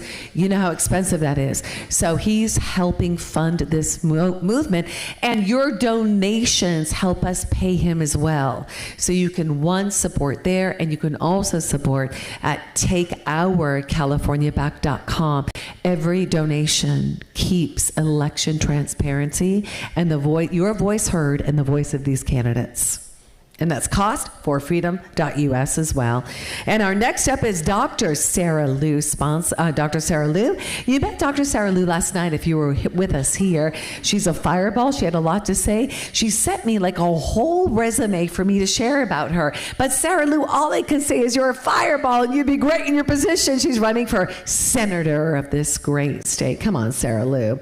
And that's Dr. Sarah Sun Liu. Next up, Chula Vista Live Data, back of the house, helping run our AV, is my dear friend. Love him. We've had 2 o'clock in the morning, 3 o'clock in the mornings, over Zooms, over Meetin, and that is Chula Vista Live Data. He's running the back end of the Take Your Power Back show and helping support the back end of our live stream. So thank you, Robert. We love you. Chula Vista Live Data, giving the power back to the people. And by the way, FYI, do you know the police officers voters love him in Chula Vista. He's like local news on the ground. Pretty amazing. All right, next up, Parallel Media. The video that you saw today, I see Kip's back. Parallel Media, that Take Our California Back intro video. Amazing. Check them out. Parallel 8 Media. You'll find that on our Take Our California Back website as well. Okay, I'm going to put these two together. Patriots Made, Freedom Stakes Now. Look to your right as well, or onto the screen. That is going to be the Patriots Made and Freedom Stakes Now. So they're the same company, same manufacturer, vertical integration, been around 40 years, debt-free, giving power back to you, the Americans, with American made. So tap into never ever hormoned or antibiotic black label beef. And Doug, guys, I've had beef at Mar-a-Lago. Some of you probably have as well. We've had beef at the highest level steakhouses, yes. It's the bomb diggity beef, and I love my ribeyes. I need every bit of that fat. It's awesome. Go check it out. Now, piggybacking off of Patriots Made, off of Freedom Stakes Now, is the Patriots Made. That's patriotsmade.com. Tap into switching stores, better, safer American-made products. Last but not least, I'd like to say thank you, Kim, for the Take Your Power Back show. Thank you, God, that I get to lead a Take Your Power Back show. And watch us at takeyourpowerbackshow.com. Thank you to all of our sponsors. We love you. Okay, that was a lot. Evie. I just want to say on May 17th, I don't know if all of you know, but our wonderful president has declared that we will dedicate our nation back to one nation under God, May 17th. Now, we will be doing on the same day, May 17th, a dedication of California back to one nation, one state under God. Where? So if you want to know more, please go on to my website at www.ebilynch4california.com. That's www.eblynch4california.com. We have sponsor information on there, and we'll have some amazing speakers, and hopefully I can get Kim to come. To come on board. Yes, and Lewis is one of our speakers, and we have some more other political and religious and organizational speakers. So please go onto the website, www.eblynch4california.com. Thank you. Thank you, EB. Sacramento at the Capitol. And keep this in mind, you have index cards still in your flower pot. Put your name and your phone number on them, because we are going to raffle this off to one of you. But what you have to do is you got to promise to go to takeyourpowerbackshow.com. I'm sorry, go back, takeourcaliforniaback.com. Go to takeourcaliforniaback.com later. Don't go now. And you want to get up, you want to be updated. Get on the update list. That's the email list, okay? That way we can update you on everything that's happening. So we're going to raffle this off, and we take donations there as well for you. So if you'd like to support the movement, take ourcaliforniaback.com, and we're going to raffle this off. Names on the index cards as we go. All right, with that being said, thank you. Now, Tammy Nobriga. Okay. You know what the question is? Here we go. Back to the question. Which what? What? No, I'm kidding. Okay. We're talking about corruption. The way I see it is the sheriff, to me, the buck stops with him. And that's where it should. Just kind of like it happened here in San Joaquin County when we had, what's his name, Khan and... Shakir Khan. Yeah. And Tammy, just to represent you, because you deserve that, what are you going to do about the corruption in Riverside and the corruption that's very likely in other counties? That's what I'm saying, to me, it should stop with the sheriff, and that's it. And there should be nobody that can say, no, sorry, you're not going to prosecute that. So, I mean, if I need to introduce legislation that says, no, the buck stops with the sheriff, if there's cheating in that county, then we need to get it handled. And we don't need to have anybody interfering with that. That's the problem. There's way too much corruption that jumps in and says, I think we're going to just, make this thing go away. No, we need to make sure that the people that are in charge can actually do their jobs and prosecute, so we don't get this corruption anymore. And that's going to take all of us running for office and getting good people in there with integrity and strength and God in their hearts. Thank you very much. Thank you, Tammy. Tammy Nobrega, State Assembly, District 9. John McBride. John McBride running for Congress in CD9. So fraud is rampant at every level of government in this country, not just in elections. When you have one party that lives by the adage, if you can't beat them, cheat them, and so many in the other party who bow to that, the problem is far bigger than just our elections. And to be quite honest, some of you may not like this answer, but the only thing it's going to take is revival in our land. Boom. That's what it's going to take.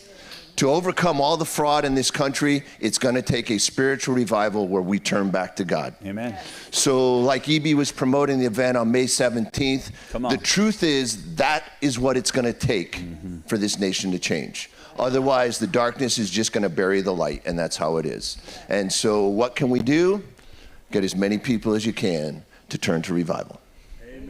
Benjamin Franklin said. Thank you. Well said. Well said. Benjamin Franklin said, "Only a virtuous people is capable of freedom." Come on, Brandon Owens. Brandon Owen, State Assembly District 9. So the first thing that I want to point out is prior to coming here 2 days ago, I didn't know any of these candidates.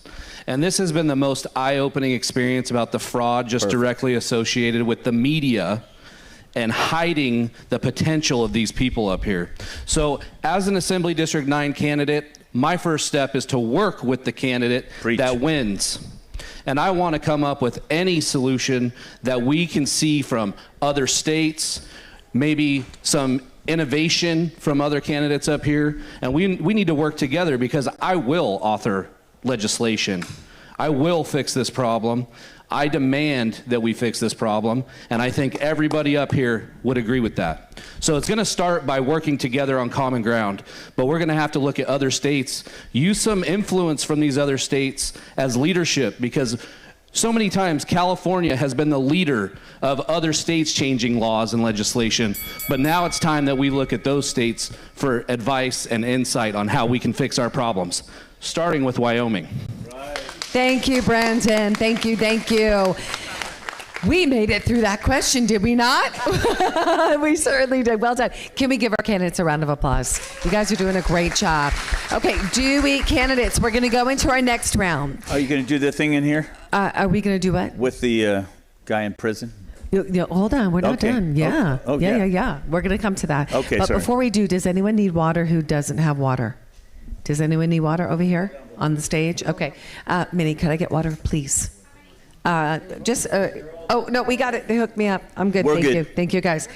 All right. So what we're going to do right now is, Doug, I've got one more question that I think is going to set the stage before we bring in that question. Okay. Okay? Yeah. And I think this is important. And candidates, here's my question for you. Why did you decide to enter the race? Yes. What specifically are you running for? And can you clearly explain what the main job duties and responsibilities would be if you are elected to this position? Brandon, you're going to go first. So the number one reason that I decided to join the race was because I was actually getting my 2 minutes, Brandon. Forgive me. Okay. My wife's tires rotated at America's Tire locally. And we found out how many miles she had driven in about 3 months, which was about 9,700 miles. Just going to work, back, family, baseball, all that stuff. Then I'm watching Facebook and I see the mileage tax initiative. 6 to 8 cents per mile. So you start running the math on that, about $850 a quarter. That's for one vehicle, one family, right? So I got pretty upset. I brought it up to my wife at home. We talked about it. She said I should run. I slept on it. I woke up and I drove to the county. That's it. That's it. Thank you. I'm tired. I'm sick and tired of being misrepresented by people. I'm sick and tired of 89 not showing up to go to work and vote. I'm sick and tired of not only him not voting, but when he does vote, he's voting 75% for liberal woke policy, especially degrading women with his policies. So I'm extremely opposed to that. That being said, I plan to author the No Hidden Agendas Act. I've also talked about some other items. But one thing I would like to address, because I haven't asked this question, is would mandating death certificate notifications to the registrar's office prevent any future death vote rolls? I just got a no I'm from asking you Clint. that right now. I just got a head nod from Clint as a no. That will Doug, not? what do you say? It would not prevent it unless you were in local control of your voter rolls. That's the whole point. Somebody else is in control. You can take them off today. Your local clerk can take them off, and guess what? 3 months from now, they pop right back up again. So that being said, I actually spoke to a resident in Lodi, not too far from here, down the road. His sister voted 4 times after death. Yep. 4 times. We have lots of examples of that throughout California. So that was one of the initiatives I wanted to bring attention to. Was I wanted to create legislation that would require anybody handling the death or the death certificate within 30 to 60 days notify their local registrar's office. But I think that would be a decent start to a problem that we all know exists. Wouldn't hurt. So Thank you, Brenton. Thank you very much. Good question. John McBride.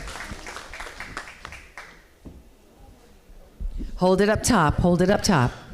There you Okay, so my campaign actually started in like 90 or 91. And when I was the strength and conditioning coach at the University of the Pacific, I met every Thursday morning with the football chaplain.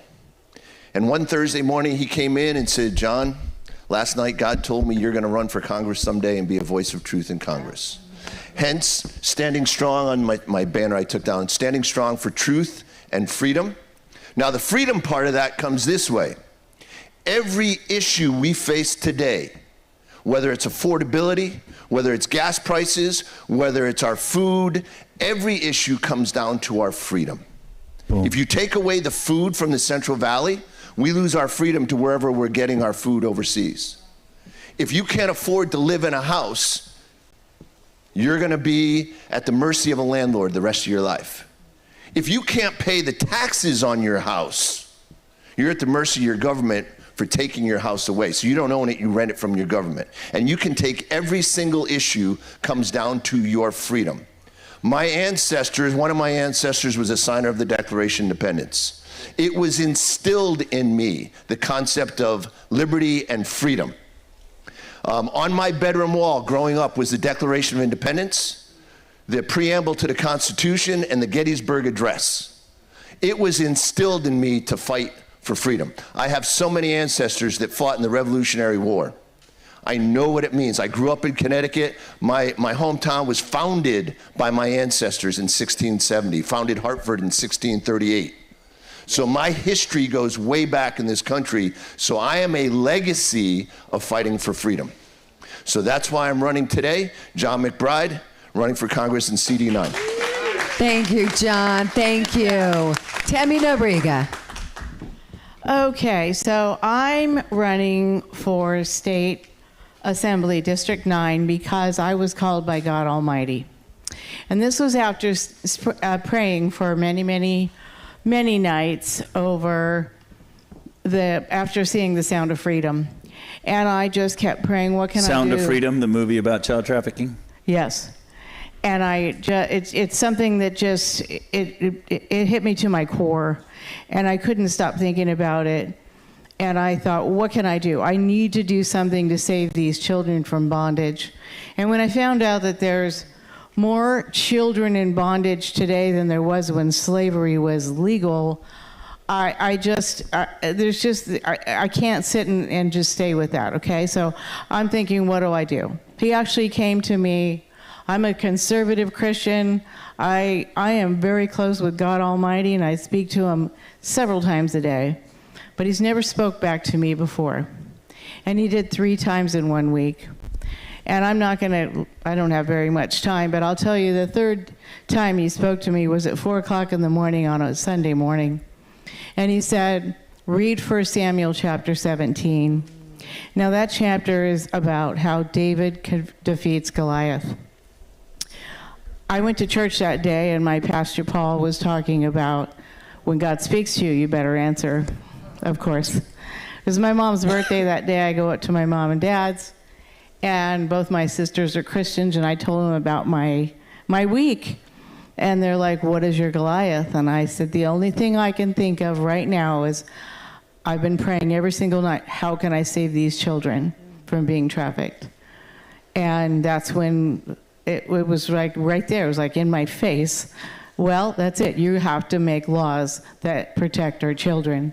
And the first law I will make is to put child traffickers in prison for life, no parole, period. Yes. Well said. Well said. I'm going to stand for our children first. They're our future, and we have to stop what's going on in their minds. And indoctrination is the number one thing, and they're just being groomed every single day in church. Thank you so much. Tammy Nobriga, State Assembly, District 9. God bless you all. Thank you, Tammy. Thank you. And Evie Lynch. E.B. Lynch, I'm here because I want to serve. I'm here because I was born to serve. Tammy, thank you for that. Like my other fellow leaders, I get my strength, my everything from my Papa above. I've had 24 years in the military, and I've been through a lot. As a single mom, I've seen a lot, I've done a lot, I've experienced a lot, and what each and every single time my Lord above, my Papa got me through. And I was tired, like I said before, and I was seeing so much corruption in our state. I'm gonna share with you that at one time, after my last deployment, I had very bad PTSD. In that time, all I could do was lay in bed and pray because my body refused to listen to my mind. My mind was sharp. Now, mind you, I was one of those people in the military that when, the general said, hey, we needed to get this done, I said, yes, sir, it's done. I took all the credit because I'm like, I'm Superwoman, I got this, until I didn't. And I understood that God was setting me down for a reason. And in that time, I reconnected with him. He healed me of that PTSD. But what I got was that at any time, we can lose our freedoms. During that time, COVID happened. And when COVID happened, my whole family fell apart because I was my single mom. I was my kids' superhero. And they saw their superhero go down, so they went down. And I saw what God does in families. And when you stop believing in God, which our country has done, you lose everything. You lose your superpower. So I'm saying that I'm here because I want to revitalize the country. I want to revitalize California that I grew up in and I love. I want us to go back to what made us great. I want to instill the godly principles. I want to instill the godly belief that we need to have so that all the problems that we're saying that we want to change will change when we bring God back into it and put him in his rightful place. Remember, May 17th, we're going to rededicate our nation back to one nation under God. So please join me. Thank you. E.B. Lynch, your California Lieutenant Governor. Thank you, E.B. So good. Maro. So what got me started to start my campaign is a personal one. I'm a truck driver by trade. Own my own business, and I work out of the ports, LA and Long Beach ports. So I know what it is to bring food, export, import. I know what it takes, and with all the issues that we're having with diesel and permits that we have overreach from government. That's why I saw, like Brandon over here to my left, he said he's fed up, he's sick and tired. I'm sick and tired too, because it's affecting my business personally, and hundreds of other truckers like myself that own their own business, they're affected. I talk to these guys a lot because I've never seen anybody in the transportation business try to stand up for truck drivers, and it hits me, and it hits my bottom pocket, my bottom line. So as you can tell, I'm not good at speaking in public, so this is my first time. But You're doing great. It hits me. You're doing great. And it hits me and affects me. And I told truck drivers when I did my TikToks and all my little social media posts that I did, that I'm trying to fight for them. They don't believe it, but I'm here. And I'm doing it because also another thing, I want California to be independent, oil-free, 100%. We pay too much for gas, too much for oil. It's ridiculous. Paying $8 for diesel, it's ridiculous. I paid it. The last load that I did 2 weeks ago, when I ran to Hesperia from the port, I broke out even. I told my broker, I said, hey, boss, I say, I can't do it. I said, I'm not breaking even just to, waste my whole day. But there's times, that's where the tough decisions come with a lot of the guys, a lot of owner operators. They're out there, they're like, hey, we got to make ends meet. We got to do something. So I try to tell the guys, you got to stick together, but it's so hard when you got a family, you got bills, everything for truck drivers. We got to pay everything out of our own pocket. And there's a lot more. This is me. Transportation, that's me. That's great. I've been doing it for 28 years. 28 years. Thank you, Mauro. Thank you. Louis, I have a question for you before you hop up. So, would you like to take your 1 minute now? No, I've planned on it. That's up to the candidates. I plan on giving my 1 minute back right now, so it's perfect timing. Okay. I'll rush You got through it. this. I just wanted to put that out there and hold you. Yep. All right. We got to do this in 1 minute. So it says Screw Big Up here. There's a reason. That's actually my platform where I started about 6 years ago. And all this is a calling from God, like these wonderful candidates here. Screw Big Gov. Screw Big Gov. It says Screw Big Gov. So during that time, I've been fighting child trafficking publicly. I've been going after election fraud, the medical mafia, and the establishment that's holding everybody down for a long time. So what that has netted me is it's netted me having my vehicle tampered with, trying to kill me, being poisoned 2 times, and being the #1 targeted person from the Southern Poverty Law Center. Wow.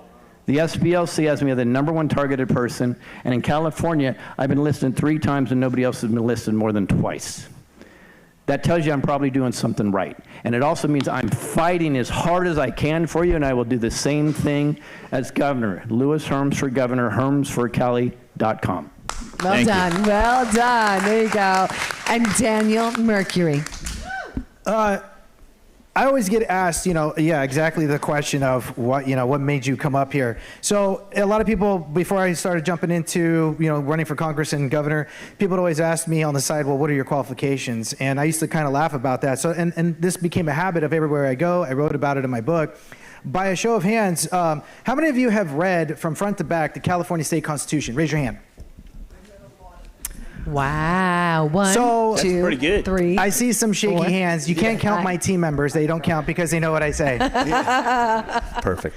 So you're going to ask me my qualifications. What makes you think you can ask me my qualifications when you don't even know your state constitution? And so what makes you think you're qualified to even ask me these questions? You need to know your laws. And that was one of the driving forces that made me want to run for office, because raise your hand if you believe that we need new leaders in our office right now, in every office in the state of California. Put your hands down. See, here's my problem with that. I'm tired of people trying to be my leaders. I don't want to be your leader. I don't care to be your leader. I'm never going to be your leader. I plan to serve you. Well said. They're not your leaders. They're never supposed to be your leaders. They're supposed to be and do the one job you ask. What are you going to do if you become, in the position that you get in? It's in the United States Constitution. This is more so the Declaration of Independence. That it says that governments are instituted among men to what? No. To secure the rights of the people. So when you sit there and people say, let me ask you this one last question, raise your hand if you trust the media. Raise your hand. Oh, God. No. If you don't trust the media, then why do you trust the media to tell you the 8 candidates that you should vote for when there's 61 other candidates that are voting, and yet you're going to trust them to tell you who you should vote for? You should probably take those 8 candidates and throw them in the garbage and look at the other names that they failed to tell you who to vote for. And I'm one of them, Daniel Mercury for California governor. Well said. Well said, Daniel. Thank you. And Christine Bish. This is a long story. It started out in 2019. I'm going to give you the abridged version. Why am I running for Congress? Because I got kidney cancer. It's that simple. I was sitting in front of a house waiting for a strange man that I didn't know. It was a vacant house, just like all realtors do. And when he didn't show up, I was playing on my cell phone and discovered a federal lawsuit where my water district was suing the old McClellan Air Force Base because the water was contaminated. This was near the middle to the end of March of 2019. And then on April 10th of 2019, just by accident, we happened to discover that I had malignant kidney cancer.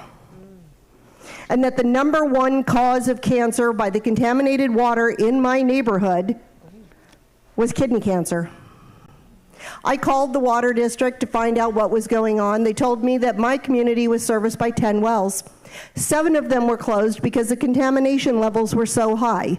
But the 3 remaining wells had acceptable levels of contamination. So what did I do? I called my representative.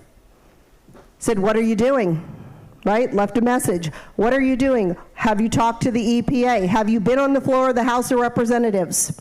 Well, I never got an answer. I never even got a form letter. So as I was recovering from having a third of my right kidney removed, I'm laying in bed and Doris Matsui comes on TV and she's complaining about Donald Trump and how she's going to make sure for the rest of his term that he will get nothing through. Now, mind you, I was on some really good drugs. I was laying there and I said, you know what? You don't want that job. I want that job. Now, my mission has changed, it's evolved. In 2022, my oldest daughter passed away because of her fentanyl addiction. And I blame politicians who have allowed the border to stay porous. And that was Republicans and Democrats alike. Right. While they're fighting about immigration, they're fighting about whatever they're carrying on about, I know that the drugs were being trafficked across the border, the drugs that killed my daughter. The drugs that have killed everybody who took them at that time. All these people that have died from the drug addiction, even from just trying it. There is no one in this room that can say you haven't been affected by the fentanyl crisis, because if it wasn't someone you love, it was someone you know. It was the neighbor down the street. It was their grandson. It was the kid that used to play football. We have all been touched by it. So where my mission to run for Congress has changed, it's evolved.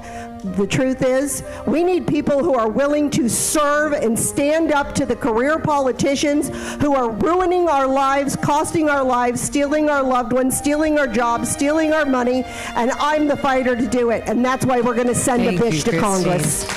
Thank you, Chris. Thank you. Thank you. Thank you, Chris. Scott Shields. Wow. Woo. You know, agree with everything Dan said, although I'm going to tell him, because I do run a couple companies and I advise for others. In the human resource department, he would be characterized as a leader. I do agree with everything else you said, but you do need to have a leader leading other people.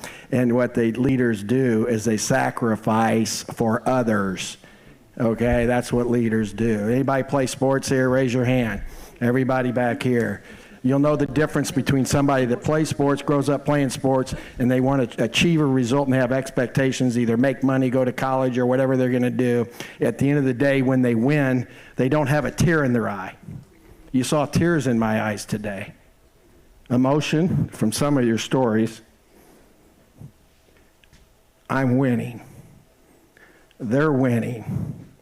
You don't have to get the trophy to win. It's the journey, and it's the effort in the heart, and it's the effort in the mind at the end of the day, if you played sports, that you gave everything you can to achieve the result.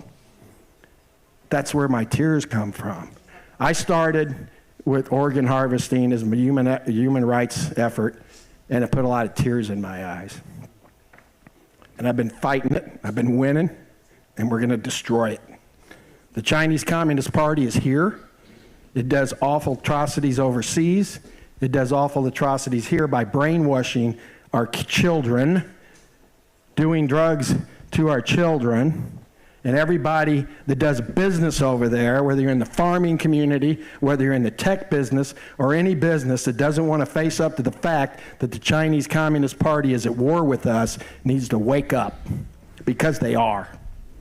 And I'm fighting them, and I'm going to beat them. And they own the Democratic Party. And I'm a Democrat, and I'm going to take them out of there. If you're a socialist, you go to the Socialist Party. If you're a communist, you go to the Communist Party. If you're a Green Party, you go to the Green Party. And you get out of my Democratic Party, because we're going to take it over and we're going to rebrand it the way we need to rebrand it. Well done, Scott Shields. Well done. Hey, Scott, what's the name of the movie that you made about organ harvesting? Right here, Scott, go on the back. It's actually, I didn't make it. My wife was executive producer. Where is she? Wave, she's wave, right wave, there. wave. Stephanie, we love you! Woo! Stephanie Lee. I watched it online. It was a good watch. You did watch it, yeah. It's called Finding Courage movie. Finding Courage. Finding Courage movie. It's a story about a family that we've got relocated to Dixon, the whole family, before we pushed it out. I got the grandmother. She's still alive at 93. You gotta beat her, Don. and Don, I met Don. That's another reason. But when I decided to run, it was the day Charlie Kirk got shot. Remember, Kim? She asked me that question when I interviewed her. That was the day I decided, okay, I'm running. The Democrats at the elite level, I'm watching them. They didn't have tears in their eyes. Are you kidding me? No empathy. Where does it come from? It comes from atheist Marxism indoctrination at the highest level. These are demon heads, folks. Right. Demon heads until they're not. My wife was in the. You're gonna go here. My wife was. I asked you the question. Yeah, my wife was indoctrinated in the Mao Youth Club. That's like the Nazi youth group. Okay. When you go to their website, you'll see her story. There's going to be a book coming out on her. Okay, if she can demarxify herself, everybody in America can too. Yes, yes, Okay? yes. And Scott, you can watch. I did an interview with Scott and Stephanie on TakeYourPowerBackShow.com. Go there, watch the Rumble. It's powerful. And I want to connect a dot here, because this dot may not. Go ahead. This dot may not be connected. So we've got fraudulent elections. We've got, and we're thinking. It's the Democrat Party. No. Guys, no. What are we looking at, Doug? When people, as I travel the country, if I'm in California, say it's those bad Democrats. If I'm in Kentucky, they say, oh, it's those Republicans. If I'm in Florida, they say it's the Republicans. It's not a red-blue issue. It's whoever's in control, staying in control. In Oregon, which is a blue state, they have 105% of their people registered. In Kentucky, which is a red state, they have 105% of their people registered. It's not about red and blue. It's about we the people, remembering that America is an experiment in self-government. For too many years, we've been letting other people teach our children. We've been letting other people run our government. We've been letting other people run our elections. Time for us to step up and be the government and be we the people again. And until we do that, that's right. That's done. right. And it all ties to that Marxist, communist agenda. Which is real. Okay. It's been decades, folks. Yep. When I bring up social justice, somebody asked me that yesterday. I need to bring this up because I've been really hitting the top Democrats with this, and that social justice. Why can't you be for social justice? I say, well, what is social justice to you? Okay, you know the history of where social justice came from. You're pretty good at this stuff. Okay, social justice was before Marx. It was about humanitarianism through the Catholic Church, actually. It was the good part of the Catholic Church trying social justice to bring humanity to decision makers. It wasn't class warfare, Marxism. And then in 1840s, when Marx came in, he hijacked it. And they took the words social justice and put it in the economics. When you read my book, you'll see that atheist Marxism, and I've talked to theologians on this and history people before I published it, and I got a lot of great comments on it, and go ahead and do it. And that was that atheism is a religion. It is a belief system. It's the belief of a non-God.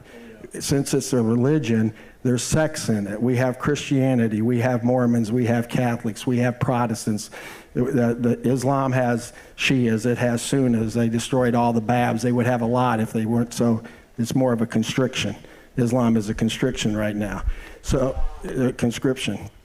So going back to this, though, when you identify atheist Marxism as a denomination and a sect of atheism, I tell my atheist science people, because I've got a lot of them, I'm in tech, that they may not be atheists, and you can be atheist Marxists, you can be atheist atomists, they call it atheist scientists, but you don't believe in Marxism.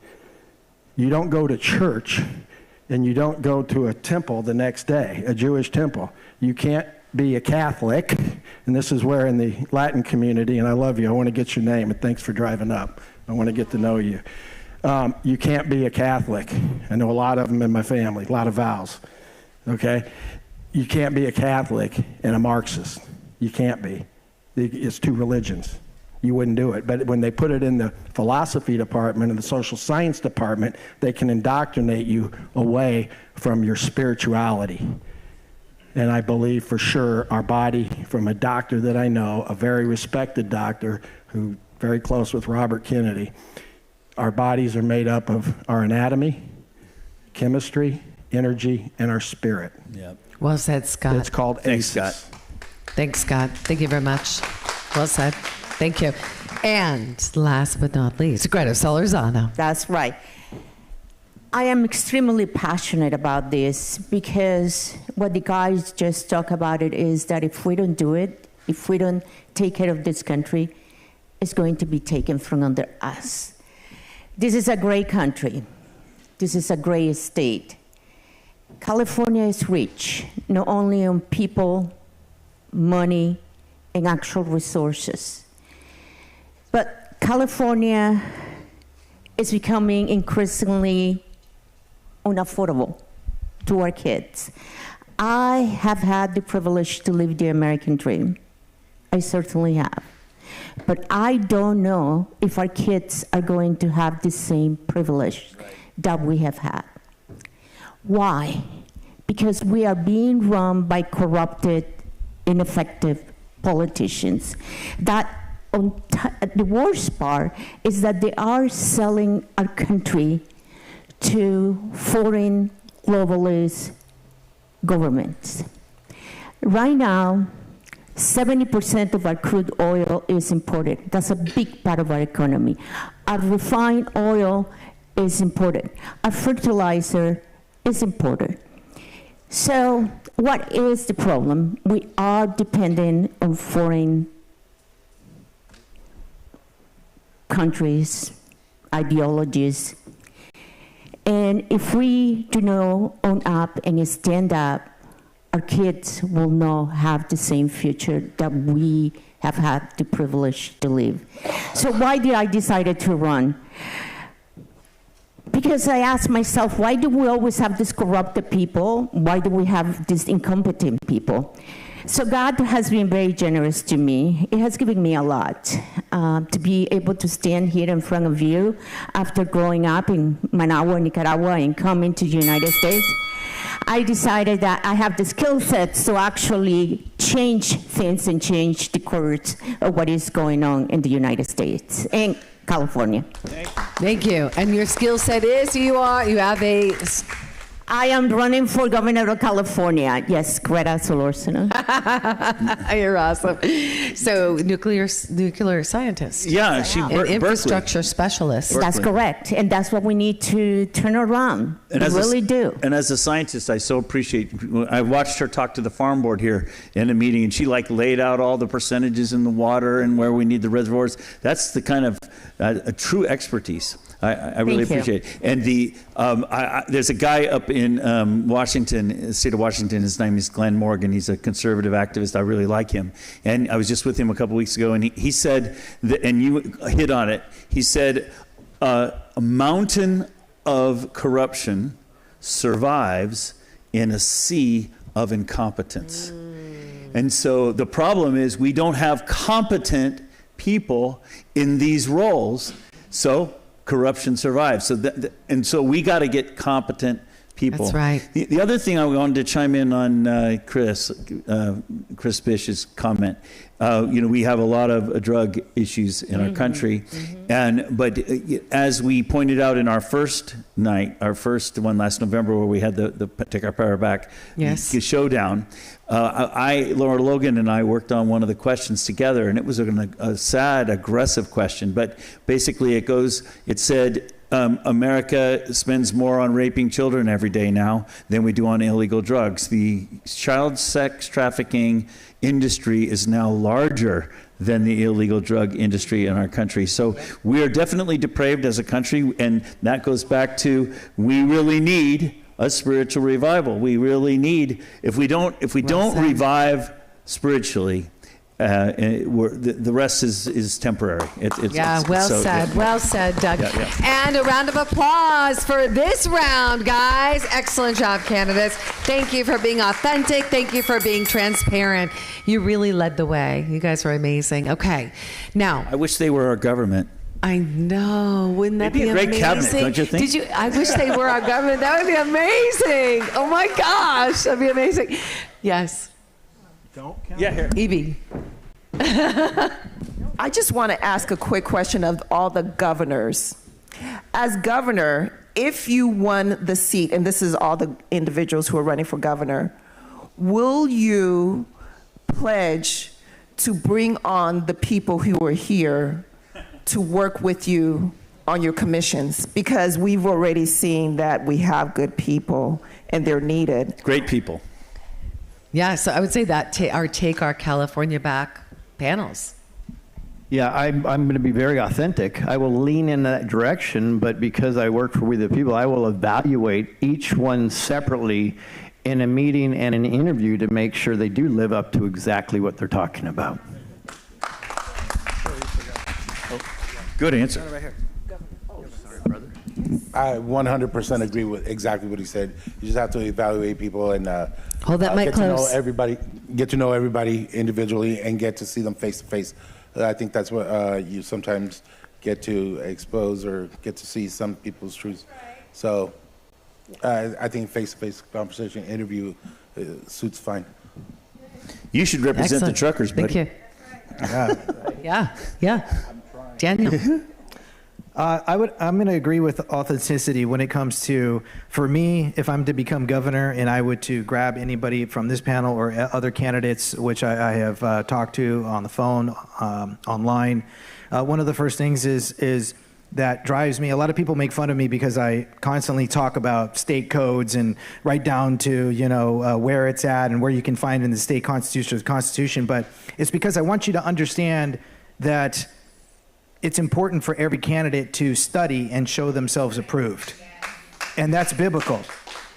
And that's one of the things that would be a criteria for me, for anybody being on my administration, is you need to understand your Declaration of Independence, the Magna Carta of 1215. You had to have read the Federalist Papers and the Anti-Federalist Papers. You have to understand your Constitution and your state constitution and vested authorities and the levels to which that they apply. If you don't know how that works, you're not going to be on my administration. I might like you, I might think you're a great person, but I'm not going to bring you on my team, especially too if you don't have faith. And when I say faith, raise your hand if you think anybody, if our country was founded on Christianity. 100%.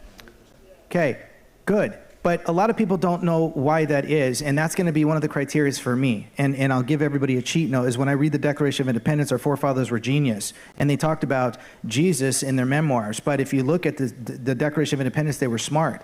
And they mentioned God 4 times when they talked about that, we are endowed by the Creator, and that we are the laws of nature and nature's God, and that we need to pay attention to divine providence. And of course, most importantly, they spoke about at the end of their Regis of Grievances that they would hear to the judge of the world. Well, who's the judge of the world? Well, I got to know my Bible. I think it's Acts 17 verses 30 through 32, which is where it says that, Jesus defeated death and is the judge of the world. So it's the only portion where we read who the judge of the world is. So if you don't believe what our forefathers were doing, you're not going to be on my administration. Thank you, Daniel. Thank you. I definitely believe in God we trust and understand where it came from, because of Marx, the Liberty Revolution was actually that Marx took over was a in God we trust revolution, and then he took it over and removed God from it. So I know the history on this very well. In terms of creating a Christian theocracy in Sacramento, I can't do that. Okay, you can be Jewish, you can be Hindu, you can be Buddhist, you can be any agnostic. We had agnostics as founders, as you know. We had atheists as founders, as you know. We had Christian, definitely the core in God. with the Creator. Definitely a believer in the Creator. In the book, you'll see what I call the chemical passport. Okay, the chemical passport. To answer your question, I've vetted people all over the world. I've vetted software geniuses. I talked to this gentleman back there a little bit. I can usually qualify people really quick on their character and their heart and their mind, just like I did with Robert Kennedy. Before I was going to support him, that's why I met with him. Okay, I didn't need to go through some resume. People change. He was a heroin addict. By God, he was a heroin addict. He's running HHS. We should be raising that up, that a guy can come from this, and now he's this. Okay, so I do get what you're saying, and I don't disagree with what your policies would be and how would you be. But yes, I would hire everybody here, give everybody a chance, find out what position is best for them that they think they can do they qualify for. Yes, to answer your question, yes, everybody I've actually met in all my trip. How many times have I been doing this? Well, how many have we done? 1, 2, 3, 4, 5 times. Greta, I got to know. Yeah. I've got to know these and others, and I've got to know you recently and your tears from your service. I mean, come on, give me a break. It had me going. Okay, I've been friends of yours for a long time. Okay, so I've seen people go. I've seen people come. I've seen the family suffer. I know the deal. Okay, so yeah, you got a shot. Scott. You got a shot with me, okay? And anybody else would. So, and you over here for just driving up all day today. That told me something. Now I may change with you. I haven't got to know you, but I don't think so. I bet you're probably a pretty quality guy. So anyway, that's me. Thank you, Scott. Greta. I love that answer. And the bottom line is that I love each and every one of the people here in this group. Everybody has a level of expertise that I don't have, because mine is pretty much about infrastructure. However, as a governor of California, I have 4 years, 4 very short years. So if we're going to turn around the economy, the infrastructure, and make California affordable again, I will have to surround myself by a group of people that actually have incredible skill sets. 4 years go fast, and we really need to make this happen in 4 years, because we don't know if we're going to have the next election.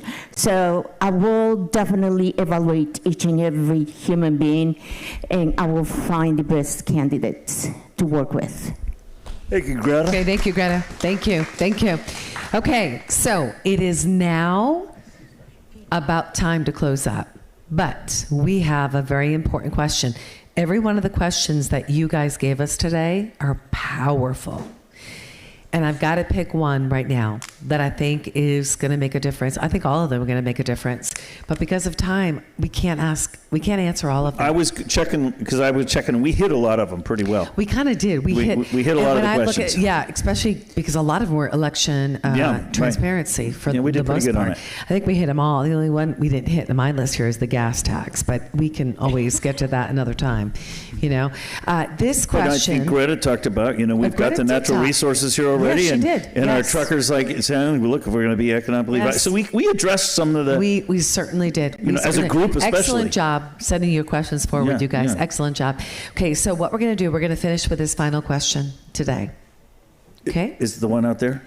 Yeah. Okay, good. It certainly is. I didn't want you to forget. Yeah. And so we've got somebody here. You guys have heard me mention him. And if you're new to our live stream audience tonight, we've got Don Bohanna in the house. And Don Bohanna, Don, if you could stand up, I'd love for you to stand up. And Minnie, if we could bring the mic over to Don. Don put a question forth tonight. Don is 89 years old. He's a warrior. John was convicted. He spent 25 years in prison. Did you also serve in the Army? Yeah. Served in the Army. Yeah, a veteran, Don. Served our country. And opened the first Denny's restaurant in Watts years ago. And you told Denny's, I ain't doing no 24 hours. Can we have him come up to the stage so he's facing the cameras? Yeah, Don, would you walk right up to here, all the way up to me on the stage? Oh, sure. Thank you. That would be great. Yeah, that's true. He doesn't have to come on. He can just sit up here in the middle and turn around. Yeah, take a seat on the stage. Yeah, that that's would be good. perfect. That's great. Can you see him That's okay? awesome. Yeah. Good job. Yeah. So Don, you do have a question, but just to preface it, tell us your story real quick.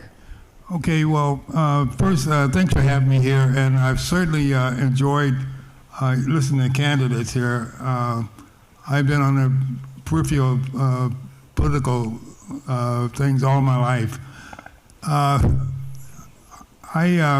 was convicted wrongfully of the accidental drowning of Dolores Jackson, Michael Jackson's sister-in-law, Tito Jackson's ex-wife. It was all done by corruption, and will come out, and one of our governor was one of the chief corruptors, and he will be named front and center.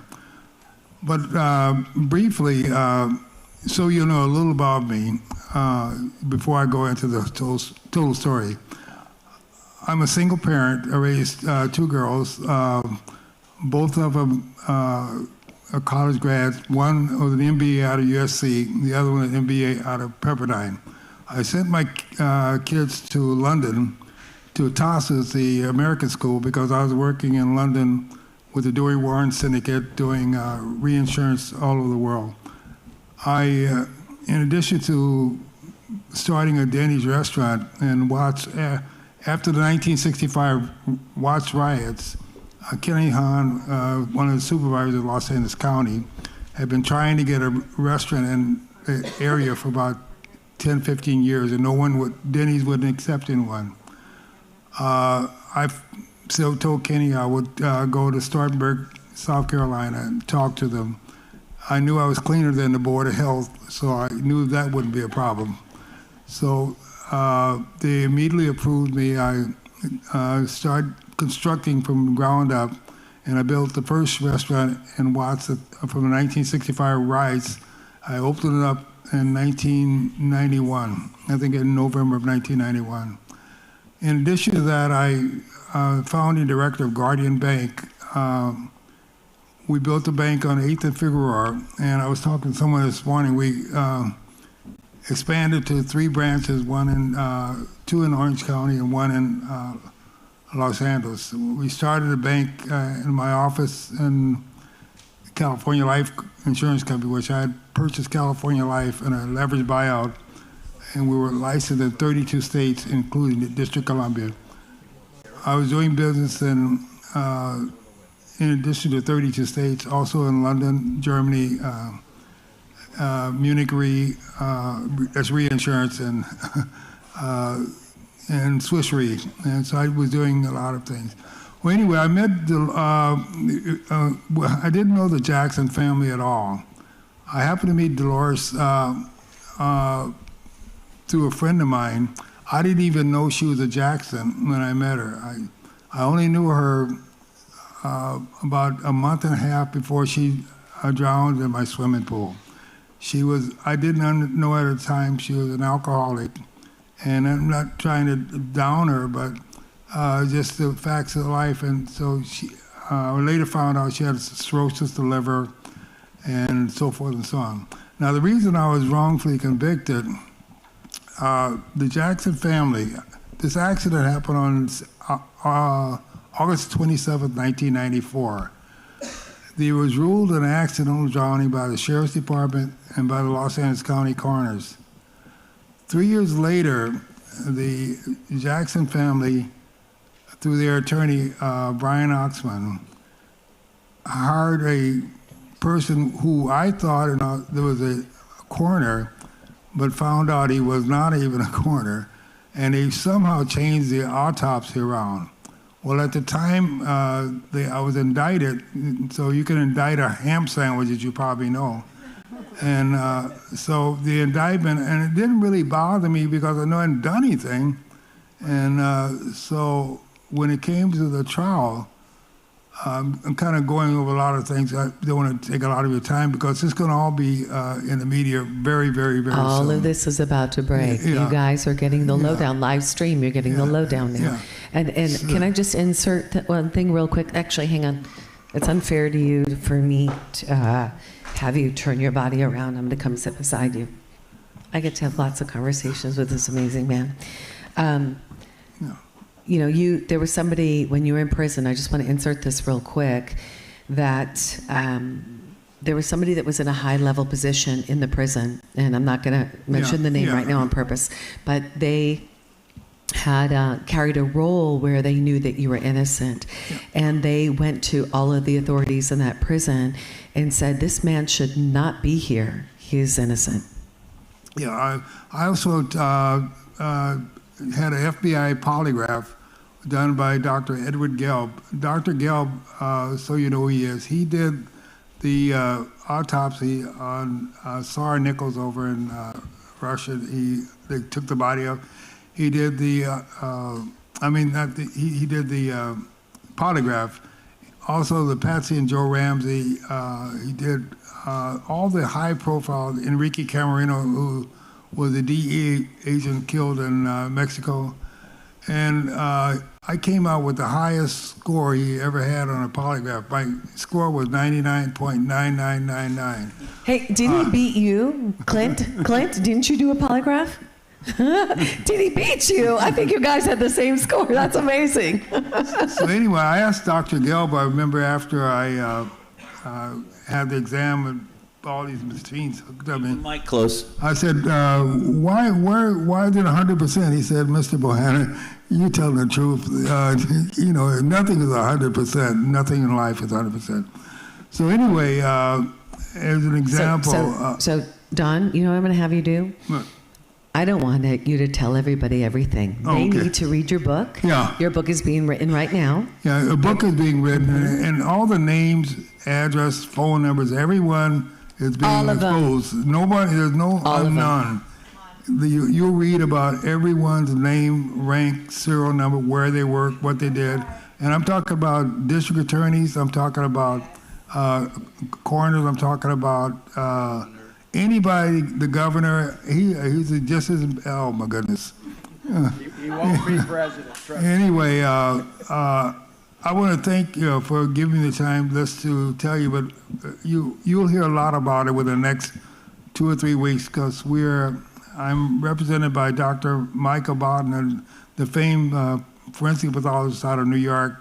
Dr. Bodden's been working. He was going to actually testify, but I won't get in that later. But you'll hear a lot. I got the correct team, and we'll win this hands down. But I just had to take 25 years of my life, and I had a stroke. That's why I walk funny. But I ran a 9,500 and won the city championship in 1954. Wow, it's so good. Now, would you like to ask your question to the governor and state candidates? Yeah, I have a question for the governor, and that comes when you start pointing people to commissioners, and particularly parole commissioners, because we have an aging prison population only because the parole system is so corrupted. Clarify that. The governor appoints the parole commissioners? Here's what happens. When the governor is elected, he has the authority to appoint all the parole commissioners, and you appear in front of them. Now, when you get ready to get a parole, I was turned down parole 9 times. I could have been out of. They wanted me to plead guilty to involuntary manslaughter. I said, "Hell will freeze over before I plead guilty to anything." I didn't do anything, so I'm not going to. So I stayed in prison 25 years because I refused to acquiesce to somebody telling me to admit you did something. I didn't do anything. I couldn't look at myself in the mirror if I say I did anything. Nothing. So I think whoever's elected governor should pay close attention to how his prison system is run. And by that I mean you can't just, because a person gave you $100,000 or $10,000, point them as a parole commissioner, because I doubt that there's anyone in this room has spent 20 years in prison, or 25 other than myself. I doubt probably there's no one in here that spent 5 years in prison.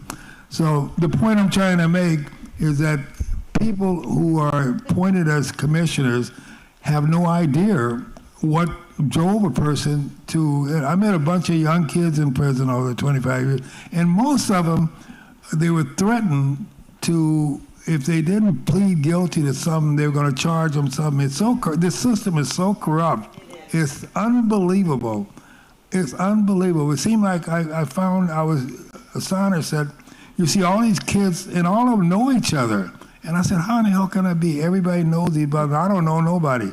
They took the entire neighborhood and just arrest them. It's just criminal the way they do things. And so the governor and anyone seeking political office, you've got to be mindful of who you're surrounding yourself with. I heard some people talking on the stage about corruption and about integrity, but you have people with absolutely no integrity. I mean, I could tell you about the DA, Garcetti. Yeah, but don't. Tell us the question for the governor. Give us the question. So your question is? Oh, okay. What are you going to do about prison reform? How are you going to go about reforming the prison where people that are staying in the prison for 20 years, 15 years, and they just, just because they maybe had a fight in prison, we have to look at that totally. It has to be changed. Okay. So good question. You want to repeat that again? Don, let's have you sit right here. You're going to get a front row seat, and I want you to face our candidates. Okay? I certainly will. Kim, we're about to go live. Okay. The president's about to speak. All right. We're going to hold that thought right there. We're going to hold that thought for a second. The president's about to speak. Let's turn our eyes. He's not in the room yet, so I'll let you know when he's in the room, but he hasn't taken the podium yet. Okay, so what we'll do is Can we ask Kip to play it on that screen so we can all watch it? Kip, can you play it on here and here? Yeah. On both screens? On Yeah. both screens? Okay, fantastic. So until he comes to... So we're going to put it on screen. Yes. I'm going to kill the volume to it until he actually takes the stage. Okay, So, you're both so seeing it, right? do we want to hold on this question? No, just go ahead and then we'll 1 minute. Okay. Stand by, 1 minute. Okay, fantastic. Let's do that. Here we go. Let's, Scott? This isn't fair a little bit because I know Don pretty well. I got a phone call from somebody, a friend of mine, and asked me, said, hey, can you give Don a call and maybe you can help him? And I said, hey, this isn't my belly whack, as we call it. I don't know anything about this. But I said I'll call out of respect to the friend that referred me. And I called Don, and within 2 minutes, I got the chemistry passport with Don. I could tell something wasn't right. Amazing. And then I met Don. Don came up to the Bay Area where we live. My wife and I spent a couple days with him. I'd already got a reporter to call him, an investigative reporter that I know. I said, please call Don. And I said, I don't know anything about this, but I trust this guy. Do what you can. And he talked to him. He vetted him. And he vets very well. And I then met with Don. And now you're in charge. and there's no money coming to me or Good delegation. There's no money coming to me. There's no money coming to me, and there's no money coming to my friend. This is what we do if we can. Okay, this guy, as you get to know him, or you're going to help him, tell all your friends to watch Kim show when she does. We'll be having him on. The book. Yeah, whatever. TakeYourPowerBackShow.com. Brother. So awesome. Thank you, Scott. Well done. Well done, Scott. All right. Do you want just the governors to answer or all the candidates? Well, I think that this is something that we should probably have all candidates touch on. Well, real quick, on justice reform, what I'm going to do, I'm going to talk to Don, and who he recommends I should talk to. Anybody I interview, we'll probably interview with Don. There you go. Okay, Don will be my human resource guy to say, okay, this guy knows and can help. I wouldn't know how to, like he said, I wouldn't have a clue. So good. Christine? Kim, the problem is that when Don goes to talk, all we have is the back of his head. So if he was up on stage. Do we want to pull him up on stage right now? Don, you want to come up on stage? He's done talking. Come on.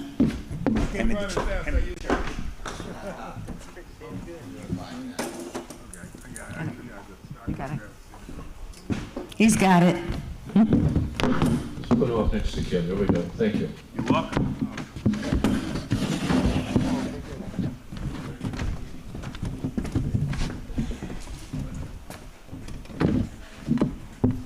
All right. Chris Bish is up. Welcome. Oh, okay. Hold on. We're going to ask the question. We'll kind of go through first. Okay. Chris, this is Chris Bish. And would you like water? I was going to pass it. Chris, would you like to respond? Yes, sir. Now I'm running as a federal candidate, so to go to Washington, D.C. I do understand what it's like, and this is, I'm going to bare my soul to the work. I know what it's like being the family member of someone who did go to prison, and what it does to the family. Yeah, I understand. Well, yeah, I can address that real well. Okay, but what you're asking me about what I would do for reform. Yeah.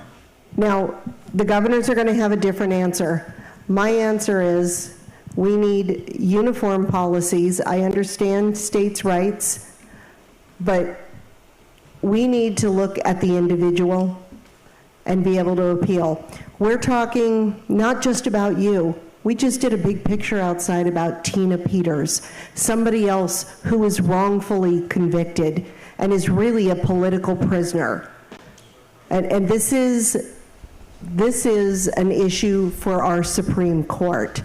So what I can tell you is I would be willing to meet with you to talk about the necessary changes that we need to make and author the legislation at the federal level. But with Tina Peters, she's in the same situation you were, and she's in a different state. And at the federal level, we can't infringe on that. So it's going to be the governors who can help you, but it will be me who will present legislation nationally to look at what happened to you, what happened to Tina Peters, and other political prisoners, because that's what you were. Exactly. But when you talk about the Supreme Court, let's talk about the California Supreme Court as an example. The California Supreme Court recognized in 2002 that my case was tainted.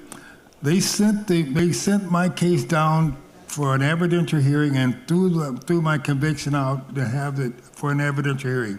What did they do? The Los Angeles County District Attorney, they scripted the hearing. In other words, they paid off everybody and they gave the questions they were going to ask, gave them the answers they were supposed to get. It was completely scripted. I didn't find this out until 2014. And how did I find it out? The question. I had an attorney and we did a public records request. In the public records request, I got all the documents that they had been hiding. Unbelievable. They even had, my attorney was paid off too, but they even had documents in the district attorney's files that I'd given to my attorney. That's called political corruption. Absolutely. And it's writing laws that hold politicians responsible. The judge that convicted Tina Peters, the judge that convicted you, the parole board that punished you, the parole boards that are ignoring Tina Peters and every other political prisoner. And we see what's going on. And my promise to you is to listen to your story, listen to the facts, and propose federal legislation. You'll hear from the people who are running in state office, who are running for governor. One of these people may be able to give you a full pardon. We can't give you your life back, but we can give you your dignity back. Yeah, that's for instance, you just said something. The corruption. I mean, they know what's going on. They have this thing called immunity, absolute immunity for prosecutors and anybody involved in a criminal prosecution. They rely upon that, so they don't give a darn. You know what I mean? And we have the most corrupt system in the world. I was a strong believer in our system. My brother was a police officer. He's for many, many years, and then he ended up he's an attorney now, but he was the LAPD undercover narcotics officer for many, many years. He even worked with the sheriff's department, who on a couple of things that in my case, and the sheriff had the nerve enough to call my brother and tell him, quote, "We know your brother's innocent, but the higher ups are pushing for a indictment." The higher ups. So it's just, I want to bring all this up because what happened to me, I don't give a darn now, but I don't want it to happen to any other American citizen in the world. That's right. Well said. That's why they're here to help. Good, Don. Good.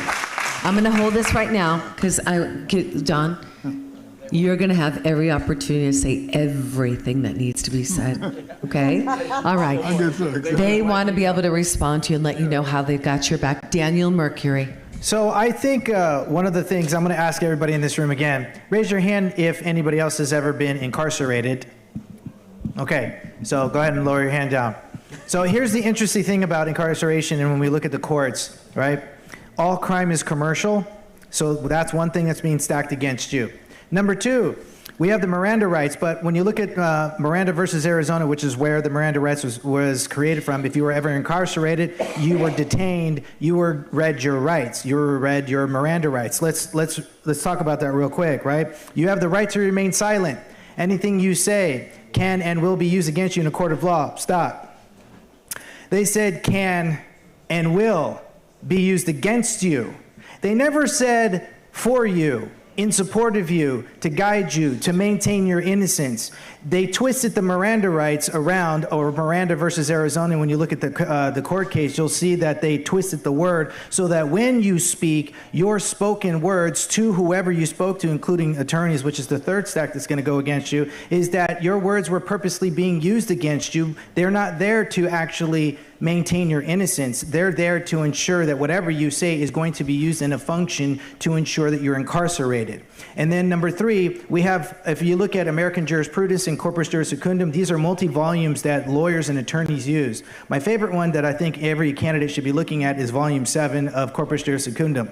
When you look at that, it talks about the relationship between attorney and, of course, their client. And the client's under volume 7 with the relationship with the attorney says that the attorney must adhere, if there's a conflict of interest with the subject of the client, the attorney has to adhere to the court and court edicts, not the client. And the client, therefore, if there's a conflict of interest of any kind, whatever that is, behind the scenes, then the client suffers the consequences and the attorney is not bound to the consequences of leaving you behind or kicking the can down the road or subjecting yourself without you knowing, their client, to the harms of the court edicts. And therefore, you end up getting in prison because there's a commercial enterprise, and the commercial enterprise came from the Jackson family.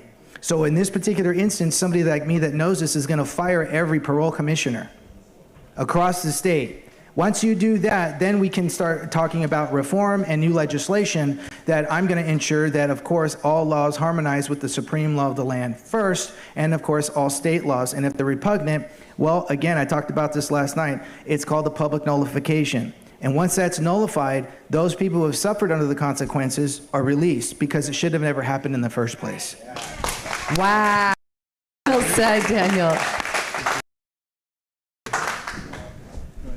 So currently, we've been pushed into a system of a corpocracy where we're dealing with corporate law, similar to what you're saying, and we need to be under God's law, and that's really where we have to get back to. Now, how do we get there? It's tough, right? And I've done a lot of speeches in regards to this, but it really comes down to is if you have somebody in leadership, he has to put the message out there, number one, but we have to activate we the people to put pressure on the system or it's never going to change. Right. So how would I do that? I would create a website called exposure.ca.gov. So that's when a judge or an attorney steps out of bounds or a parole commissioner steps out of bounds, they need to be exposed, similar to what you're going to do with your book, right there online for millions, the whole world to see. Therefore, the public can come up to pressure and pressure them out of office to resign or put enough pressure on the powers that be to get rid of them. We, the people, have this power. We have not accessed it at all because the governor can only do so much. And that's a fact. There is restrictions on the governor. People, with the help of the exposure from the office, can do massive work. And I'm going to tell you guys, and I know I beat this drum all the time, we will until we the people take back our country. Yes, very good. Very good. The way I look at it, face it, I think it has to be on a case-by-case trial. Everybody that goes to prison is not going for the same reasons, obviously. So we're gonna hold that just for a second. We're gonna come back, and do we have that audio for President Trump, who is about to speak or speaking? Can you put it on the timer screen as well? We're trying. Okay. That they just unified. I saw a room that was just totally unified. It was in one way very beautiful, a very beautiful thing to see. A man charged a security checkpoint armed with multiple weapons, and he was taken down by some very brave members of Secret Service, and they acted very quickly and have just released, for purposes of transparency, clarity, I've ordered it to be put out. You probably have it by now, put out on Truth and put out on many other platforms. A tape showing the violence of this thug that attacked our Constitution, and also showing how quickly Secret Service and law enforcement acted on our country's behalf. Really did a great job. One officer was shot, but saved by the fact that he was wearing obviously a very good bulletproof vest. He was shot from very close distance with a very powerful gun, and the vest did the job.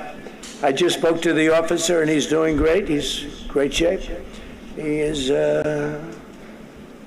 has very high spirits, and we told him we love him and respect him, and he's a very proud guy. He's very proud of what he does, Secret Service agent. And we looked at all of the conditions that took place tonight, and I will say, you know, it's not a particularly secure building, and I didn't want to say this, but this is why we have to have all of the attributes of what we're planning at the White House. It's actually a larger room, and it's much more secure. It's drone-proof, it's bulletproof glass. We need the ballroom. That's why Secret Service, that's why the military are demanding it. They've wanted the ballroom for 150 years for lots of different reasons, but today's a little bit different because today we need levels of security that probably nobody's ever seen before.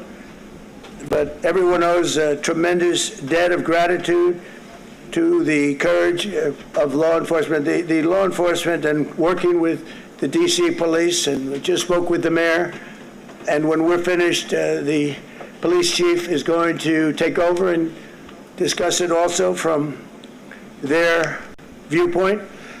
But they also performed exactly as they were supposed to, and you see the attacker in different positions, but you also see the attacker totally subdued and under control. So as you know, this is not the first time in the past couple of years that our republic has been attacked by a would-be assassin who sought to kill. In Butler, Pennsylvania, less than 2 years ago, you all know that story, and in Palm Beach, Florida, a few months after that, we came close. We really had, again, we had some great work done by law enforcement.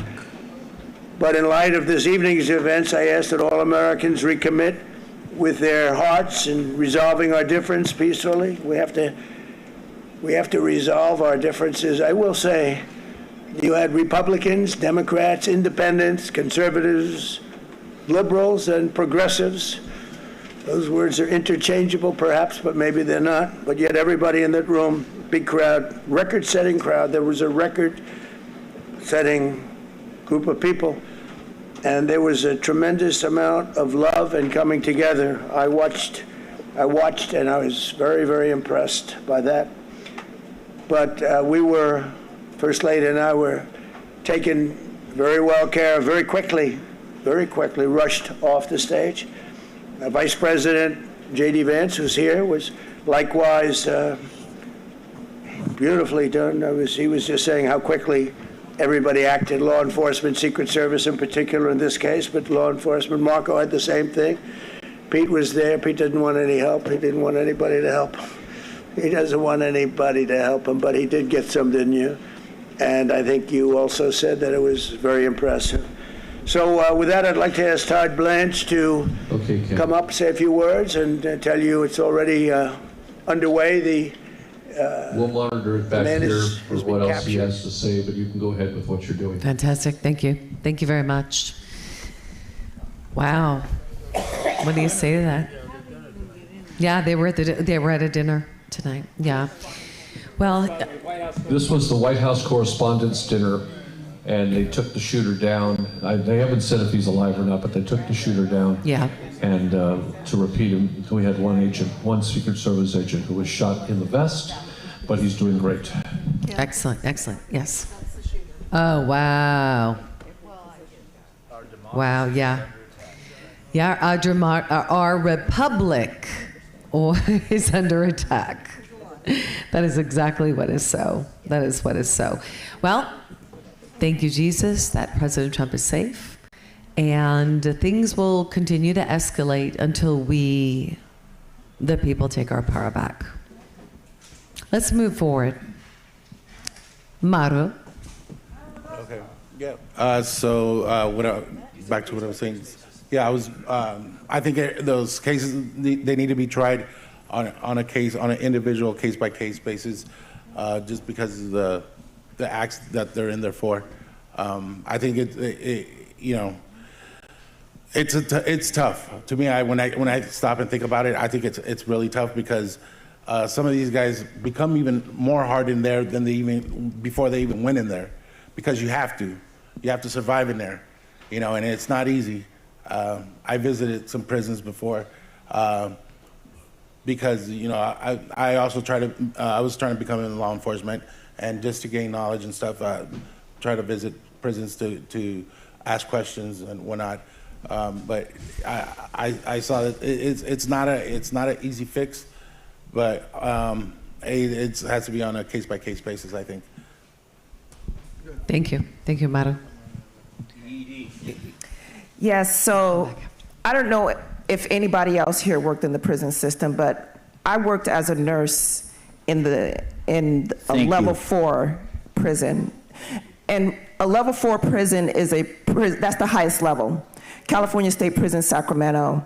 I worked there because God sent me there. And at the time, I would say, "Are you sure, Lord?" Well, I got there and I understood why. So I do believe that for such a time as this, God has already trained individuals to rise up and get the experience needed. And I've been asked that question before. What is your experience? My experience is that I've seen people who have come through the prison system, like yourself and others, and I've spoken to them.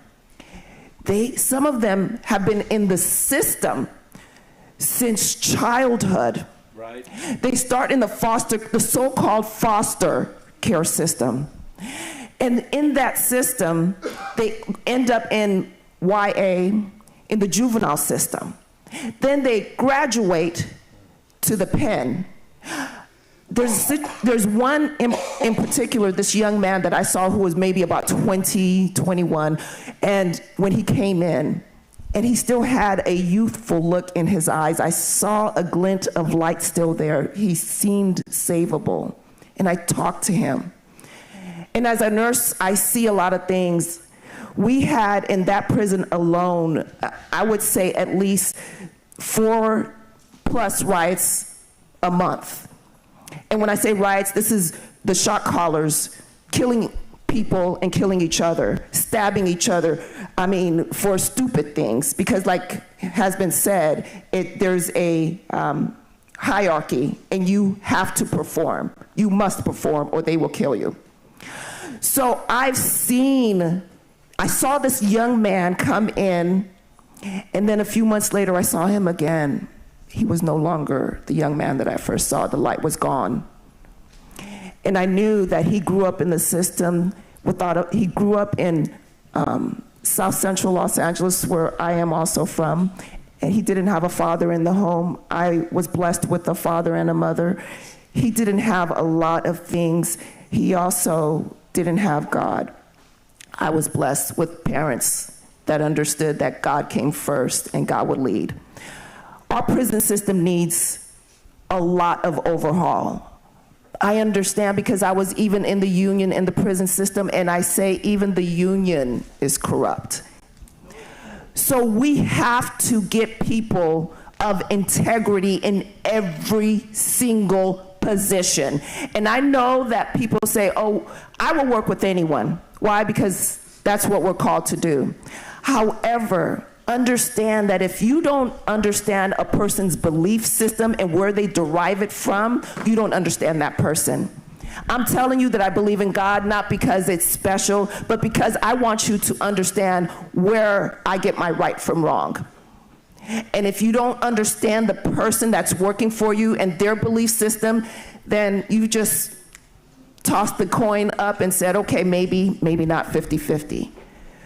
We must have integrity. And when we have integrity in those positions, then the true reform starts. Because everything else is going to be a temporary Band-Aid, if anything, because they will succumb to the pressure. And I won't, because my God is the one that judges me. Atta girl. Thank you. So good, so good. And you know, I want to hold here just for a second, Tammy. I'm going to come to you. Dawn, we've talked a lot about why you're doing what you're doing and bringing this into the light. It's not about being vindicated as much as it is about... It's making sure that this doesn't happen to anyone else. In other words, I could take care of myself very well until I have my stroke. I had a stroke in 2010 in prison. The doctor said, there's nothing wrong with you. You don't have high blood pressure. You don't have this. He said it was all stress. The stress of being in that environment. So I understand, but what you just said about these kids, these kids, they do not have they hadn't had a father. I was considered a father. I had so many darn children in prison because they would come to me because they felt they could talk to me. They felt that, you know, I was not going to tell them the truth. I broke up more gang-related incidents because I said, what are you going to get out of this, you know, except go to the hole? What are you doing? You going to let somebody else tell you to go beat somebody up? For what? I said, that's stupid. So the guards didn't like it too much because I didn't allow a lot of nonsense to go around with me because these kids would listen to me. But we have to change how we hire the guards. We have to change the supervision. We have to change the whoever's a captain or whatever you want to call them. It's a corrupt system, and whoever is elected governor needs to have someone who understands the prison, who understands what goes on, because if you're elected governor, you don't know what happens in the prison because you've never been there. And so you have to have people that you can trust and call upon them to be your consultant or something. Not necessarily me. Maybe you with me eating, call on her or something like that. But you need someone who knows the system because it is broken. I mean, I say broken, it is broken. The gunman was Cole Allen, 31 years old, Torrance, California, Teacher of the Month, December of 2024, at Education in Torrance. Wow. That's who the shooter was. Indoctrinated atheist Marxists, folks. Okay, you gotta, yeah, I didn't catch that. I was so focused right here. Tell me one more time. I just got the information, so I just told everybody. And tell the me the gunman was information Cole Allen. His name is Cole Allen, 31 years old, from Torrance, California. He was Teacher of the Month, December of 2024. Of course. At C2 Education in Torrance. Wow. Level 2, L2, Level 2 Education in Torrance. They represent our children. And he's the one teaching your kids. Yeah. Wow. Yeah, that should tell you. Yeah, we had a superintendent in where I lived for many years in Blue Ash, Ohio, and we had one of the top performing schools, and I was president of the Rotary Club that year. So we brought him, the superintendent of schools, and I said, what is it you're doing right to make the schools so good here? And he says he interviews every teacher himself. There The we go. superintendent of schools. There And we go. he says, nobody teaches in any of my schools unless I interviewed him. It's sort of what Scott was saying. He does the chem test on them. So good. Anyway, so good. that was just by All way of right. information. To you, Tammy Nobriga. First of all, I want to say it's by the grace of God that you have humbled yourself to bring yourself to this position to really speak for other people and not yourself, because you've already endured this, and praise Jesus that you have come through this the way that you have. For me, this is kind of short and sweet. I believe, well, we know it's corrupt. The whole system is corrupt. So that comes down to getting people in there that are not crooked and corrupt and evil, and that's a lot of it. I believe that what we should be able to do, and I will back up legislation that makes it possible to sue a judge that puts somebody in prison that should never, ever be there, knowing that the facts were not there. And in other words, that the facts weren't good enough to even... And they knew. Right, exactly. So, number one, that's what I mean, I know that people have been talking about it. I will absolutely back up legislation for that. We need better court systems and also public defenders. Were you, sir, let me ask you, were you defended by a public defender? No, I had a very... He had an attorney who sold him out. This is a very high-profile attorney I had. However, the Jackson paid him more than I paid him, and I paid him $200,000. Okay, so you were sold out. Yeah. Okay, no, there you have it. No, there's a lawsuit right there. The corruption that's going on, not only in California, it's across the United States. There has to be a new legislation that people have to stand accountable for doing these sort of things, that puts people in prison when they shouldn't be in prison, and they should be the ones that end up in prison to see exactly what their behavior really will bring on themselves. So I will back up legislation that just revamps the whole system, and I think we should sue anyone who lies and does anything that makes this the whole process go to somebody who's innocent and has to suffer prison time. Thank you, Tammy. God bless you. First, I just want to say my heart goes out to you and all the people like you. And the fraud and corruption in this country is rampant in every aspect of our life. And you dealt with a firsthand experience in a way that I just pray that God will give you those 25 years back and that you have a long and prosperous life. And reform, it's going to take, I believe I have, some of my things that judges that let people out that are criminals that commit more crimes should be removed from the bench. Just like in this case, people who hide the truth should also suffer for that. But just know that my heart goes out for you.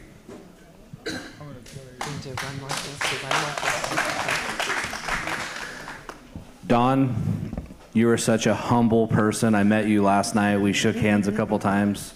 And just talking to you, I could tell that you've been through a lot. And that being said, I would like to see action. Instead of reaction, we need to have proactive approaches to these problems. We need to address the issue in our justice system. We need to address the issue in our rehabilitation system. When we have people that we believe are innocent, and we have people speaking up for us within the industries, like correctional officers, they need to have a voice.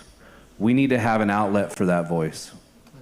Okay? I have been never to prison, never to jail, but I've been on the other side by arresting people.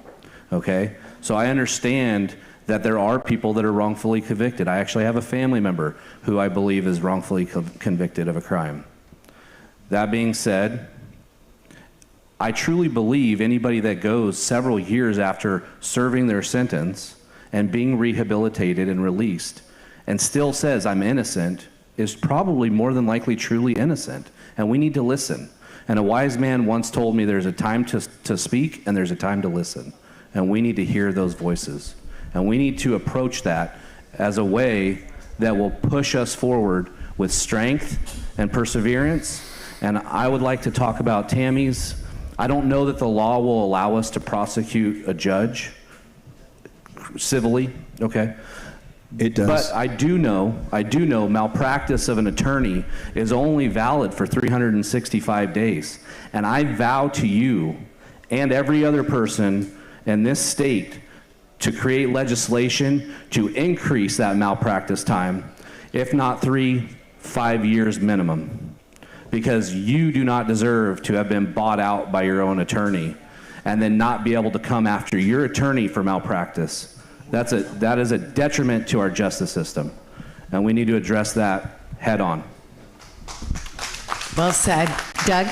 And as an FYI, Doug, we've got about a minute to wrap up and close the show. So I want you to say something. Yeah, and sure. I'm going to give it to John. I would say, my experience across the country is our judicial system is a wreck. And I think we already have laws on the books. And the way you know that our judicial system is a wreck is I met a gentleman in San Francisco Bay Area who spent 3 weeks in prison in solitary confinement before he ever stood before a judge because of J6. In other words, they tortured him for 3 weeks. And then he was released because they had no charges against him. So somebody said, that tells you you got problems with your system. The other thing is, at the Tina Peters situation, I was never allowed to testify, yet they played tape recordings of me in her office, and everything goes back to that date. In other words, the exculpatory evidence that would have prevented her conviction was never allowed to be presented in court. So I know, and the whole thing was a setup against her to scare all the other clerks around the country. So I don't know the particular situations here, but I do know that the system is corrupt. I have firsthand knowledge it's corrupt. I think if I was governor, the first thing I'd do, put together a board that would begin I wouldn't wait for legislation. I'd put together a board and say, I want to get my pardon pen going here. We're going to fix this problem yesterday. So good. So good. So good. So good. So good. So good. So good. So good. So Don, this is the end of the show. We say, the Bible says the first shall be last and the last shall be first. So final words. Take about a minute, only because we're closing, but we're going to get all this information out. We're going to have you on the show, and we're going to bring everything into the light to make sure this never, ever happens again. Thank you. And I want to thank this panel here for listening to me. And I'm often asked, how did I get through this 25 years? Mike was reliant on God. I said to myself, God is not going to let an innocent man just die in prison. And even though I had the stroke, my daughters came out to see me the following week, and I was in a wheelchair, and they said, well, he'll never walk again. I said, I'll be darned. I'm not going to run the 100-yard dash again, but I'm going to certainly walk. So I learned how to walk, but I rely upon God to get me through this. When I had dark moments, just like anyone else would have, but I would just pray to God. I would remember what happened to Job. I'd go over that, how everything was taken away from him. He never cursed God. Yes. He always relied on God to get him through. And I used that as inspiration. I used 2 Corinthians verses 4 and 5, where he been tried on everything and still persevered. Joseph. So God would got me through this. I just played a little part. I love you, Don. So good. So good. Thank you for your courage to continue to fight. I think that we're going to close out in a prayer tonight. I want to say thank you to you, Don. I want to say thank you to all of you guys for sticking it through all the way to the end. And everybody here. And I want to say thank you to everybody out here for sticking it through all the way to the end. Run this race with perseverance marked out for you. Okay? And I want us to remember that God who began a good work in us is going to carry it out to the very end.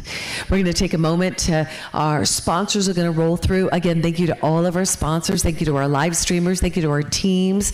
We have a breakdown tonight. What we're going to do is we'll probably grab some snacks, do a quick little powwow for the next, 35, 40 minutes with some of the Riverside team, answer any questions that you guys have. We want you guys to stick around for breakdown if you can. It's going to take something to pack everything up, and the more hands make the work light. So with that being said, everything you're going to be able to find from this weekend, you'll find at takeourcaliforniaback.com.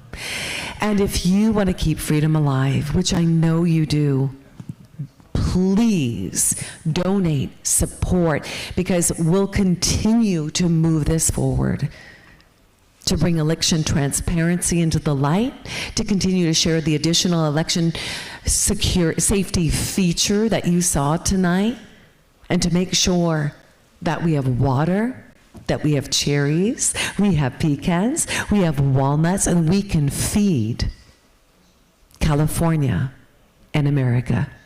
Doug, anything I've overlooked or missed today to close it up? And let's pray us out. Why don't Doug, why don't you dial and I'll hang up. In honor, you guys, in honor to serve you. Doug? Candidates, let's all rise. We're going to pray together. Thank you, God, for this time today, the privilege of serving you during this amazing time in history. And I just pray your blessings on our work today, and that the message that we are sharing will spread far and wide and catalyze a revival among the people.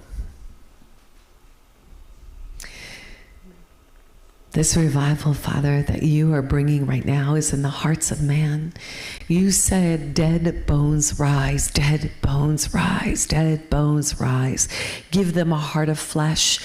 Father, wake the people. Continue to give us eyes to see, ears to hear, and God, a heart that leads and longs to please you and be obedient to you, Father. I pray that you give us what we need to rise up, to take our California back and to take this country back. We pray that you continue to bless and protect us, that you be with these candidates, Father. May you sharpen their tongue, attune their ears to your voice. And may we have a heart, that heart, Father God, that runs after seeking you with all of our heart and doing the work that you've called us to do, Father, to lead, to set the captives free. We love you. We praise you. Father, we thank you. In Jesus' name, we all said, amen. And together we will take our California back. Good night. God bless you. And God bless America. And God bless California. Thank you, live stream. Thank you, teams. We love you.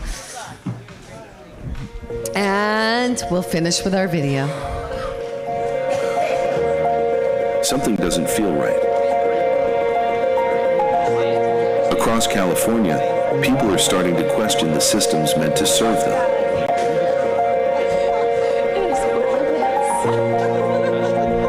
Our elections, our food supply, our health, our communities. It's all connected. And now, people are coming together to understand it. Leaders are stepping forward. Conversations are happening. People are listening, thinking, engaging again. Because the future of California isn't decided for the people. It's decided by them. It's time to take our California back to a better future, uniting to champion election transparency, giving power back to the people. From ballot box to breadbasket, trusted elections keep America fed. It is all connected.